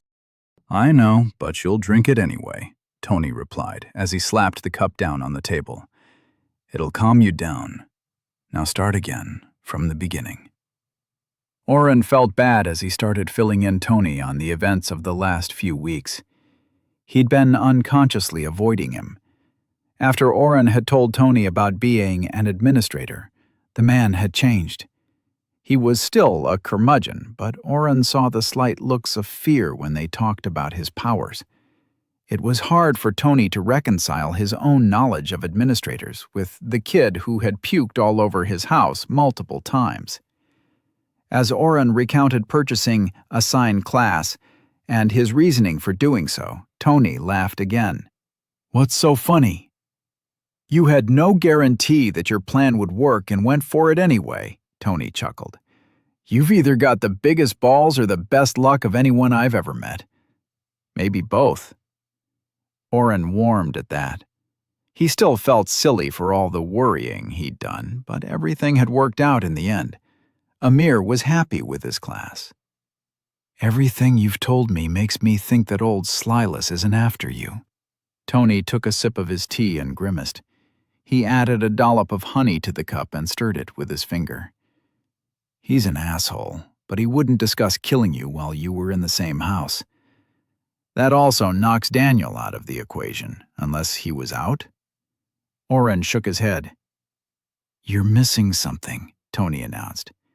You didn't hear everything, or you're recalling it wrong. I was a little worried I might get caught sneaking around, Oren said, defending himself. In case you forgot, that house is crawling with guards. I'd like to see you do better. Tony's smile darkened into something ferocious. Don't resist. What? Oren started to say when he felt fingers on the back of his neck. He slapped the back of his own head, but nothing was there. Yet the sensation continued. Tony? I'm going to take a look. Just focus on the room you were in. I was in the hall. Oren rubbed the hair on the top of his head. Tony, this is really uncomfortable. I'm being as gentle as I can. Retrieving an exact memory is delicate. Don't think of too many things. I might scramble your brain. What? I'm kidding. It's perfectly safe. Just shut up. Oren shivered as goosebumps raced down his spine. He tried to concentrate on Silas's office and what he overheard. Intrusive thoughts about what other secrets Tony could overhear kept creeping in. I don't care how you cheated on the test in 3rd grade. What's a 3rd grade? Tony paused. Never mind. I've got it. Tony was silent and still for a few seconds. As his eyes refocused on Oren, he shook his head. You are safe. The words he used. Sanctioned. One boy gone mad. It's not you. We can't be sure, though. Maybe we could go for a walk and you take a peek under the hood? Tony's visage froze. Are you asking me to spy into the mind of the Lord of Day? Oren rushed to pull the words back into his mouth. I don't mean like that. You get passing thoughts, right? Maybe if I walk in Silas's room when you're outside, you could tell me if you get any murdery feelings or thoughts directed at me. I'm having murdery thoughts about you right now. Tony's hands clasped tightly around his mug. If I have not made it clear in the past, let me do so for you now. I do not mind rape people's thoughts, except in cases of extreme danger, or if ordered by the leaders of day. Asking me to do so, even in jest, is not something a friend would ever do. I stay in my house, not because I'm a misanthrope, but to minimize my contact with the public. Do you understand? Oren dropped his eyes to the table. I'm sorry, Tony. I shouldn't have. I'm sorry. The heavy air in the kitchen sat still for a minute before Tony let out an exhausted breath. My class and position do not allow me to act without consequence, Oren. What I can do is give advice. You have Silas's daughter's ear. Use it. Don't try and plan the perfect situation or set them up. Tell your friend what you heard and discuss it with her. You overheard something in the middle of the night and overthought it. I'm nearly certain he is not discussing you, although if I were in his shoes, I'd have killed you long ago. Oren snapped his head up to see the smirk on Tony's face. He did try once. Tony's smirk turned into a sad smile. No, he did not. He rolls the dice with people's lives, but Silas Catanzano does not kill people without much thought and even more reason. Trust me on that. Oren almost asked more, but kept his mouth shut. He'd pieced together enough about Tony to know the Mind Mage and Silas had worked together in the past. He also knew Tony had lost someone named Reed. He hadn't asked anyone about it because he didn't want to overstep. Did Silas kill this Reed guy? Tony didn't want him to, but thinks Silas had his reasons? Who was he? I guess I'll ask Maddie, Oren finally said, looking down at his full cup of tea. I told you I didn't want any tea. Tony winked and pulled the cup to himself. More for me, then. Oren crept back into the Catanzano manor in the early morning hours. The staff was making their way in as well, so he had an easier time slipping into the shadows with them. Daniel was still asleep when Oren crawled into bed. Wake up, sleepyhead, Daniel shouted, pushing the mattress down so Oren rolled over. We've got so much to do today." "Fuck off," Oren groaned. He couldn't have closed his eyes for more than a few minutes. He peeked at the window and saw the sun was fully out. All right, more than a few minutes. "I was going to grab Maddie and see if she wanted to go to your little coffee shop place," Daniel said, strapping on his clothes and armor. They rarely went out without being fully ready for a fight. No scouts had returned yet, so time frames were iffy, but the hero and his team weren't taking any chances. "I hear they have really good pastries, and I woke up with a sweet tooth." "I'll go with you," Oren muttered, trying to rub the sleep out of his eyes. "I have something to talk with the two of you about." "Oh?" Oren threw his pillow at Daniel, sidesteps activated, and his friend blurred to the side. "Damn it!" "Sweet! That put me over the edge. I'm at level 4 now. Thanks."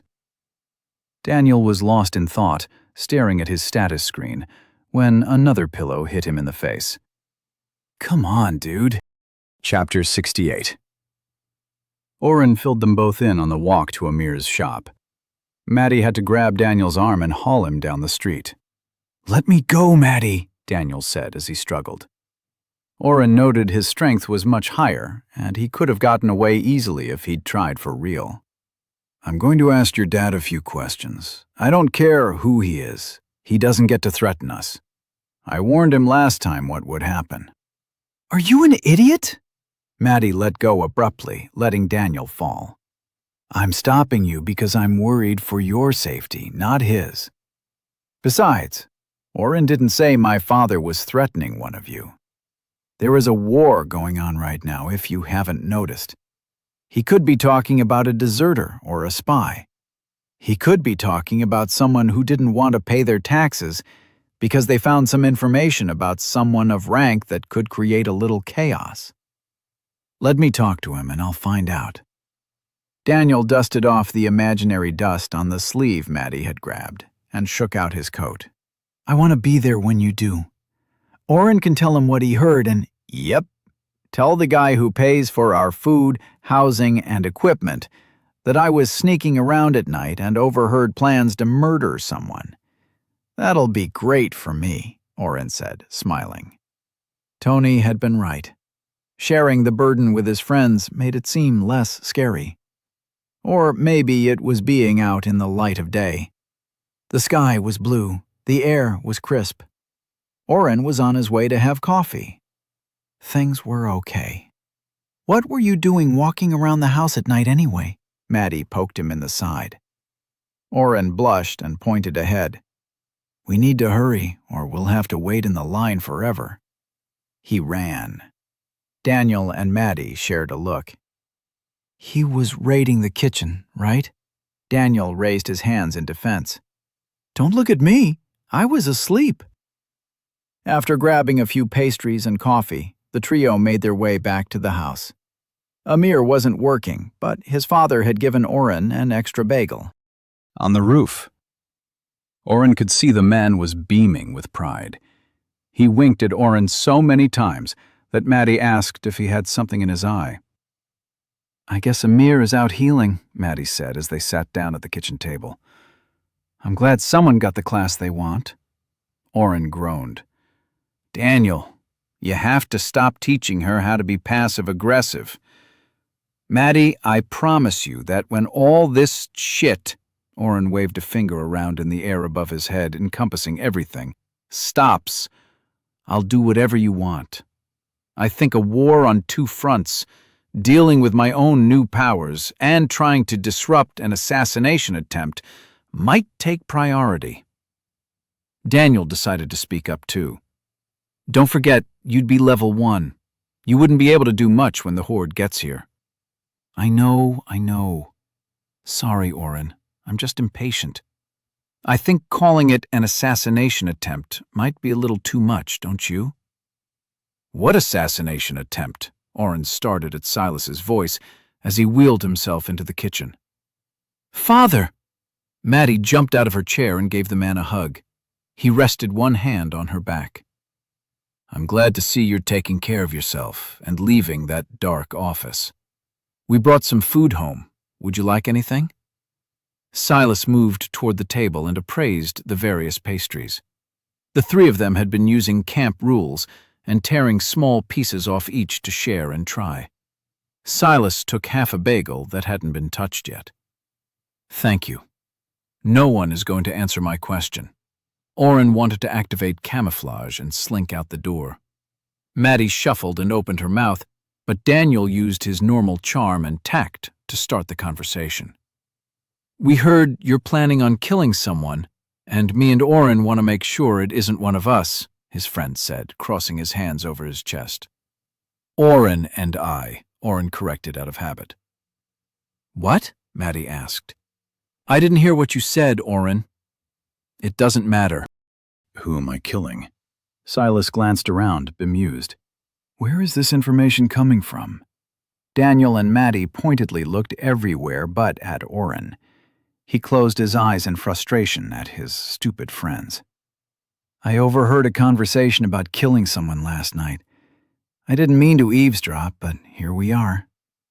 Silas stiffened almost imperceptibly, but Maddie knew her father too well. "It's true, then?" she asked, crossing her arms to mirror Daniel. Silas put the bagel half back down and turned his chair around to leave. "Where are you going?" Maddie moved in front of him. "Madeline Catanzano, move out of the way, right now," Silas demanded, using his lord voice. "I will not discuss secrets of state with my daughter and her friends, even if one of them is the hero. There is nothing here that concerns you." "Hey, Silas, if it isn't me or Oren that you want to kill, that's all you have to say," Daniel called out from his chair. "We understand you're basically at war right now. It's just, given our history." Silas's shoulders dropped a bit. "There are no plans to remove you or Oren, no matter how much easier that might make my life at times." Maddie uncrossed her arms and put them on her father's hands. "Thank you. We all appreciate your honesty and all the hard work you are doing for everyone. I love you." Oren couldn't see Silas, as the man's chair was turned away from him. Maddie's face flashed through several emotions as she watched her father respond. "Please remember that in the future. If you'll excuse me." He left the way he came, not taking any food with him. "There we go." Daniel reached across the table and snagged the bagel Silas had abandoned. "No plans to kill us today. That's a good day in my book." "Someone is going to have a bad day, though," Oren said, as he leaned back and felt the pressure lift. "He didn't deny there's going to be a hit on someone, did he?" Daniel shrugged. "We've killed people before. I'm sure he's got his reasons." Maddie was staring out the doorway still. "Daniel, I'm taking the day off from training. I'll be back later." She left before either of them could say a word. "Sweet," Daniel said, putting his feet up on the table. "What should we do today?" Oren rolled his eyes. "I'm going to keep practicing. I might try and merge a few skills together later." "No fun." Daniel threw a small piece of bread his way. Oren dodged and let it fall to the floor. "Let's go exploring. I want to talk with a few blacksmiths about working some runes into Gertrude's dragonbone parts." "That's cool. Any specific runes you want?" "Fireball would be cool." Oren stared at his friend. "You didn't read the rune book Maddie got you, did you?" "Of course I read the book. It was very long and had lots of words." "Fireball is not a rune." "It should be." "While I agree it should be, it isn't. The runes on a weapon have to be something to enhance the weapon or the user. You might be able to find someone who could make you catch on fire. Actually, maybe I should come with you. That might be something I'd pay for." Daniel frowned. "You can be a dick sometimes." 3 shops and 3 rejections later, Daniel was angry. "What's the point of having dragonbone if nobody in town will put runes on it for me?" Oren watched around them, keeping vigilant. Although Daniel had become a local celebrity, there was always the chance someone could try to attack him. Odrana wasn't his only enemy. You were rude as fuck to that last guy, Oren retorted while keeping his eyes peeled. He knew a few runes that might be cool to have. You didn't need to insult him. Daniel grabbed Gertrude off his back and held it high in the air. Why would I want a rune to make this girl invisible? I want my enemies to see her cleaving through the air before she strikes them. You could have used that to sneak your weapon into places without using me as a pack mule, Oren muttered. I heard that. I meant for you to hear it. The fourth rune carver merchant inspected Gertrude closely. I can do up to 3 runes on this much surface area. Do you have anything in particular in mind? The old woman was holding Gertrude straight out in one hand while stroking the bone portion of the hilt with the other. It was unnerving to Oren. He struggled to lift the sword unless he'd boosted his strength. This grandma had to be pushing 90 years old and was handling Daniel's sword like it was a broom. We've been to a few other places that said they could do 5 runes on it, Daniel complained. What kind of runes do you know? Excuse my friend, Oren jumped in quickly. My name is Oren, and this is Daniel. Is there a reason you would recommend 3 runes while the others said 5 would be all right? The old woman didn't change her expression, but when she turned to Oren, it was as if Daniel ceased to exist. So polite. You can call me Zeev. If you want 5 runes, I can do 5 runes. Only 3 will work at a time, and switching the charge between them will degrade the rune and dragonbone. In perhaps a year or 2, either the rune will backfire and cease to work, or the bone will shatter. Zeev, I'm sorry for earlier. No one told me that. Daniel tried to apologize, but Zeev continued to speak only with Oren.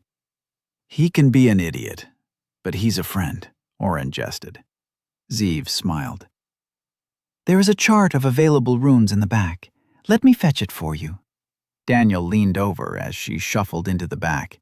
I'm considering going back to each of those other scammers and threatening them a little. Total assholes. Just be nice, Oren advised as Zeev came back. She put down a list with marks on the side and pointed out a few. The more common weapon runes are invisibility, lightweight, torch, or expand. Light might be good for this weapon, as it is a little on the heavy side. Oren gaped. A little on the heavy side? I have the light weapon skill, Daniel said. Would that make a difference, ma'am? Don't call me ma'am. You may call me Zeev. Light weapon and lightweight serve the same purpose, so you don't need that rune. Hold the weapon and show me how you swing it. She directed Daniel toward a training dummy in the corner. Daniel moved back a few steps to get enough room and swung Gertrude around. He let the sword clink against the wooden figure. Like an enemy is attacking you, Zeev ordered. Not like you're out for a walk in town. Oren chuckled. Daniel's fists gripped the hilt of his sword, and he dashed forward. His sword swung over, and he cleaved the dummy in 2. Better. Do you move fast like that often? Faster still. Zeev pointed to 2 runes. I would recommend these 2. Crooked will let you redirect the sword to hit at a different angle. With your speed, you can feint better against an enemy. It takes only a little mana, so even a melee fighter like yourself should be able to recharge it daily. This one is Return. It works like the skill. Do you have that as well? No, Zeev, I do not. A quick learner. Zeev nodded at Daniel. Return is costly, as I have to link 2 different runes, and you'll have to purchase more dragonbone. Enough to make a ring will suffice. The rune on the ring can be triggered, and the sword will return to your hand. The 2 runes are twins that want to be reunited when the mana is activated. Oren could see why she'd recommended the 2. With Crooked, Daniel could cover some of his amateur sword fighting skills, even with sword proficiency, and fight opponents with more experience. Oren could see a multitude of ways Return could be handy. How would I use that in combat? Daniel asked. Zeev smiled at him and patted his arm gently. He did warn me that you were an idiot. Chapter 69. As Oren theorized about all the ways Daniel could use return and crooked on his sword, Ziv brought Gertrude into the back room. The 2 runes and the small ring of dragon bone that he would need to wear in the future set Daniel back stacks of gold. Ziv finally brought the weapon and ring back to the front of the store. There is technically enough space for another rune on this weapon, but more is not always better. Oren and Daniel made their way back to the Catanzano house, and Daniel went immediately to the training square to practice. The evil glint in his eye made Oren return to his room instead. He didn't need to be Daniel's training dummy. Silas was paying people to train Daniel. They could get beat up a bit today. Oren instead pulled up his new favorite pastime, Merge. He had bought almost every type of ward he could think of in an attempt to create an ultimate magic ward, but the system was laughing at his attempts. The closest he'd gotten was putting together a combination of Earth Ward, Wind Ward, Fire Ward, and Water Ward called Elemental Ward. Surprisingly, when he added Ice Ward as well, Merge lost the ability to combine the different skills. He'd kept away from going through with the combination for a few reasons. Merge, Earth Ward, Wind Ward, Fire Ward, and Water Ward. Compatibility, 100%. Chance of original spell loss, 100%. Variations, 1 Elemental Ward creates a ward around yourself and your party within 50 feet that protects against elemental magic for MP maximum, 20 MP. Cooldown, 30 days. Except? While he thought that elemental magic was code for earth, wind, fire, and water, Oren wasn't completely sure. He would lose the 4 spells if he went through with the combination. Although the cost for 1 cast of Elemental Ward would be worth it in the long run, he wouldn't be able to use Merge for a month. That was something that Oren just couldn't take right now. The reason? Oren had gone on a shopping spree. Boost, spell modifier. Modify a spell to perform additional effect based on MP. 4 AP, split spell. Spell modifier. Modify a spell to split effects across targets. 5 MP, 4 AP. Would you like to buy Boost and Split Spell for 8 AP? Yes or no? Oren had been eyeing these 2 spell modifiers for a while, and had finally broken down the night before. Now, with a little time to himself, he could experiment. Merge, Light Strike, Boost, and Split Spell. Compatibility, 100%. Chance of original spell loss, 0%.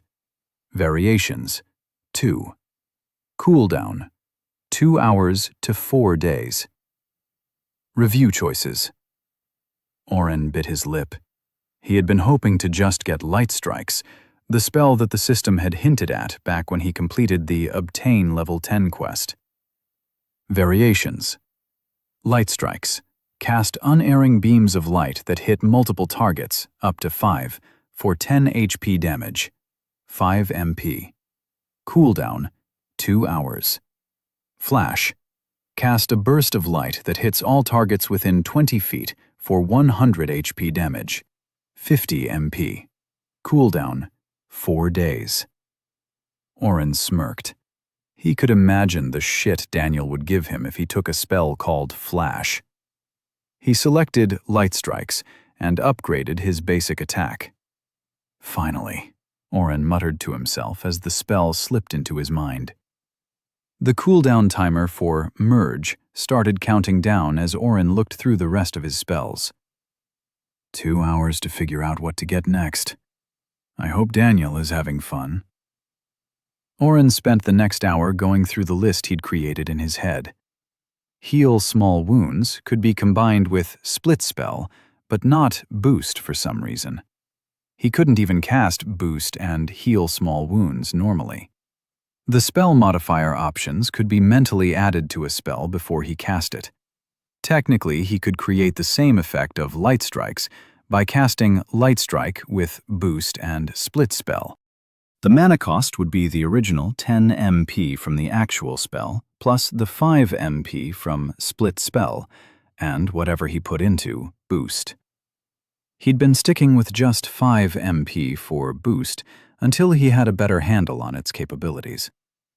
Oren could cast the same spell for 20 MP, or merge the 3 into Light Strikes and cast it for 5 MP.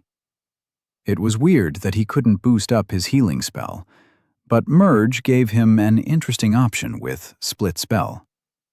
Merge, heal small wounds, and Split Spell? Compatibility, 100%. Chance of original spell loss, 0%. Variations, 1. Healing Hands. Heal up to 5 HP per touched target, 5 MP. Cooldown, 5 days. Accept? Oren considered the spell as a mental exercise. He didn't need to be able to heal multiple people at once, but could someone with healing hands let a bunch of people touch them and cure a bunch of people at once? Was it limited to 2 people, or could you use 10 fingers to touch 10 different people? The workarounds and cheats Oren imagined gave him pause. I don't need this, but I should remember to tell Amir about it. Oren did make one mistake while playing with his new spell modifiers. He wanted to test what Boost could do.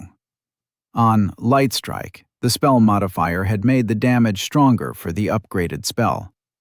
Oren wanted to try out an idea, but couldn't pick between 2 spells to test his theory.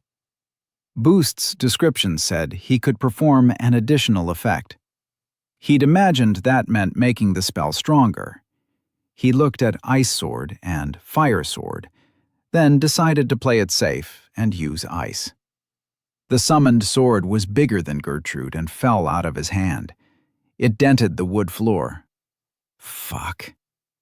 He tried to add a bit of Toxic Touch into the mix as an effect. Oren, you alive up there? Daniel's voice echoed from the bottom of the stairs. I'm fine, Oren yelled back, dismissing the sword and checking the timer. Daniel had lasted an hour and a half. Come down here real quick. Oren pulled the small rug over the damaged wood floor and hurried down the stairs. What's up? Maddie sent a messenger. They found some more good monsters for us to kill. You got all your shit? Oren glanced down at his outfit. I'm not the one who has to get all his toys to kick ass. Daniel smirked and rolled his eyes. Let's go. They made their way down the streets of Day, pushing through the crowds of people. The general population was moving around more, finally getting over the upheaval. The Lords of Day would protect them, and so would the new hero. Who cared if a bunch of demons might show up any day now? People still had to eat, do their laundry, and go to work. Oren's stomach growled as they passed a stand. The glistening meat roasted over a low fire, and the merchant carved pieces directly onto a piece of bread that he rolled like a tortilla. I'm getting one of those. How about you? Oren stepped into line to grab an early dinner. Daniel glanced toward the outer gate. We don't have time to wait in line, O. We can grab something when we get back. I'll catch up. I can find you both with map. Daniel hesitated and then pulled a gold coin out of his pouch. Get 3. We can eat as we walk. I'll stall Maddie as long as I can. She wants to meet us right outside the front gate. Oren watched Daniel walk away. The line moved quicker than he'd hoped, but he still had lost sight of his friend by the time he had the food. He pulled up his map and saw the 2 marks showing his party members on the other side of the wall. It's getting late. A guard stopped him as he began to head out. Make sure you're back inside before the sun sets. We won't be letting people in after dark. Oren nodded his thanks and kept moving.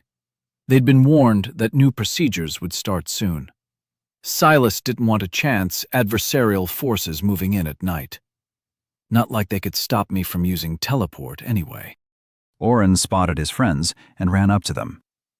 Hey, guys, I didn't catch what these are called, but I've eaten half of mine, and it's pretty good. Oren held the rolled meat sandwiches out. Daniel took his food woodenly, but didn't respond. Maddie hadn't turned toward him. Mads, you hungry? How far away are these monsters? There are no monsters, Oren. Maybe we should head back inside. Would you go if it was Oren? Maddie interrupted Daniel. The dim light of dusk made it hard to see, but Oren could spot twin trails of moisture down her cheeks. If it was him, would you still say it was too dangerous? That's not fair, Maddie, Daniel said in a calming voice, talking to her like he would a wounded animal. You don't even know if he's alive. Oren glanced back and forth. Somebody going to fill me in? Maddie rubbed her eye and took the food from Oren. Odrana has Brant. They're probably torturing him, or worse, for information about Day. He's worked with most of the lords at one point or another. He's the person my father is planning on having killed. Oren took a peek at Daniel. His face looked aged, harder than he remembered. We have to go get him then, right? Daniel shook his head. Tell him where he is, Maddie. Maddie swallowed a bite. Oren noticed she had barely chewed. The informant my father used believes he's being held in Cineras's castle. Brant tried. He's been charged. Brant snuck over to Odrana and tried to assassinate their leader, Daniel cut in. Don't lie to him, Maddie. Brant was angry and did something stupid. It's been months since he left. We don't know how long he's been held prisoner, or if he's for sure even alive. He's alive, Maddie said forcefully. If he wasn't, my father wouldn't be sending someone to kill him. Oren didn't understand. I'm confused. If he's alive, why wouldn't your dad try to save him? Or kill Cineras? Killing Lord Cineras would be next to impossible, Maddie said, crossing her arms. The sandwich was already gone. He'd have done it already if he could. The people guarding one prisoner wouldn't be as hard to get around. He's defenseless, probably starved and scared. Maddie, we can't storm into Odrana. I like Brant. He's a good guy. But what would he say if he was here? Daniel put his hands on Maddie's shoulders as he talked. Oren could see they were shaking. Probably something stupid that we'd ignore anyway, right? Oren caught Daniel's eye and tilted his head. What the hell, man? We have to try, right? Daniel's lips tightened into a thin line, and he jerked his head toward the wall behind them. We have to stay and protect the people here. The demon lord and his horde could show up any day. Oren put his left pointer finger on his right palm and bounced the digit around. I can teleport us there and back in no time at all. You haven't been to Odrana, Daniel said aloud. We would have to travel there or pay someone to get us there with teleport. Even better, Oren responded in kind. Saves me some mana to use on the bad guys. Also, after I heal up Brant, if he needs healing at all, that is, I'm sure Maddie is going to kick his ass for making us save him. I'll need the extra mana. Maddie choked out a laugh and rushed Oren. He awkwardly hugged her back when she fell into his arms. This isn't a good idea, Daniel said again. I don't want to leave him any more than you do, Maddie. You know this isn't smart. Oren patted Maddie's back. Yeah, but let's be honest. We never do things the smart way, do we? Chapter 70. Daniel stopped arguing after that and helped them plan. Maddie, how much did you find out? Daniel asked. He stuck his sword into the ground and leaned against it. Why does it look so cool when he does stupid shit like that? Oren sighed internally. Only what I've told you. Even my father hasn't been able to find out more information. If he knew for sure exactly where Brant was being held, he'd have acted by now. Oren, do you think your elf friend might know something? I can ask, but once we make any moves, Silas will know, Oren responded, pushing down the urge to kick Daniel's leg out from underneath him. He had one foot propped up backward on Gertrude. If all we need to do is get in and out, I can sneak in with camouflage. I just need to get close enough to— We are not sending you in alone, Maddie cut him off. There are a lot of skills and safety procedures set up for camouflage, which is one reason people choose invisibility over it. Daniel and Oren tilted their heads in sync. What? I can study and read books too. I think we're rubbing off on her a bit, Daniel said, stepping away from his sword to nudge Oren. She's adorable when she tries to be like us. Oren smirked. I might have a way to get us all in together. We can't teleport directly into his castle. He'll have teleport wards baked directly into the walls. Oren smiled and pulled up a spell. He tossed it to both his friends. Daniel pinched the bridge of his nose and sighed. How many new spells have you bought? Oren muttered something and tried to change the subject. We can probably hire someone here to get us nearby. We'd need to pay them a lot or make sure they didn't go straight home. First, we are not killing a locationist. Maybe we can tie them up nicely, Maddie said, shaking her head. Second, how long have you been able to use camouflage on all of us? I didn't say kill them. And how do you tie someone up nicely? Oren, Daniel threatened. I bought a bunch of spells when the elves kidnapped you to give to Saneris, all right? He's hiding something, Maddie said as she studied his face. I know. Daniel had his hands on his hips. Oren threw his hands in the air. Damn it, guys! I kind of created light strikes. Daniel frowned. I thought you already had light strike. With an S at the end. I've been playing with merge. Oren scratched the back of his neck. He'd been warned about using the skill, but he needed the power. He needed to be able to help his friends. If anything happened to Daniel or Maddie, he'd be devastated. If the cost of protecting them was a little risk, it was something he was willing to do. Daniel pointed his finger at Oren. We'll talk about this later. It's dangerous to create new spells, isn't it? I made one that already exists. It's not like I went off the deep end and spent hours finding out every combination of— Why are you both looking at me like that? You totally spent hours doing just that, didn't you? Daniel's face was drawn again. What are we going to do with you? We need more information on Saneris' castle, and we need to find someone who knows the area and can teleport us there. Oren ignored Daniel and listed the plan item by item. Should we go, just the three of us? Amir would help and could heal Brant if he needs it while I help fight any guards we come across. Tony might be able to just waltz right in and make everyone forget Brant was ever there. Maddie and Daniel shook their heads together. Maddie glanced at Daniel before she started to speak. Tony reports to the Lords of Day in an unofficial capacity, but he has enough power that Odrana would see it as an act of war. Amir is a sweet guy, but you can do anything he can do better, Daniel added. Hopefully we won't need to fight anyone. Oren laughed. You had to jinx us, didn't you? After figuring out a few more details, the trio made their way back into Day and went about the tasks they'd assigned themselves. Maddie visited the guild. She wanted to find a quest that brought them close enough to the border that it could be used as an excuse for being away. She was also going to put out some quiet questions regarding getting a teleport there, dropping hints that Oren might not be able to make it with her and the hero on this outing. Daniel went to Silas to check on the status of the pass reconnaissance, which wouldn't be out of the norm for him. Oren smirked, thinking about how Silas sighed every time Daniel caught his eye. The hero was a micromanager who needed to feel involved and up to speed on every aspect of the plan to deal with the Demon Lord.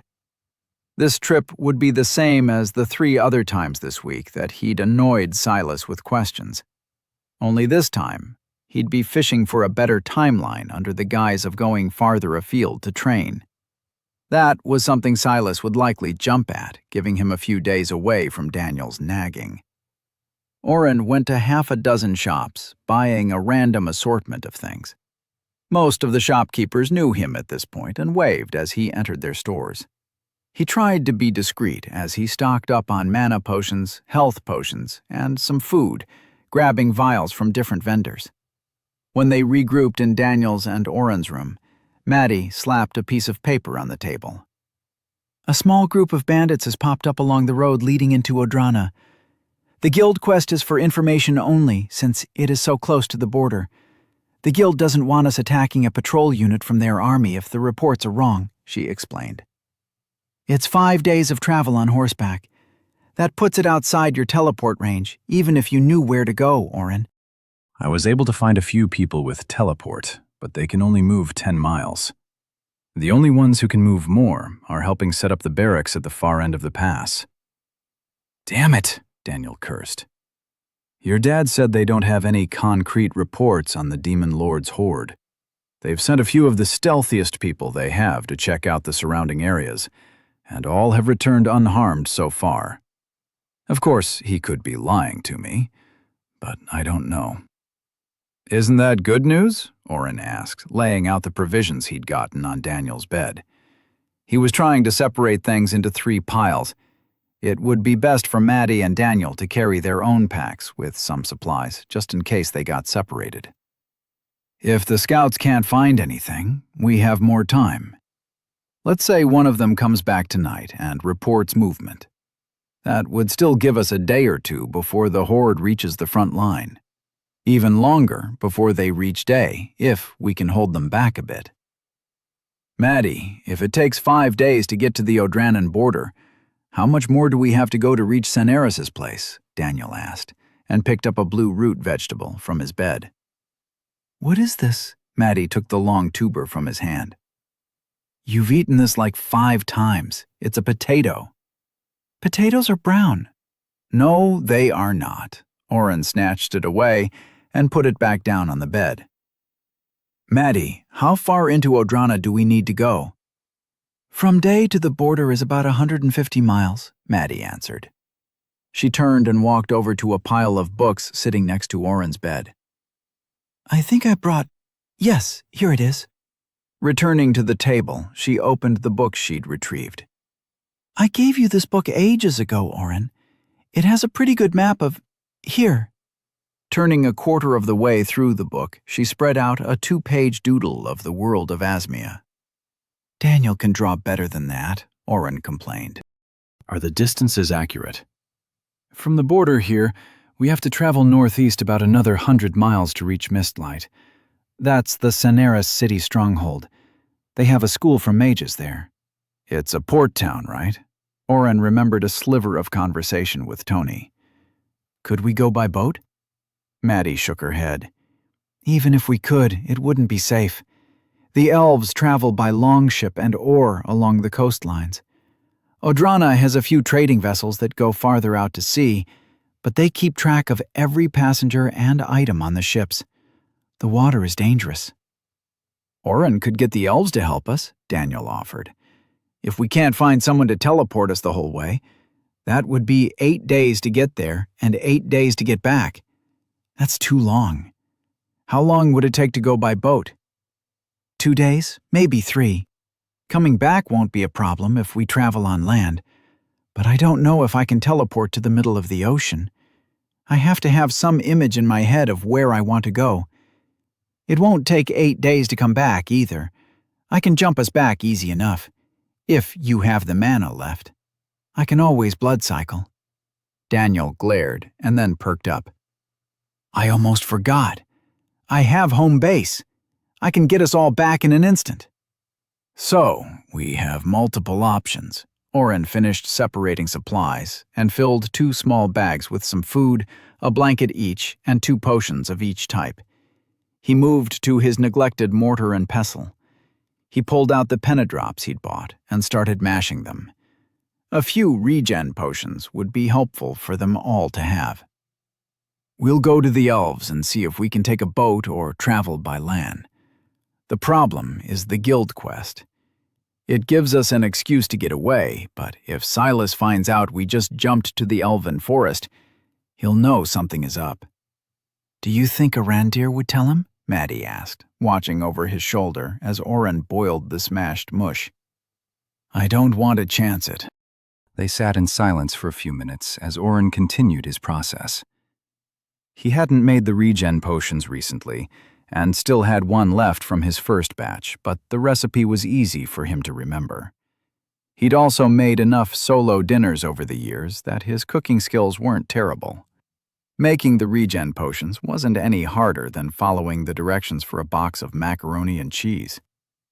After he began drying the powder residue, leached of the poison, Maddie left. She made them promise not to leave in the dead of night. As she closed the door behind her, Daniel chuckled. She knows us so well. We should hide in the morning just to mess with her, Oren agreed, and kept stirring his powder around the small flame. In the cellar or on the roof, Daniel suggested, half-jokingly. You know there is a ladder to the roof in the training yard. There's a nice view of the sunset against the wall. Silas has a great spot here. You can see for miles in either direction. That could work, Oren muttered, forgetting to stir Penadrop filtrate for a moment and nearly ruining the entire batch. He quickly stirred once and turned to Daniel.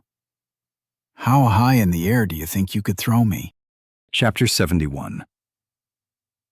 If you die, I'm going to kill you.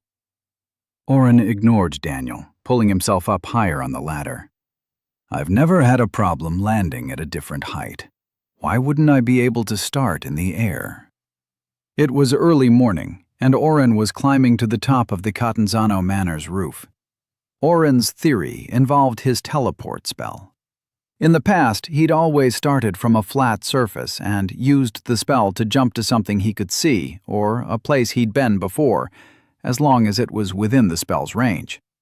Currently, teleport let him move 50 miles in a single jump.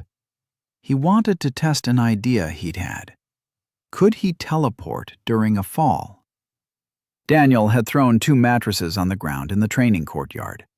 The hero had essentially stolen the yard from Silas at this point, forcing all the other guards in the household to train elsewhere. Daniel wouldn't have cared, but Maddie had mentioned spies and keeping his skills hidden. Lord Catanzano had sent his men away. Oren planned to jump not from the roof, but from a controlled height. Even if he landed wrong, he was reasonably sure he could heal himself. He'd finished the regen potions and handed one off to Daniel, who would force it down Oren's throat if he needed to. I don't see why you can't jump from the top of the stairs, Daniel complained. Oren finished climbing and turned around. He hung from the top of the ladder, one hand holding the roof. Daniel was holding the base steady. I could, but this is more fun, Oren said, as he teetered on the edge. Here goes nothing.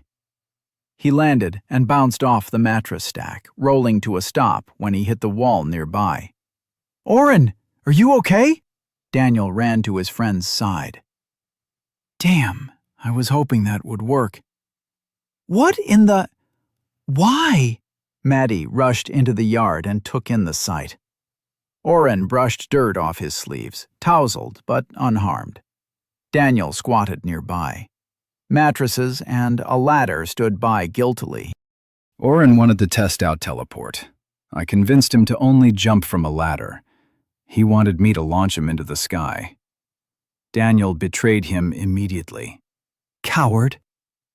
Oren, Maddie elongated his name in the way his mom used to when he was in trouble. You know the entire manor is warded against teleport. Oren glanced at Daniel, who was holding back a laugh. It's not my spell. Oren sighed and picked himself up. Maddie, do you know if teleport works when a person is falling from the sky? Why would you be falling from the sky? I need to be able to see into the distance. If I have Daniel throw me or create a balloon, I could see farther away and teleport where I want to go, Oren explained. It sounds stupid, but the way the horizon works, I know the theory of the curvature of the world. We've tried to build towers high enough to see the far side of the pass in the past.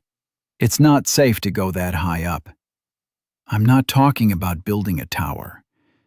If this world is even roughly the same as our home planet, and I did the math right, if I go even 100 feet up, I can see over 10 miles. Maddie paused, began to speak, and shook her head. You won't distract me. We can talk about that math later. If you go too high, sometimes things attack.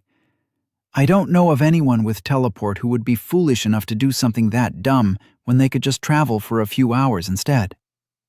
If I can get to 500 feet, I can probably see 30 miles.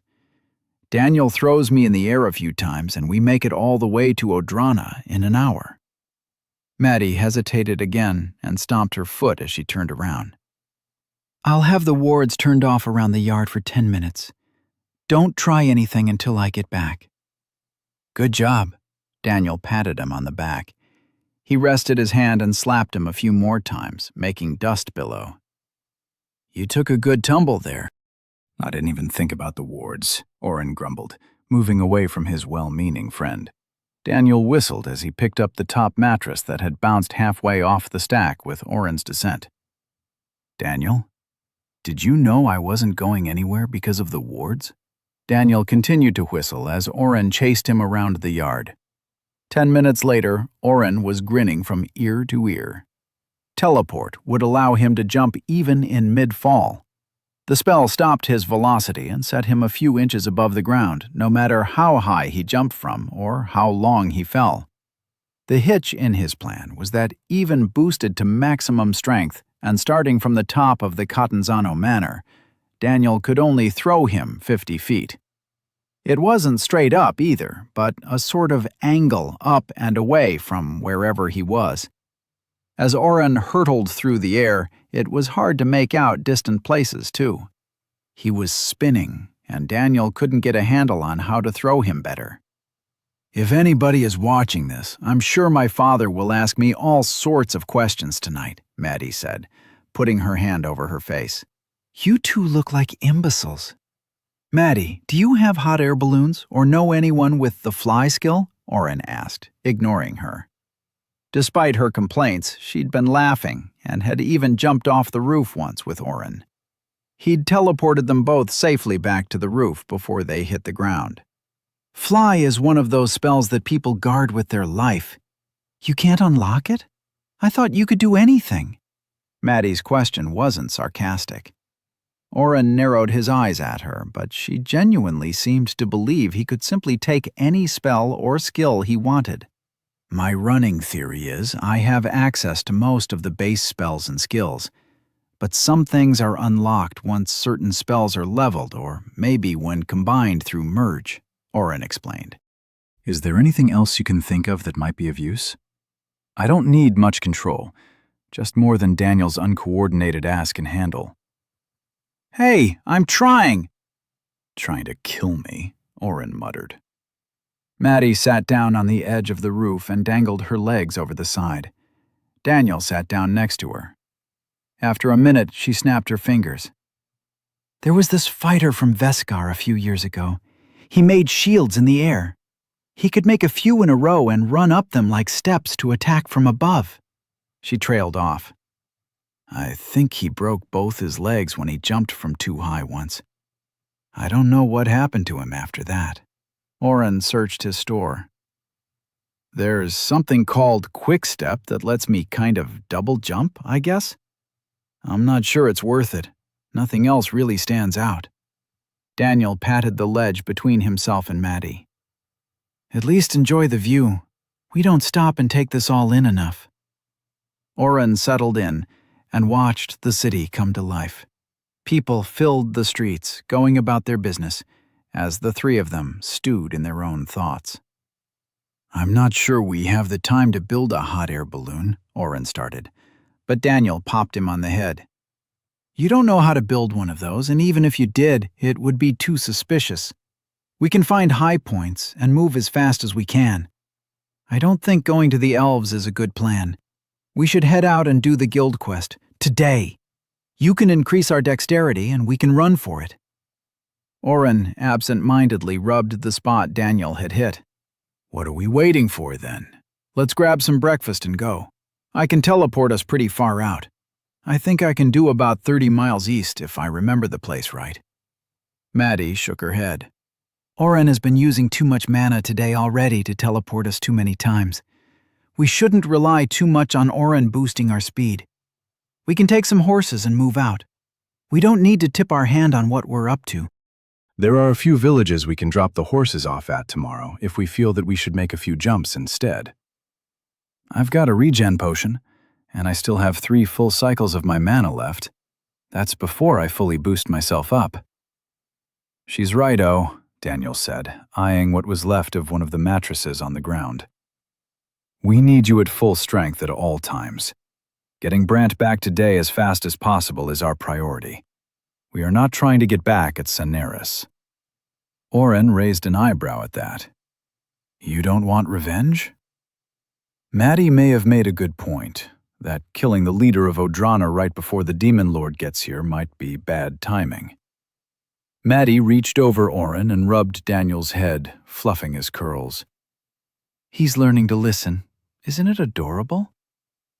Oren rolled his eyes. I guess we still have to get down. The ladder is right there, Maddie pointed, confused about what Oren was getting at. Oren linked his arms around both his friends and laughed. Then, with a quick boost of strength, he threw all 3 of them off the ledge. The rest of the day was spent traveling. Maddie had taken care of the logistics, and Silas either hadn't been made aware yet or didn't care that they were taking on a guild quest. Oren's bet was that Maddie had kept it from him somehow. I hate horseback riding, Daniel complained as the walls of day faded behind them. Is this the same road we first met you on? Oren glanced around.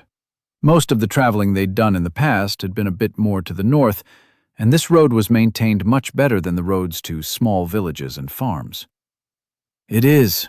It's the main route to Odrana, with a town or 2 along the way. Hopefully we can avoid those and find a barn to stable the horses until we get back. Oren tried to find any sign of that first fight, but the push of people coming and going from day moved them along even once out of sight of the city. Why are there so many people on the road? Word has begun to get out that something dangerous is coming, Maddie said with a sigh. Some people leave for the country when a horde is coming, and others go into the city, thinking they can get some easy experience or even a bit of thieving. Oren watched a mother with 3 small children push past them. She was wearing rags, and the oldest of her children carried the youngest on his back. Oren waved her over and handed her a few gold pieces. She cried and thanked him, but then the mass of others began to push in, asking for help.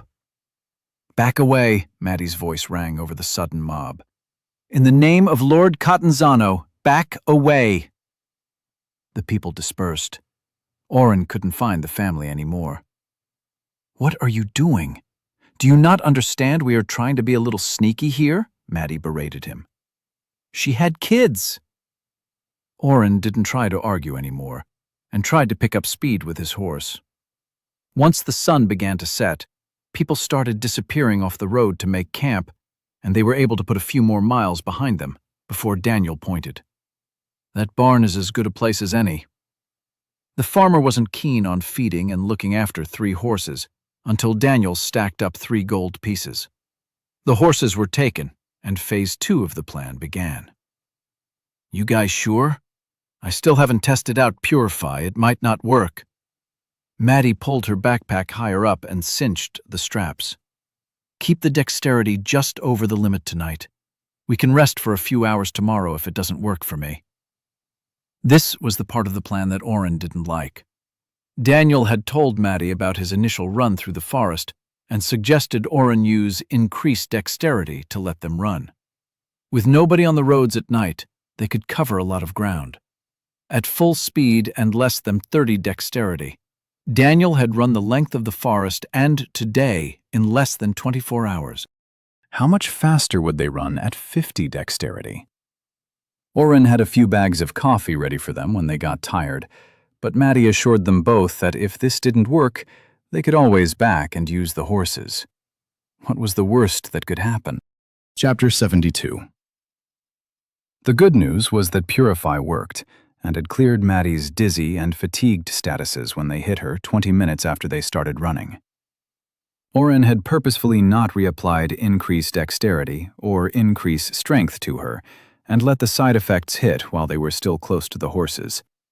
A quick misstep from Maddie and Oren's identify had shown what he knew to be true. Daniel and Oren were exempt from the overuse side effects of his increase stat spells. However, the dexterity wearing off on Maddie gave a solid hit to her ability to stay upright. The bad news was that Purify worked. Oren didn't realize how much that would incentivize both Maddie and Daniel. "I hate running," he complained for the 20th time. They'd been at it for 4 hours. Daniel had convinced Oren to tweak the numbers a bit more and pushed Maddie's dexterity to 70. He had used Utility Ward as the base and reapplied increased dexterity as needed. Oren knew Daniel was a good runner. He did the sports and moved the ball. He probably had an amazing sprint time back on Earth, but with the increased stats, it was superhuman. Daniel kept running forward to check the trail. No matter that Oren was running map non-stop and would see anyone or anything that they would come across well before needing a warning. He's such a show-off. "I'm not fond of it either," Maddie shot right back. When they'd left Day, her hair had been done up in a traveling bun. The sweat had destroyed the glamour of it all. "How is he quicker than us?" Oren did his best to shrug as they ran. He didn't want to have to explain their theory that even with the boosted stats, it only unlocked potential. In a previous life, in gym class, Oren had had to run a mile in under 10 minutes for a passing grade. He'd barely made it. With his dexterity at 100 points, his legs moved faster and landed steady despite the uneven ground. The increased strength made each push off the ground throw his body into the distance at greater speeds. He was holding back a little to stay with Maddie, but figured they had to be moving as fast as the horses at a full gallop. Oren didn't know the exact speed that people could run, or even horses for that matter. But Maddie knew the landmarks leading to the border and assured them both they were moving fast. "How are you doing?" Maddie huffed. "Is your mana pool almost empty?" Oren checked again. He'd used Utility Ward and kept his will topped off the entire time, but juggling all 3 of their dexterity and strength stats while also casting a heal small wounds every once in a while to relieve their hard breathing was intense. "I'm at about half, but doing fine. Didn't you say just a bit more, like an hour ago?" Maddie slowed down to a walk and then stopped completely. She rested her hands on her knees and took deep breaths. "I'm feeling it more and more each time we rest. Sorry, give me a minute." Daniel timed his entrance perfectly. "Why are you two stopping? There's a village about 3 miles from here. I saw the lights." "Shut up," Maddie and Oren said together. Daniel's boundless energy was a bit much after no sleep all night. Oren threw a healing spell on Maddie and walked Daniel up the road a bit. "We don't have the same constitution that you do. We can run faster, but it still hurts after a while. I'm not sure Maddie or I can do much more tonight. Do you want to go ahead and get a room at an inn?" "Does that village even have an inn?" "That village is Still Rock, one of the main trading posts between Odrana and Day. They have multiple inns, but we can't stay at one tonight." Maddie hobbled forward to join the conversation. "We left yesterday with horses. It should take us 4 more days to arrive. Maybe 3 days if we pushed the horses." Do you two realize we just ran 110 miles in just under 5 hours? Good to know, Oren muttered, tallying up the math. Maddie had slowed them down a bit, but not that much. Knowing that he could run somewhere between 20 and 25 miles an hour was nothing to laugh at. "Look at me now, Coach Steele." We can make camp for the rest of the night and then do some reconnaissance tomorrow. Maddie took the water skin off her side and took a long sip. Don't forget, we have to attempt the guild quest. I'm hoping Oren's finds something fast so we can keep moving. We should only travel like this at night, Daniel added.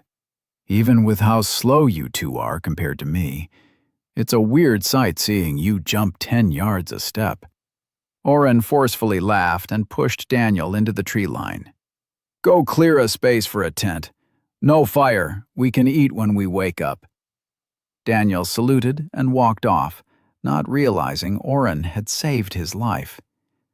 Maddie lost a little of her princess shine when she was tired, and she hadn't slept for almost 24 hours. She'd taken a deliberate step in Daniel's direction at his light jibe.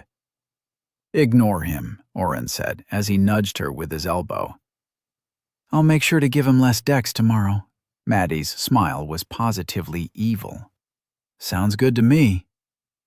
Still Rock was much bigger than a village, but Oren could see why Daniel had thought it was smaller. The town was sprawling, with houses set far apart as they approached with their hoods up.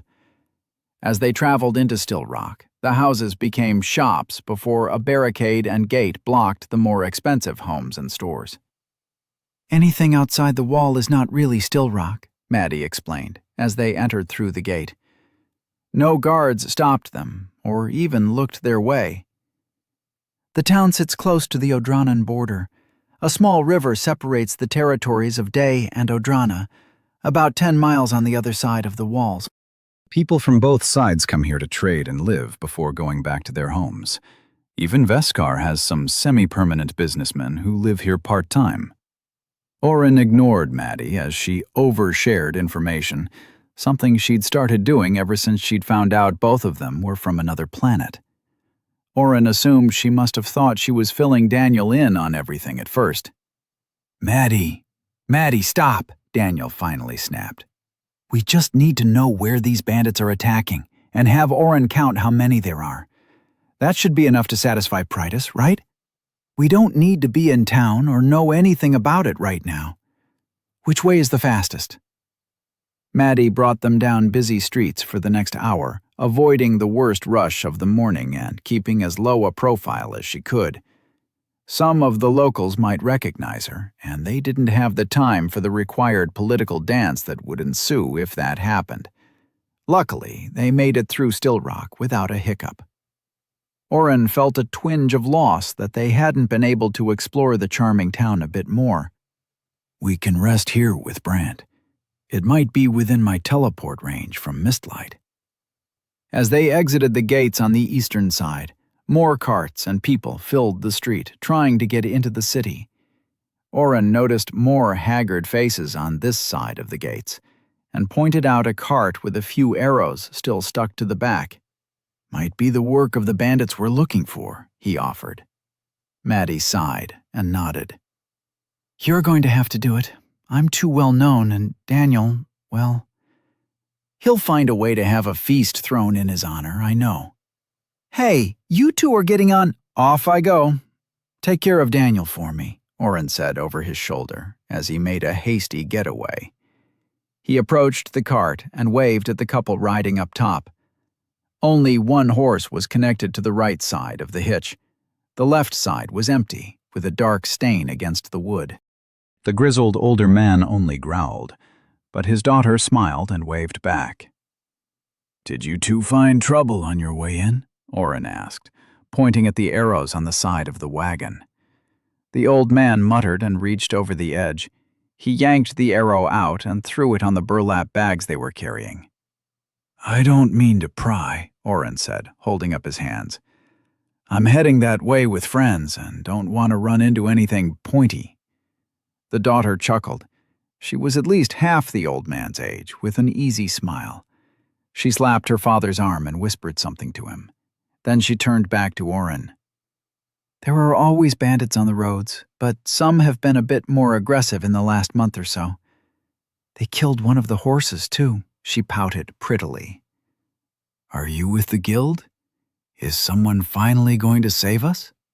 Oren's bullshit meter spiked. Daniel's rise in popularity had started in middle school. He'd always made time for Oren, but he was busy and had his own life. Oren wasn't unpopular at first. He'd been befriended by a new girl at the school. He hadn't known that she was using him to get to Daniel. She wasn't the last to completely blow him off once he'd made the introduction, but she'd been the first. He'd learned to pick up the signs, over-the-top expressions and near flirting, asking for help in subjects they were doing fine with, and snooping for information in a seemingly natural way. "Me? With the guild?" Oren forced a laugh and watched her smile turn brittle. "I simply don't want an arrow planted in my behind." He pointed to the back of the wagon by way of explanation. "Thank you for the information." Oren turned and walked away before they could respond. He caught up with Maddie and Daniel a minute later. "What did the couple say?" Daniel asked, as they regrouped. "Couple? I thought that was his daughter." Oren glanced over his shoulder but couldn't see them anymore. They said it was bandits, but she was acting weird. Maddie perked up. "Weird how?" Oren tried to think of the words to explain it, but shrugged it off. "She thought I might be with the guild." "Damn it," Maddie cursed. "We need to get going then. If the local guild chapter finds out we're here, they'll want us to report in on the state of the roads between Day and Still Rock. Let's go." Daniel's stomach grumbled.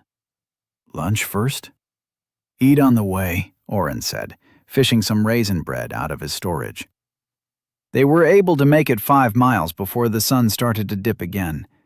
Walking was much slower, and the people passing them kept Oren from increasing their stats again.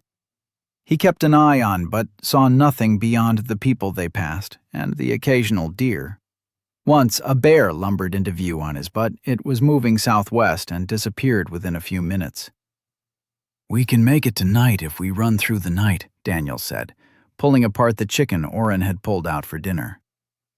"I think we should sleep a few hours then run," Oren suggested. "I don't know about you two, but I'm still tired from last night." Daniel snapped a bone between his fingers. "We need to hurry." "We can teleport back to Day if we need to," Oren countered. "Brant can wait another day. He's not going anywhere." A choked-off sob from his side made Oren close his eyes at his stupid words. "I mean, he's held on this long. We need to be in the best shape we can be when we rescue his butt." Daniel tossed his broken chicken pieces into the fire. "I'll take the first watch. Get some sleep, you two." Oren and Maddie crawled into their respective sleeping bags. Oren tried to fall asleep, but Daniel was still moving around, trying to find a comfortable spot to sit. "Maddie, are you awake?" "I'm sorry for what I said," Oren whispered. "Brant will be fine. He's probably going to give us shit for saving him." Maddie turned over and faced him. Daniel thinks he'll yell at me for rescuing him. I think he'll yell at Daniel for letting me come at all. Oren chuckled. "I'm not taking either of those bets." Silence swallowed the small camp again. "Maddie? Oren? I think someone is coming toward us," Daniel whispered. He kicked some sand over the small fire they'd built. "Oren, what do you see?" Oren pulled up his map. More than a dozen white dots were moving in their direction. Chapter 73. "We're leaving, now," Daniel said, throwing the few camp supplies at Oren. "Oren, can you use teleport to get us back to the Still Rock?" "I can, but don't argue." Oren caught the sleeping bag and took an extra second to push the length of it into his pocket. Dimension Hole was one of his most useful skills. In no time at all, Oren had the entire camp stored away. His friends reached out and put their hands on his shoulder. Ignoring Daniel's orders, Oren jumped them a mile down the road back the way they'd come. "Oren," Daniel's voice was tense. "I said to the town. Why am I not seeing buildings?" Oren continued ignoring Daniel and spoke to Maddie. "I brought us about a mile away from where we were sleeping. We can use camouflage ward and sneak by them. I counted 14 people heading our way, but I doubt that group was everyone. We can either track them and get an exact count or just boost up and start running. Maddie looked up at the sky, checking the position of the moon. It's not even midnight. We could get close to Mistlight. Excuse me? Daniel brushed between them. Why am I being ignored? I'm in charge here. Oren laughed. Maddie smirked. Daniel, you've been outvoted. We are not going back to Still Rock. Do you have an opinion on what we do next? Oren cast camouflage ward. We are going to talk about this later, Daniel complained. We don't have time to track them down. If we're going to run, let's make it to Mistlight today. Oren, bring Maddie to the max with us. We need to move. Oren acquiesced and cast Utility Ward again before increasing Maddie and Daniel's strength and dexterity to 100. Despite Daniel's suggestion that they not try, Oren checked his map as they ran. Strangely, he didn't find the 14 they'd encountered before. They must have run back to their hiding place. The river border had a bridge and board guards on either side, but another application of camouflage ward made the crossing easy. The sun was coming up when Maddie slowed them at an intersection. All three were slick with sweat and exhausted. She pointed to some markings on a crude sign. Mistlight is another 10 miles in that direction. We've made it. Oren, find us a spot nearby to rest. We all need some sleep, Daniel ordered, still trying to be the group leader. Maddie nodded at Oren behind him. Yes, sir. Oren saluted sarcastically and marched into the brush. His mana was at about 1/10 of his full mana pool, and he needed the sleep. Even with meditation, the long 2-day run had worn him down. He hadn't fully regained his mana pool once, and casting his buffs on everyone every 20 minutes had drained him.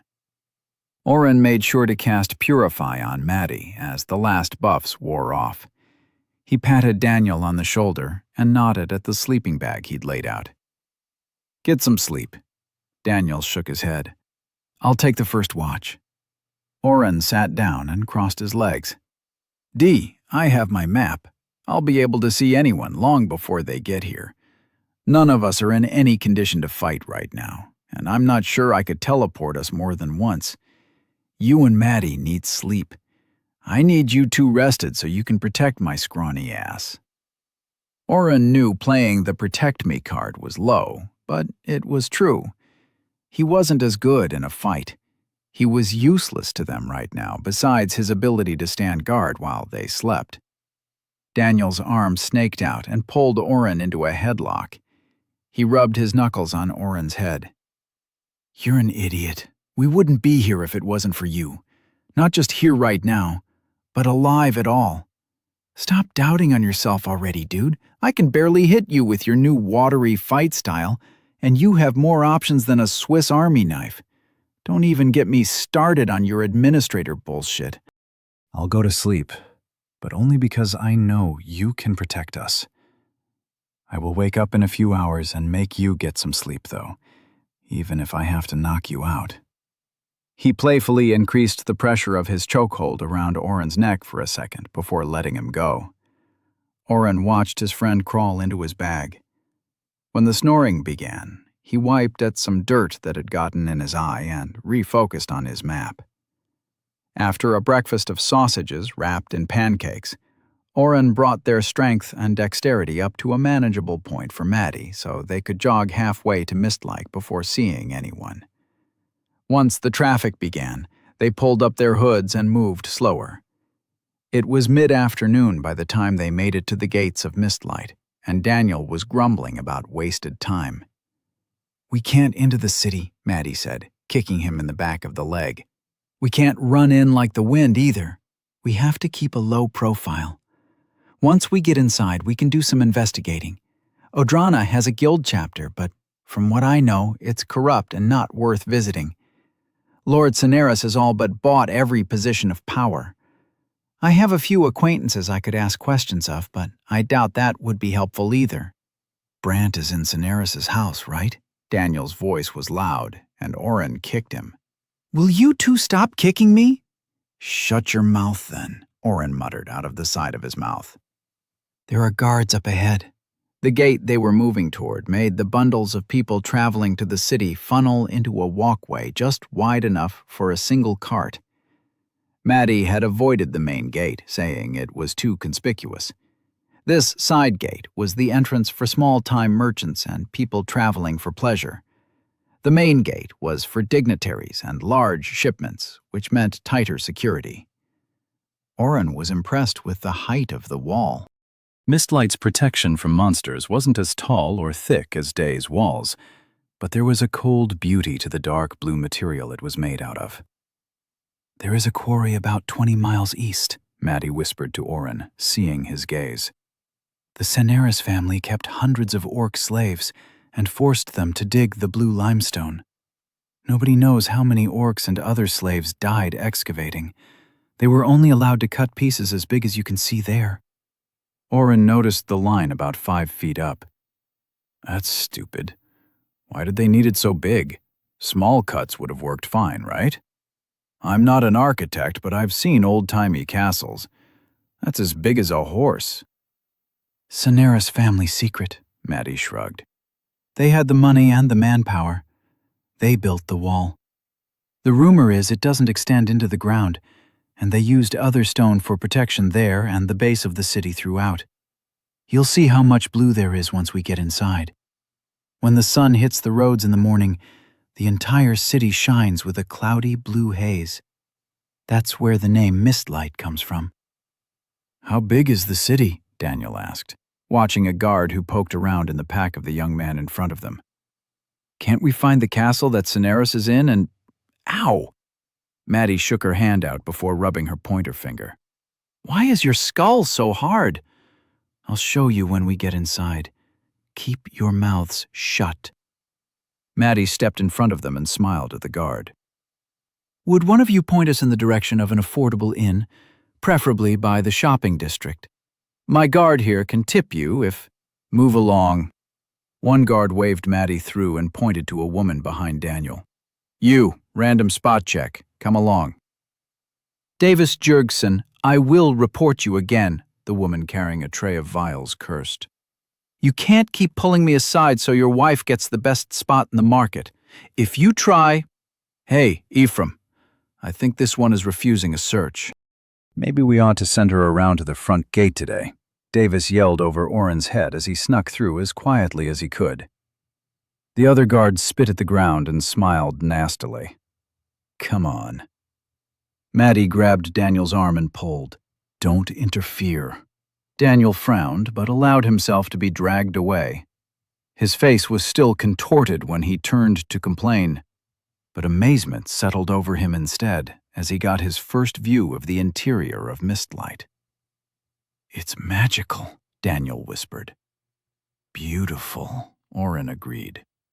The majority of buildings crawling toward the sky were painted in varying shades of blue. The deep blue of the walls and streets reflected the vibrant shades of the buildings, throwing illusions of movement into every corner. The people moved with an air of ease and calm, completely unlike the purpose and strong stride of the people of Day. Oren saw families in swimsuits holding picnic baskets. They moved north toward the water, and Oren could only surmise they were having a beach day. Even the vendors setting up stalls in small grooves between buildings put out their wares with a relaxed air about them. Streamers and flags flew from nearly every window and door. The people were diverse too. Dwarves, orcs, and humans crowded the streets. Most of the people moving around wore dark shades of green, blue, and even some purple. The few people wearing more muted colors were standing around slack-jawed, taking in the sights. We need to get some new clothes, Maddie said to herself. Oren, Daniel, stop acting like country boys and come with me. Oren snapped out of it and raised an eyebrow at Daniel. Yes, my liege, whatever you demand, my liege, Daniel replied sarcastically, but followed her. Maddie smirked imperiously over her shoulder. I kind of like that. Keep it up. 3 gold and 7 silver pieces later, the trio stepped out of a clothier's shop. Daniel kept tugging at his sleeves. Are you sure this color is right? You heard her. Purple is all the rage right now, Maddie said, watching for an opening in the foot traffic. Ms. Rose said there's a good inn up this way. We can talk more once we're settled. Oren glanced at his own green shirt and thanked his luck that Maddie had been focused on Daniel. Hurry up, you two, Maddie yelled over her shoulder. The Dragonflight Inn was a step down from staying at the Catanzano's manor, but they took a room for one important reason. It was within throwing distance of the Saneri's castle. On the western side of the city, the castle was made of the same blue stone as the walls. Oren thought calling it a castle was a bit of an exaggeration, but he'd grown up watching celebrities showing off their mansions.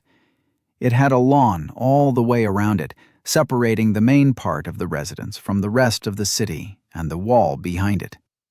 8 towers joined together in an octagonal shape with a slightly higher tower in the middle overseeing the rest of the city. The Saneri's castle loomed over Mistlight like a blue beacon. We can rest and eat some dinner, Daniel said, yanking on the long sleeves of his shirt again. Then we find a way to bust in there and free Brant. It's surrounded by a fence, and I can count 10 guards from here with, I think, Oren countered. He sat on the bed and bounced, testing it out. We should set up a distraction on the other side of the city and try to sneak in. Maddie let the curtain fall from where she was spying out the window and turned to them. Let's make a plan. Chapter 74. The plan was simple. Daniel was going to create a distraction a few blocks away, something flashy and big, but not traceable to him. Maddie would help him cover his tracks and make their way back to Oren, who would be waiting by the gate to Saneris's home. They would use map and camouflage to sneak inside and find Brant. Oren had already tried to find Brant using map, but something blocked his view into the castle. He could make out the grounds, but beyond the inner courtyard was a blank slate. Oren had teleport, and Daniel had home base. Either one of them could get the entire party out of Mistlight if they needed to, with Daniel's once-a-month skill bringing them all the way back to day in a moment. They wanted to save that as their trump card. Saneris would probably send people after them if they tried to run over land, and when the shit hit the fan, Oren didn't know how much mana he'd have left. Sleeping all night and most of the day had helped him reset to a full pool of mana, but he was about to attempt a break-in on the leader of Odrana's fortress. If you see my butterflies in the sky, abort and meet by the side gate, Maddie said as she pulled a strap on Daniel's chest tight. The contraption he used to carry Gertrude rested on his back, since he wouldn't have Oren around to carry his giant sword. We know what to do. Daniel reached over his shoulder and connected his weapon to its holster. I'm more worried about Oren going alone. We shouldn't split up. Isn't that one of your rules, O? Oren smiled as he double-checked the vials on his hip. That's for gaming. There isn't a dungeon master waiting for us to fuck up in real life. I'll be watching to see where most of the guards leave from. We want to keep the element of surprise for as long as we can. More importantly, have you figured out what you're going to do to create a distraction big enough to draw out his guards? Daniel's grin chilled Oren's soul. I was thinking about bringing a building down. Don't do anything that hurts people. There are a bunch of empty buildings around, haven't you noticed? Daniel took a peek out the window. The fronts are painted and the small lawns are maintained, but nobody comes in or out of them. Maddie frowned. Mistlight is prosperous. There's no reason someone would buy a failed business. Which building are you talking about? After we bought our clothes, do you remember the street with the guy selling lizards on a stick? I noticed 5 buildings with the doors locked up tight. There was a thick layer of dust up the steps behind the iron gates of each one. Oren pulled up his map and sketched out the local streets on a spare piece of paper. Show me where they are. Daniel ran his finger along the squares and lines of Oren's doodle. Here to here. I don't know which one I'll go for exactly, but you should be able to see the dust, right? It's weird, but yes, I'll be able to see, Oren answered, deep in thought.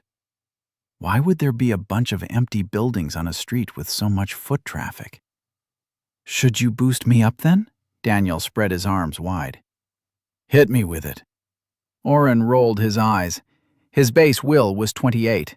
He cast Utility Ward at level 2, which was the equivalent of casting each increased stat spell 5 times at level 2. The +2 to each stat became +6 instead, adding up to a total of 30 extra points to each stat for all 3. And it only cost me 200 MP, Oren thought. I guess really only 198 MP, but who's counting?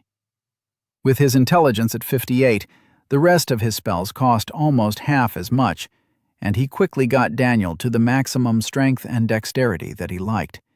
He kept Maddie in the 60 range. What gives? Maddie's eyes were distant, the telltale sign that she was checking her status. You didn't push me all the way up. Oren scratched his neck and tried to not turn away from her angry tone. I'll bring you up more once we reconnect. I don't like buffing you even this much when we're all separated. If something happens, you're going to go down hard with side effects. You only have 20 minutes before the increased dexterity and other spells wear off, so hurry. Maddie didn't argue, realizing Oren's concerns were valid. Instead, she threw a pillow at Daniel in frustration. Side steps activated, and he blurred to the side. We can pillow fight later, Daniel said, as he bent and tossed the pillow back on the bed. Time for a rescue. Oren had to wait alone for 10 painstaking minutes before the clamor began. He had found a spot that sold books on the curb, mostly trashy romance novels like the ones Silas kept as a keepsake. He posted up to avoid suspicion. True to his promise, Daniel used a combination of his gravity strike and shooting star to pinball around the inside of what Oren hoped was a vacant building. Oren heard the screams from a few streets over before he saw the plume of dust rise into the air. No butterflies. That's good at least. More yelling nearby alerted Oren to the gate opening. Half a dozen guards ran out and made their way toward the disturbance.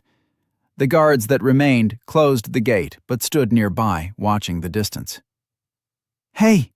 Oren jumped and turned around. Maddie smiled. Where's Daniel? Maddie rolled her eyes and pointed to the alley. He got covered in dirt. He doesn't want to be seen. We only got away because all 5 of those buildings were under construction. They had taken down the walls between them. We just walked out of a different entrance. Luckily, it was close to some small streets. He got a few looks, but almost everyone was covered with dust when that building came down. Oren followed Maddie. How'd you avoid getting covered? Maddie brushed imaginary dirt off her sleeve. I was raised properly. I know how to avoid a mess. Hurry up, Daniel hissed from in front of them. Did they open the gate? Yes, but they closed it again.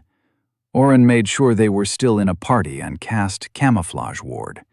He also reapplied the various buffs that had worn off and cast Ward on each for good measure. We might have to fight our way in. I've got it, Maddie stated. Stick close. We can't look at each other. Shit, I hate this spell. It makes me want to puke, Daniel complained. Maddie, tap your spear on the ground every few steps, Oren called out as loudly as he dared. A small click ahead of him helped him find his way forward.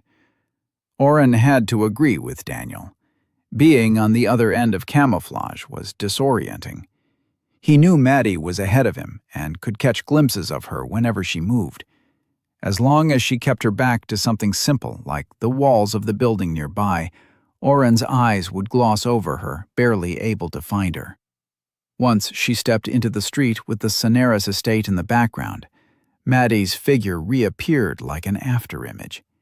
She shook and distorted a bit. It hurt his eyes and turned his stomach. I see why you don't like this, Oren whispered to his side. He kept map running as Maddie approached the gate. 2 guards still waited inside the entrance to Cineris's house. "What is she doing?" Maddie raised her hand and shot a shimmer sight at the guard farthest from her. As the lights exploded across the man's eyes, she reached in and yanked the first guard against the metal gate. Hard. "That was awesome, Maddie," Daniel said, pushing the gate open and punching the stunned guard in the face. "Oren, give me some rope. I'll tie them up." Oren sighed and held out 2 pairs of manacles. Daniel took them gingerly. "Do I want to know why you have these?" Oren sighed. "I came prepared. Cuff their hands together and make them hug that tree. Hurry up." They approached the front door in a crouch. Standing by the front door made Oren feel exposed. Even with camouflage running, he felt like there were eyes on him. "Any guards inside?" Maddie whispered in the wrong direction. "I can't tell." Oren reached out and tried to grab her arm. He touched her hair instead. "Sorry." "This is going great," Daniel complained. "I'm going in." The door creaked a little as they entered the main entrance to the castle. Oren sighed in relief that no guards waited right inside. "This is too easy," Maddie muttered. "Where is everyone?" "Responding to the distraction," Daniel said, before moving deeper into the house. "Which way, oh?" Oren checked his map. "Shit, it's not working. Everything is grayed out, and I can't even make out you 2 anymore." "Daniel, get over here and stay close. We might need to drop camouflage. If we get split up in here," Maddie trailed off. Oren didn't try his other spell, but knew from Maddie's warning that Cineris would have teleport wards activated. He checked the entrance hall they were in. It was furnished nicely enough, but not too extreme. A few paintings of people Oren didn't know lined the walls. Chairs and a few tables rested underneath, with trinkets and curiosities for people to peruse as they waited for the Lord of Odrana to receive them. Other than the front entrance they'd come through, he could see 2 closed doors at the far left and right sides of the hallway. "Which way?" Oren whispered to Maddie. "I don't know." "We probably should have figured this out beforehand." "We can't walk into a shop and ask for the layout of the castle, now can we?" "This way." Daniel's voice moved to the door on the left. "Follow me." Oren checked his mana pool. He could take a regen potion now, but decided to wait. He could blood cycle a few full mana pools before he needed the quick boost of a potion. His party was at full health, boosted up, and ready to fight. He'd done what he could. It was time to let Daniel be the hero. Daniel kept one hand on Gertrude's hilt, ready to swing her over his shoulder at any moment. He slowly turned a handle and gently opened the door. After taking a half step inside, he turned back and smiled. "Dining room. Nobody's here." The 3 walked into the lavishly appointed room. Cineris had spent money on the furnishings here. They stood at the end of a long table that glistened with a fresh wax polish. Silverware was laid out, but no food was on the table.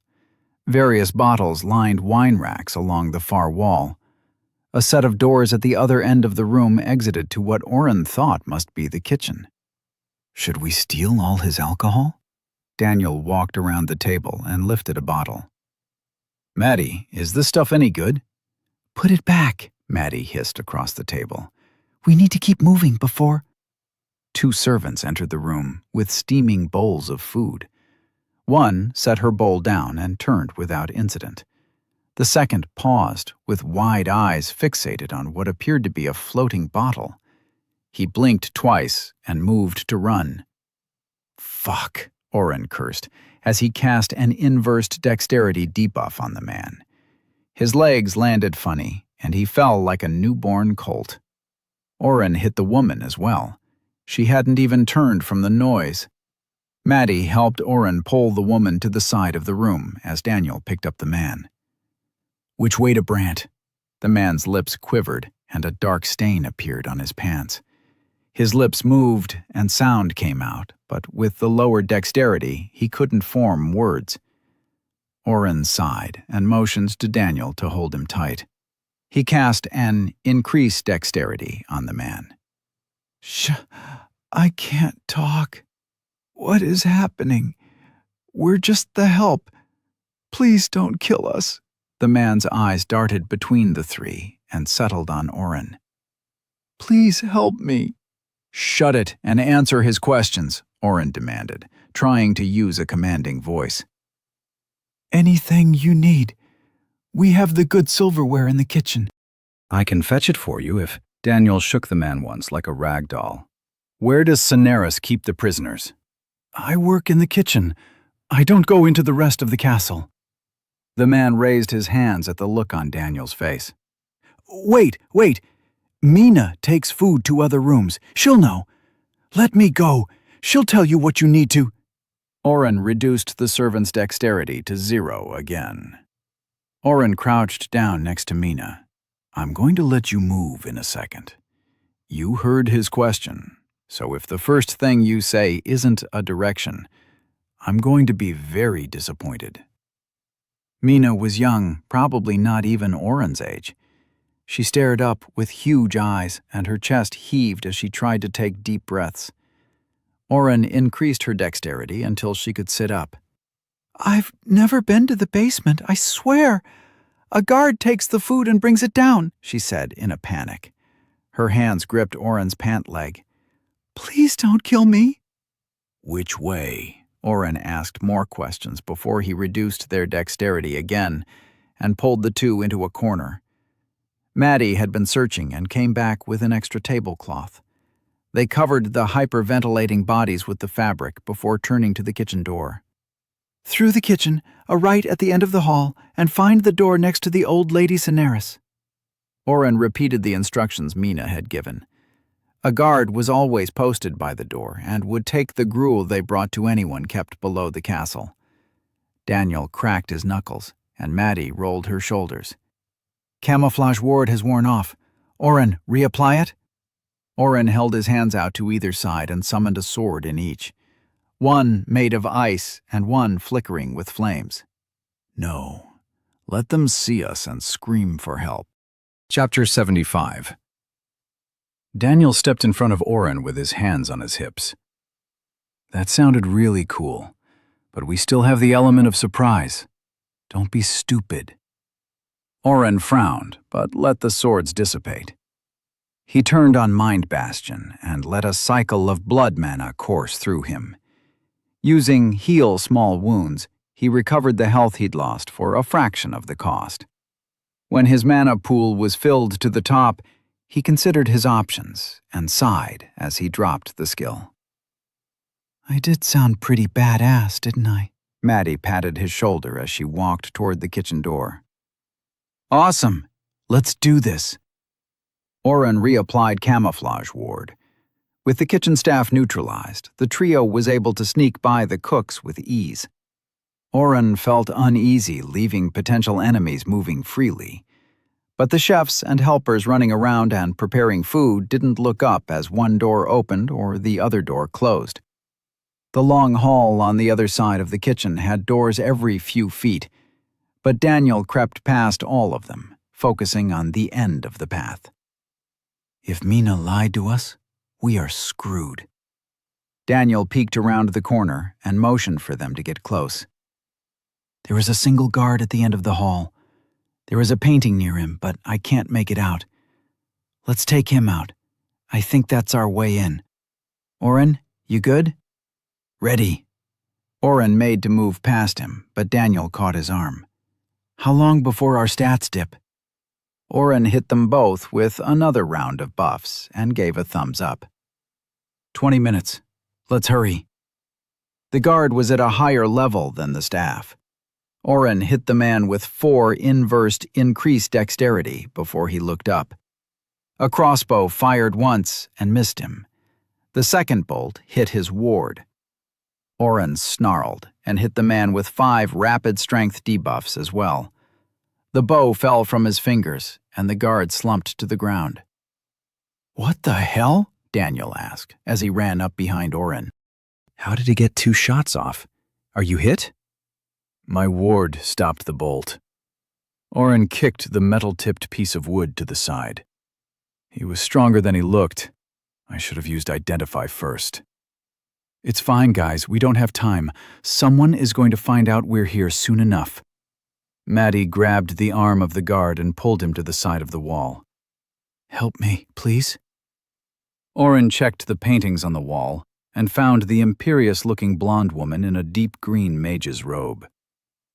If Mina wasn't lying to us, this door should lead down to the dungeon. Daniel stripped a dagger off the guard's body. Or right into the guard's barracks. He took Gertrude off his back. Try not to kill anyone if you don't have to, but if we find Brant and they resist, Maddie nodded. We do what we have to. Everyone gets out. Daniel put his hand on the door and pushed it open. A dimly lit staircase led into darkness. Brant, you better be down there. The walls near the staircase were brick for the first few steps, but quickly turned to stone. Oren could hear something in the distance, but couldn't put his finger on what the noise was. Before he could figure it out, they were at the bottom. 3 guards were sitting around a table. The one facing the 3 of them squinted in their direction, but before he could say anything, Oren took all 3 down with a combination of dexterity and strength-sapping spells. This doesn't look like a dungeon, Daniel commented as they pulled the 3 guards under the stairs. Maddie took their weapons and passed them to Oren. He stored them in his dimension hole. It's not built, it's natural. Maddie ran a hand along the walls. It's wet. Oren's mind clicked as he placed the noises. That's the ocean. Are there caves around the coast? Maddie shook her head. I don't know. Behind the table, 2 paths split off into the darkness. Torches were placed farther in, but Oren couldn't make out anything. This way. Daniel pointed Gertrude to the right. There are bars along the walls down there. Oren muttered about Daniel's eyesight as they made their way down the hall. A cough echoed, and they paused for a moment. A second cough sent Maddie scrambling forward. Brant? Now she can recognize him from a cough, Daniel muttered. 5 small jail cells had been carved from the rock with iron gates hammered into the openings. Behind the first one, wrapped in a threadbare sheet, was Brant. He was pale and had lost at least 20 pounds. Oren noticed the marks along his arms and back before he pulled the small blanket around himself. Lady Catanzano? What are you doing here? Brant coughed and stumbled to the bars. You have to leave, right now. Brant, you idiot, Maddie cried as she threw butterflies of light around the cells, looking for a key to the door. We came to get you out. Where are the keys? Brant's cough rattled, and Oren stepped up and put his hand out. Brant, come here. Oren took his hand and cast Diagnose. Brant's body lit up like a Christmas tree. Hundreds of lines of white light radiated from his back, chest, and extremities. Around his center mass was a flickering haze. That's probably pneumonia or something. Are they trying to kill people down here? Brant kept his right hand behind the blanket but was having trouble keeping it closed. Oren could see tokens of light along the base of his hand. They cut off his fingers. Oren's rage built up so fast that Mind Bastion auto-activated. He left, finding a way to open the cell to his friends, and started casting Heal Small Wounds on his friend. He tried Purify as well. It seemed to work partially. The cuts on Brant's body began to close over. The old bruises cleared, while the fresher purple skin faded to a pale yellow. Brant moaned, and Maddie rushed back to his side. Are you hurt? Brant! Oren's healing me. I forgot how good it felt not to. He trailed off and glanced at Maddie. His eyes flickered to Oren. Not be tired. Thanks for the refresher. Daniel kicked the bars. I'm not sure I can open this without making a lot of noise. Brant, join our party. Take my hand. I'll try to use home base. I can't join your party, Brant said, letting the blanket slip down. A collar of metal was around his neck. "I'm cut off from the system." Oren studied the band of metal as Daniel and Maddie peppered Brant with questions. The smooth, dark metal was encrusted with jewels arranged into runes. He couldn't recognize any of them, but noticed some similarities to the book the carver who'd worked on Gertrude had shown them. "We don't have a choice," Daniel was saying. "Oren, get ready to run. We'll figure out a way to take off the collar once we're outside." "Wait, Daniel. I might be—" Oren snapped out of his own thoughts, but was too late. Daniel had wedged Gertrude into the hinges and was pulling with his increased strength. Oren summoned an ice sword and wedged it in the bottom half. The metal screamed as it reached its bursting point, and then bent with a loud groan. The door didn't fall off, but enough of an opening was created that Brant could crawl out. Maddie hugged him tight, while Daniel watched the path back to the stairs. Oren cast more healing on him, noting the haze around his chest wasn't clearing up.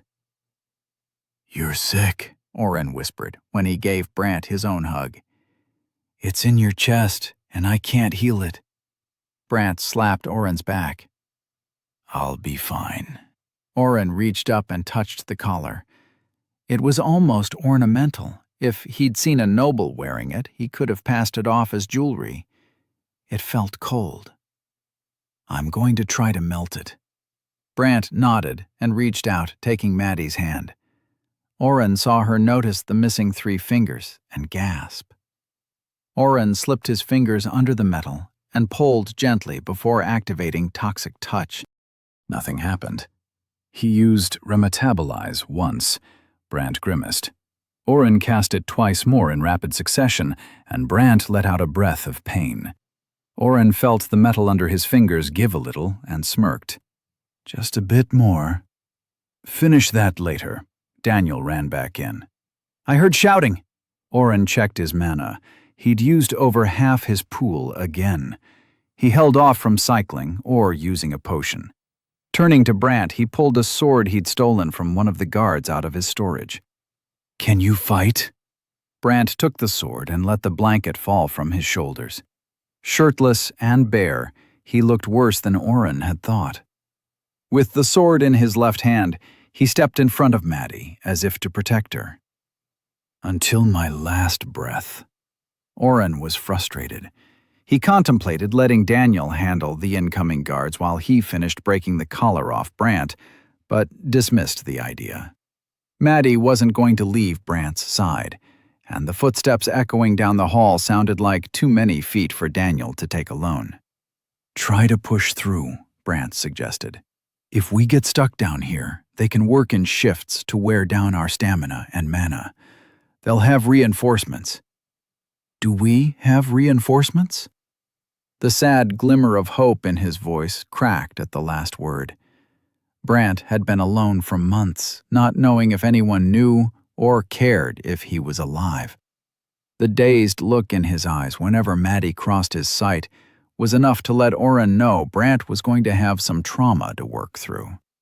He cast Calm Mind on the night as Maddie shook her head. "The 3 of us came straight here when we found out you'd been captured." Brant hung his head, but squared his shoulders. "I'll make sure you get out of here." "We're all getting out of here," Daniel shouted over his shoulder. "I have a plan." Daniel took off running, and Oren threw up a hand in a futile gesture. "What plan?" Brant rushed past, dragging Maddie by one arm. "Damn it!" Oren ran as well. He buffed Brant as he ran and checked him using Identify. His strength and dexterity went up, which meant the collar stopped him from forming a party or using his skills, but he could still be affected by outside spells. Brant stumbled a step, but found his footing. He laughed as they began to move faster down the tunnel. Reaching the end, Oren saw Daniel already fighting 2 guards at the foot of the stairs. 5 more were making their way down. Maddie threw flashes of light at them as she entered the room and kept them from coming farther down with her spear. But it was only a matter of time before one of them got by. Brant tackled the guard on Daniel's right and viciously punched his face. When the guard stopped moving, Brant let out a scream of rage and bodily threw the corpse at the other guard. The man was so engaged with blocking Daniel's strikes that he didn't even see what hit him. The two bodies went down in a flail of arms and legs. A swift strike from Brant ended the movement. "We've been trying not to kill them, Brant," Daniel scolded, as he stepped away from the dead guards. "They're just hired guards," and Brant kicked the second guard's body. "That one cut off my fingers. The other would spit in my food before dropping it on the floor every day. They're animals, not men." "A little help?" Maddie yelled out, and the two left it to rush to her aid, only to find 3 guards falling down the stairs. "Sorry," Oren said, as he hopped from foot to foot, avoiding the falling guards. "I hit the 2 in the back with some debuffs. I didn't think that through." Oren and Daniel knocked the remaining guards out before they got to their feet, with Maddie blinding too. Oren pulled the last of his rope out of his dimension hole and tied them in a bundle. "I'm not sure how well that'll hold up. Daniel, what's your plan?" The hero pointed down the other tunnel. "You said you heard the ocean that way. It has to be an emergency exit." "That's a leap, D," Oren said as he peered into the darkness. "Give me 2 more minutes to get that collar off. Then we can just teleport out." "Teleport isn't going to work down here," Brant interjected. "There are wards everywhere." "But will they block the hero's version?" Oren asked, wiggling his eyes. "Even if we can't jump here, we don't know what's down that way. We should go back upstairs and—" Shouting and more footsteps from above interrupted him. "You were saying?" Daniel raised a hand to point at the door. "Let's go to the beach?" Chapter 76. After running down the dimly lit cavern tunnel for a few minutes, the group came across the first split in the path. "Oren, please tell me map is working." Daniel bounced from side to side, trying to see into the gloomy darkness either way. Oren mentally crossed his fingers as he brought the skill up. He let out a sigh. "It's a freaking maze. Give me a second to figure it out." Maddie hugged Brant and checked him over as Oren drew lines in the air with his finger. He cursed and moved back. "Anytime soon would be great," Daniel poked. "Not sure you'd be doing any better, asshole," Maddie hushed Daniel. A few seconds later, Oren whooped. "Got it. Left path. I'm going to need somebody to take my arm and keep me from running into a wall. I have to concentrate on this." Oren had them turn left twice, then right. They ran into a 3-way split and took the middle route, only to turn around and take the left path instead. "Sorry." "You're doing great, Oren. Keep it up." Maddie had one hand on Oren's elbow and her other clasped in Brant's. Her weapon swung at her hip. The echoes of feet and yells from behind spurred them on, but no guards had caught up to them yet. Oren was hoping they were splitting up along each path to check that they didn't double back to the castle. After 30 minutes of frantic turns, bumping into walls and scraping skin, plus Daniel's grumbling, Oren took his eyes off his map. "Straight shot from here. D, can you see any light?" Daniel was quiet as he peered ahead. "I think so. Good job, Oren. I knew you could do it." As they moved forward, Oren went back to trying to remove Brant's collar. He grimaced as one of Maddie's butterfly lights revealed his handiwork on the knight's neck where his fingers had brushed and acid burned the skin in long stripes. "Sorry about this," he mumbled, but Brant just smirked. "I've been through worse. I haven't seen the sun in over 100 days. I lost count somewhere around 95. I can't wait to get out of here." They could see the light of the cave's entrance. The sound of water filled the tunnel. Daniel ran ahead and waved them on. Oren's camouflage ward had worn off. He'd been focused on his map and only kept the stat buffs going so Maddie and Brant didn't fall over. "Hurry up!" Oren felt the collar begin to give, the metal melting. It burned his hand, but he ignored the pain for now. Finally, with a faint crack, it fell off Brant. "Daniel, he's out. Invite Brant." As Daniel turned, Oren pointed behind him. A group of robed figures stepped in front of the exit and raised their hands in unison. Fire, ice, lightning, and more extended from the fingers of all the mages present and struck the hero in the back. Oren was close enough to see Daniel's face. He'd been smiling in excitement. He always enjoyed a challenge, and even though he'd complained about it, breaking Brant out was secretly scratching all his heroic itches. As the spells hit him, a frown of puzzlement flashed across his brow, followed quickly by shock and pain. Oren's ward had been obliterated. Daniel glanced down at his armor in surprise. A bolt of ice stuck out from the center of his chest.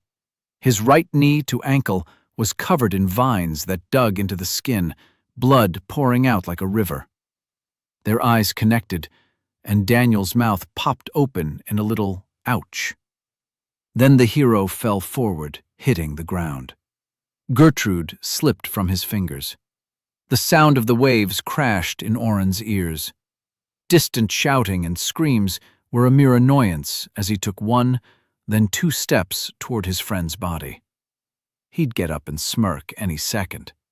He was going to be so pissed that he dropped his sword. He might need a heal or two.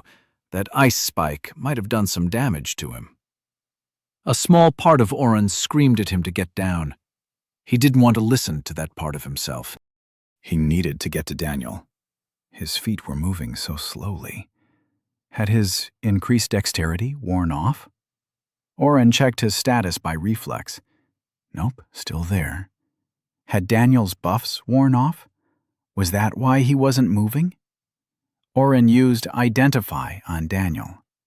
Daniel, hero level 18, HP 0/400, MP 360/380, Strength 24/100, Constitution 20, Dexterity 15/100, Will 8/38, Intelligence 10/40, 0 health.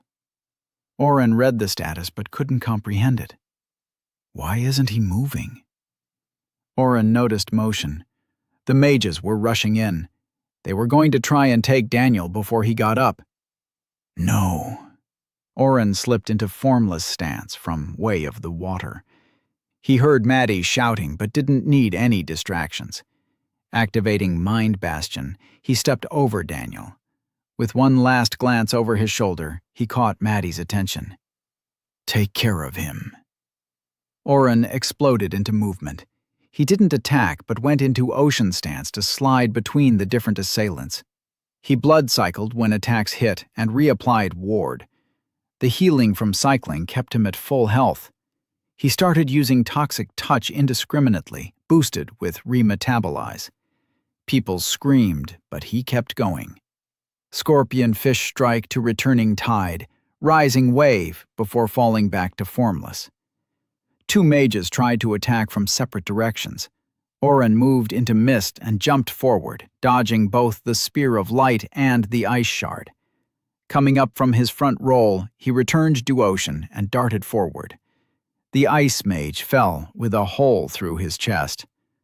Oren pulled his hand out and continued. Enough! Oren's falling kick missed.